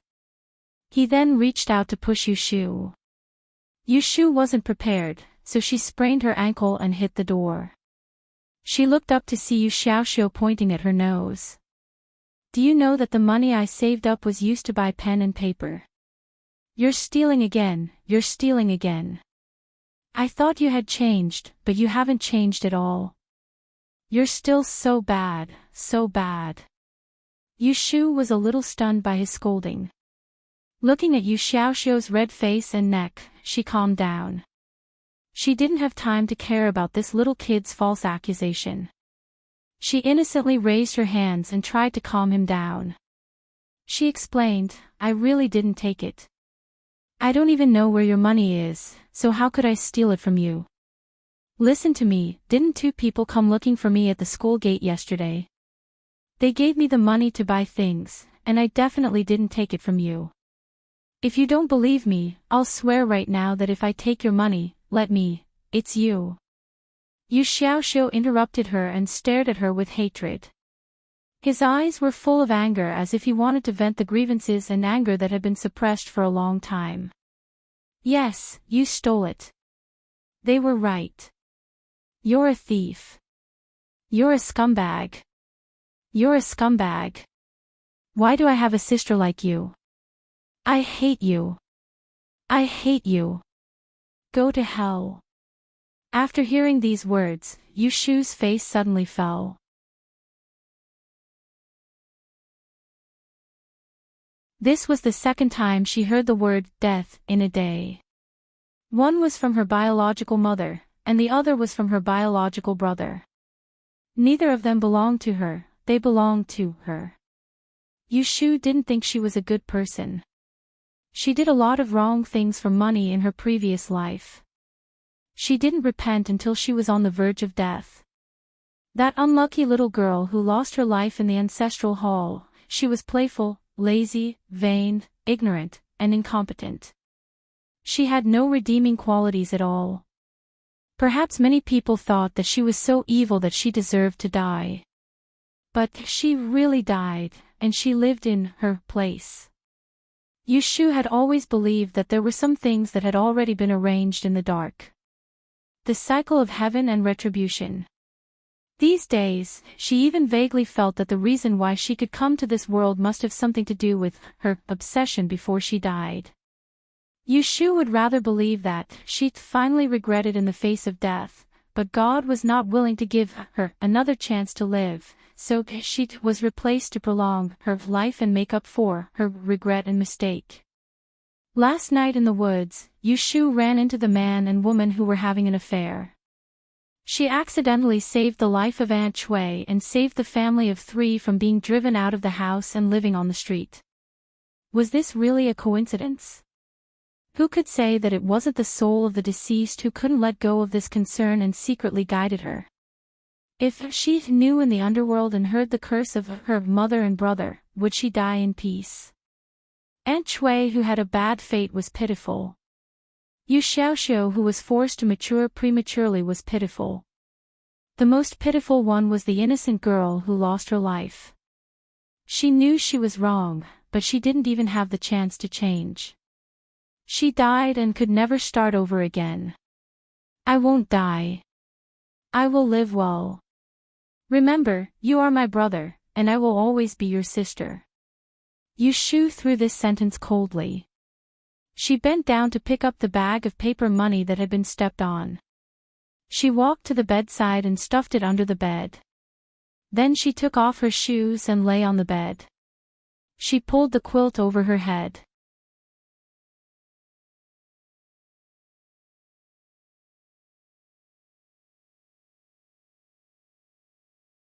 Chapter 24. Aunt Lu sees the quarrel between the brother and sister. She is used to it, so she doesn't try to persuade them. When the dinner is put on the table, they call each other and go out with the empty basket. Yu Shu gets up and eats a big bowl of corn porridge with pickles. She looks at the quilt on Yu Xiaoxiu's bed. She is still angry, so she doesn't wake him up or wash the dishes. She goes out to brush her teeth and wash her face. Then she goes back to the bed, pulls down the curtain, takes off her clothes and falls asleep. She slept all the way until the next morning. Yu Shu, who slept early and woke up early, opened the curtains, stretched, and yawned. When she saw the porridge and breakfast on the table in front of the room, the anger from last night had long disappeared. Instead, she felt that her behavior last night was too shameful. Getting angry at a child who was younger than her was really getting worse as she lived. Xiaoxiu. Yu Shu, dragging one shoe, jumps to the door with one leg, holds the door frame and calls out, but she doesn't find Yu Xiaoxiu. Aunt Lu, who is drying clothes, hears her voice and turns her head, saying loudly, "Miss, you are awake. The young master has gone to school. You should also eat something and go out. Don't be late. Go out." Could it be that he was still angry? Yu Shu thinks of Yu Xiaoxiu's misunderstanding of her and can't help but feel depressed. There are only two of them in this room, and she has a criminal record. Yu Xiaoxiu lost his money and she bought a big bag of paper money. How can he not think of her as a thief? How can she explain to this kid? Even if she finds the short girl and the fat girl who lost money to her to testify, he may not believe that she didn't steal the money, not to mention that she doesn't know where to find those two friends. Alas, I don't want to think about it. It can't be explained clearly. He thinks that I took his money. At worst, I will compensate him and coax him. Yu Shu scratches her hair, puts on her shoes and goes out to wash with a towel. Yesterday, he had received a tael of silver from second young Master Ji as a hush money. He would take half of it as compensation to that kid, and buy some snacks for him. Yu Shu plans like this, thinking of the delicious snacks on Changmen Street, and her heart itches. Although she doesn't complain about eating plain porridge and pickles every day, she is actually a person with a strong appetite. For the past few days, she has been passing by Changmenpu Street every day.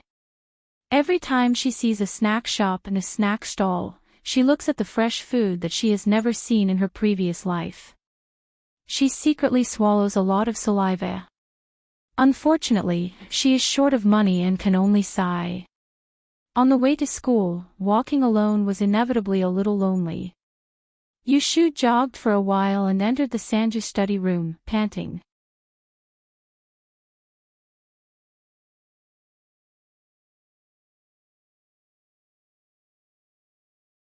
After school in the morning, she went to the podium to look for the homework that teacher Lu had returned. When she turned her head, Yu Xiaoxiu was nowhere to be seen.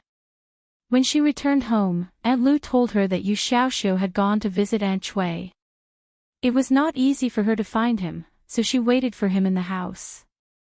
She had to go out to work in the afternoon, but she did not see Yu Xiaoxiu. Then you should quickly finish this account. When you're done, I'll close the shop and take you there. Ah. This is not good. The sun hasn't set yet. You don't want to do business. Chao Zixin seemed to be easy to talk to, aren't you in a hurry? Business is not good today. I'll let you go early. Yu Shu saw that there was really no one in the shop. She thought that it would be good to finish business early and go back to communicate with Yu Xiaoxiu. She gratefully said to Chao Zixin, "Shopkeeper, you are really a good person." She had wanted to tease him yesterday. Forget it. She did not bully good people. Seeing her sincere praise, Chao Zixin smiled and reached out to pat her on the head, but Yu Shu was one step faster and dodged it. Thanking someone was thanking someone and patting someone's head was patting someone's head. They were two different things and could not be confused. Yu Shu faked a smile at Chao Zixin and moved 2 steps to the side with the abacus and the account book. When she was a safe distance away, she started to pick up the beads again. Chao Zixin retracted his left hand that was in the air and touched his chin. He still looked at Yu Shu with a smile and suddenly asked, "Ah Shu, you said you have a younger brother." Yes. Is he as slippery as you? My younger brother is very sensible.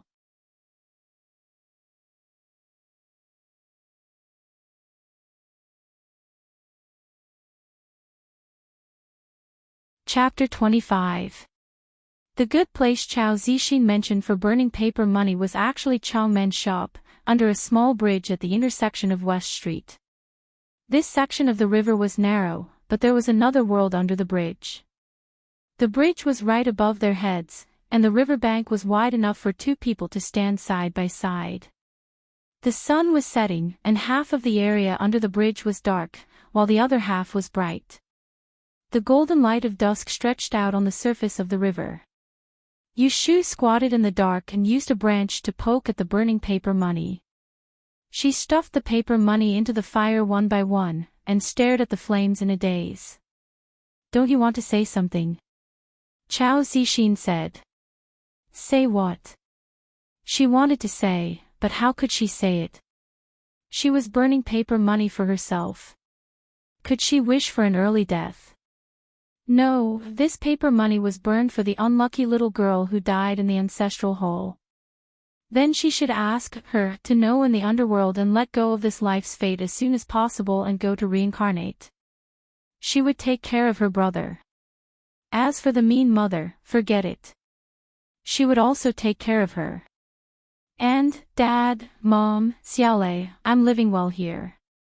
Don't worry about me. I can't go back, and I don't want to go back. Not everyone can have a second chance. Forgive me for being a selfish person. In this life, I want to live clean and free. Don't ordinary people have to say something when burning paper money? Didn't you say you want to pray to ghosts and gods to change your luck? Chao Zixin squatted down beside Yu Shu, picked up the paper money that fell outside the fire, and threw it into the fire piece by piece. Congratulations on getting rich. Yu Shu whispered. Because her nose was sore, her throat was a little tight. Shouldn't you say something to pray for good luck? I begged just now. Now, I'm begging for you, shopkeeper. Yu Shu sniffled hard and swallowed her useless words.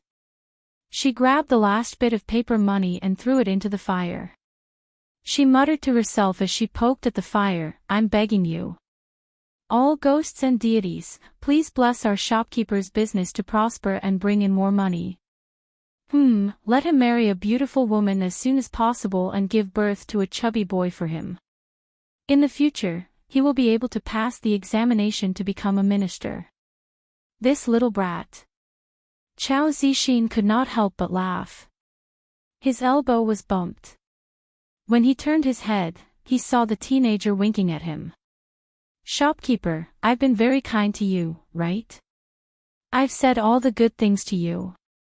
In the future, when you get married and have children, don't forget to invite me to your wedding feast.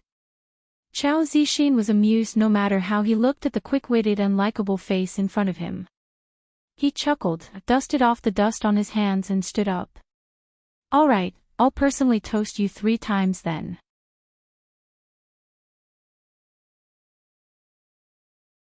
Yushu looked at Chao Zixin's hand that was reaching out to pull her up and grinned. "Deal? It's a deal. Paw." Yushu stretched out her hand and gave Chao Zixin's hand a hard slap. She pulled his sleeve and stood up. After burning the joss paper, Yushu found an excuse to get rid of shopkeeper Chao. She took a detour on Chongmen Street and picked around.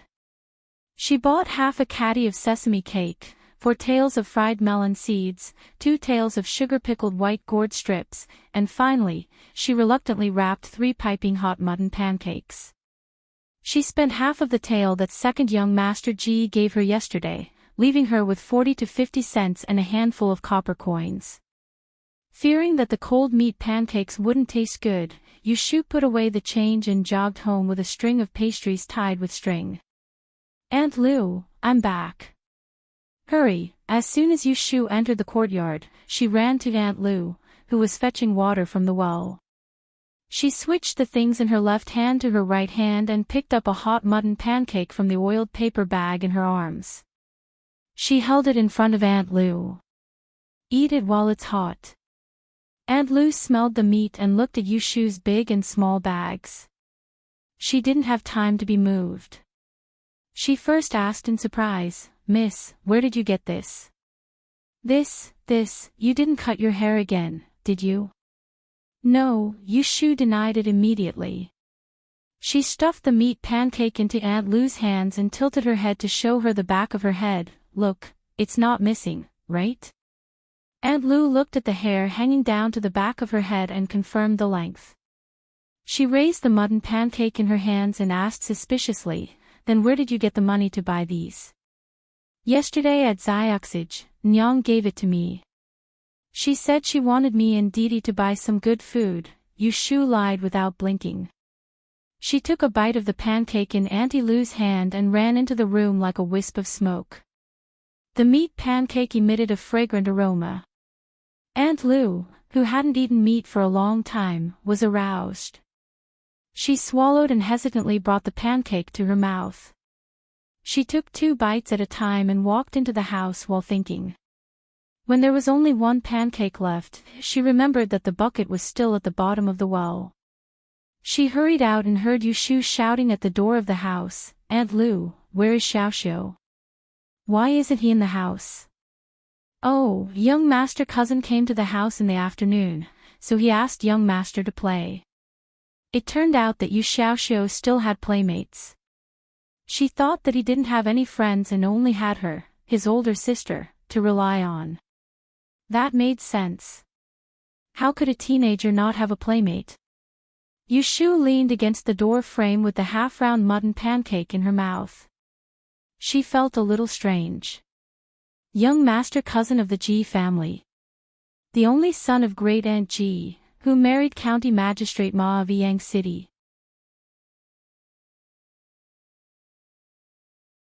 He should be about the same age as Yu Xiaoxiu.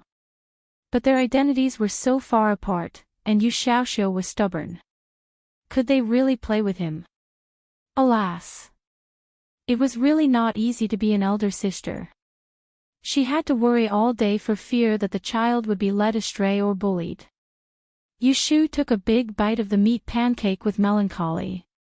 "Miss, it's almost time for dinner. I can't free myself. Go find young master and ask him to come back for dinner." Aunt Lu shouted in the yard. "Got it. I'll go now." Yushu finished the pancake in 2 or 3 bites and let out a sigh of relief. She looked at the snacks and candies on the table and thought of Yu Xiaoxiu's greedy appearance when he ate. She was so happy that she couldn't close her mouth. She wiped her oily mouth and hands with a handkerchief. She took the remaining mutton pancake and went out to find him. The compound that the siblings lived in was under the 3rd branch, Ji Hyotani. It was just south of the West Stride courtyard. Yushu walked half a circle outside the compound and didn't find anyone. She thought about it and went straight north. Along the way, she met maids and guards. She would ask them politely. Some of them were friendly. They saw a young master cousin and his group of children in the afternoon and would point her in the direction.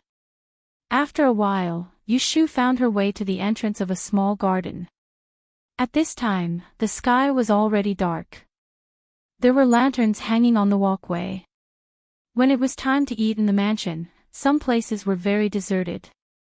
There wasn't even a single idle person in the walkway. Therefore, some sounds were especially clear. Crawl, crawl. Cousin told you to crawl. You dare not listen. Do you want to get beaten again? Humph, this young master doesn't want to play anymore. Tie him up for me.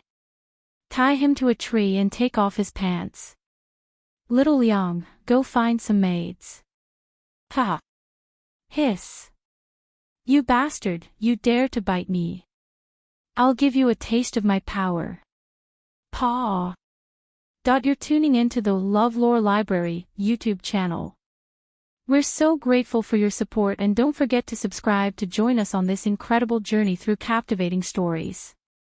Your generosity through donations truly makes a world of difference, as it's the primary source of revenue that allows me to expand and enhance this channel for you. Thank you from the bottom of my heart for being a part of this adventure.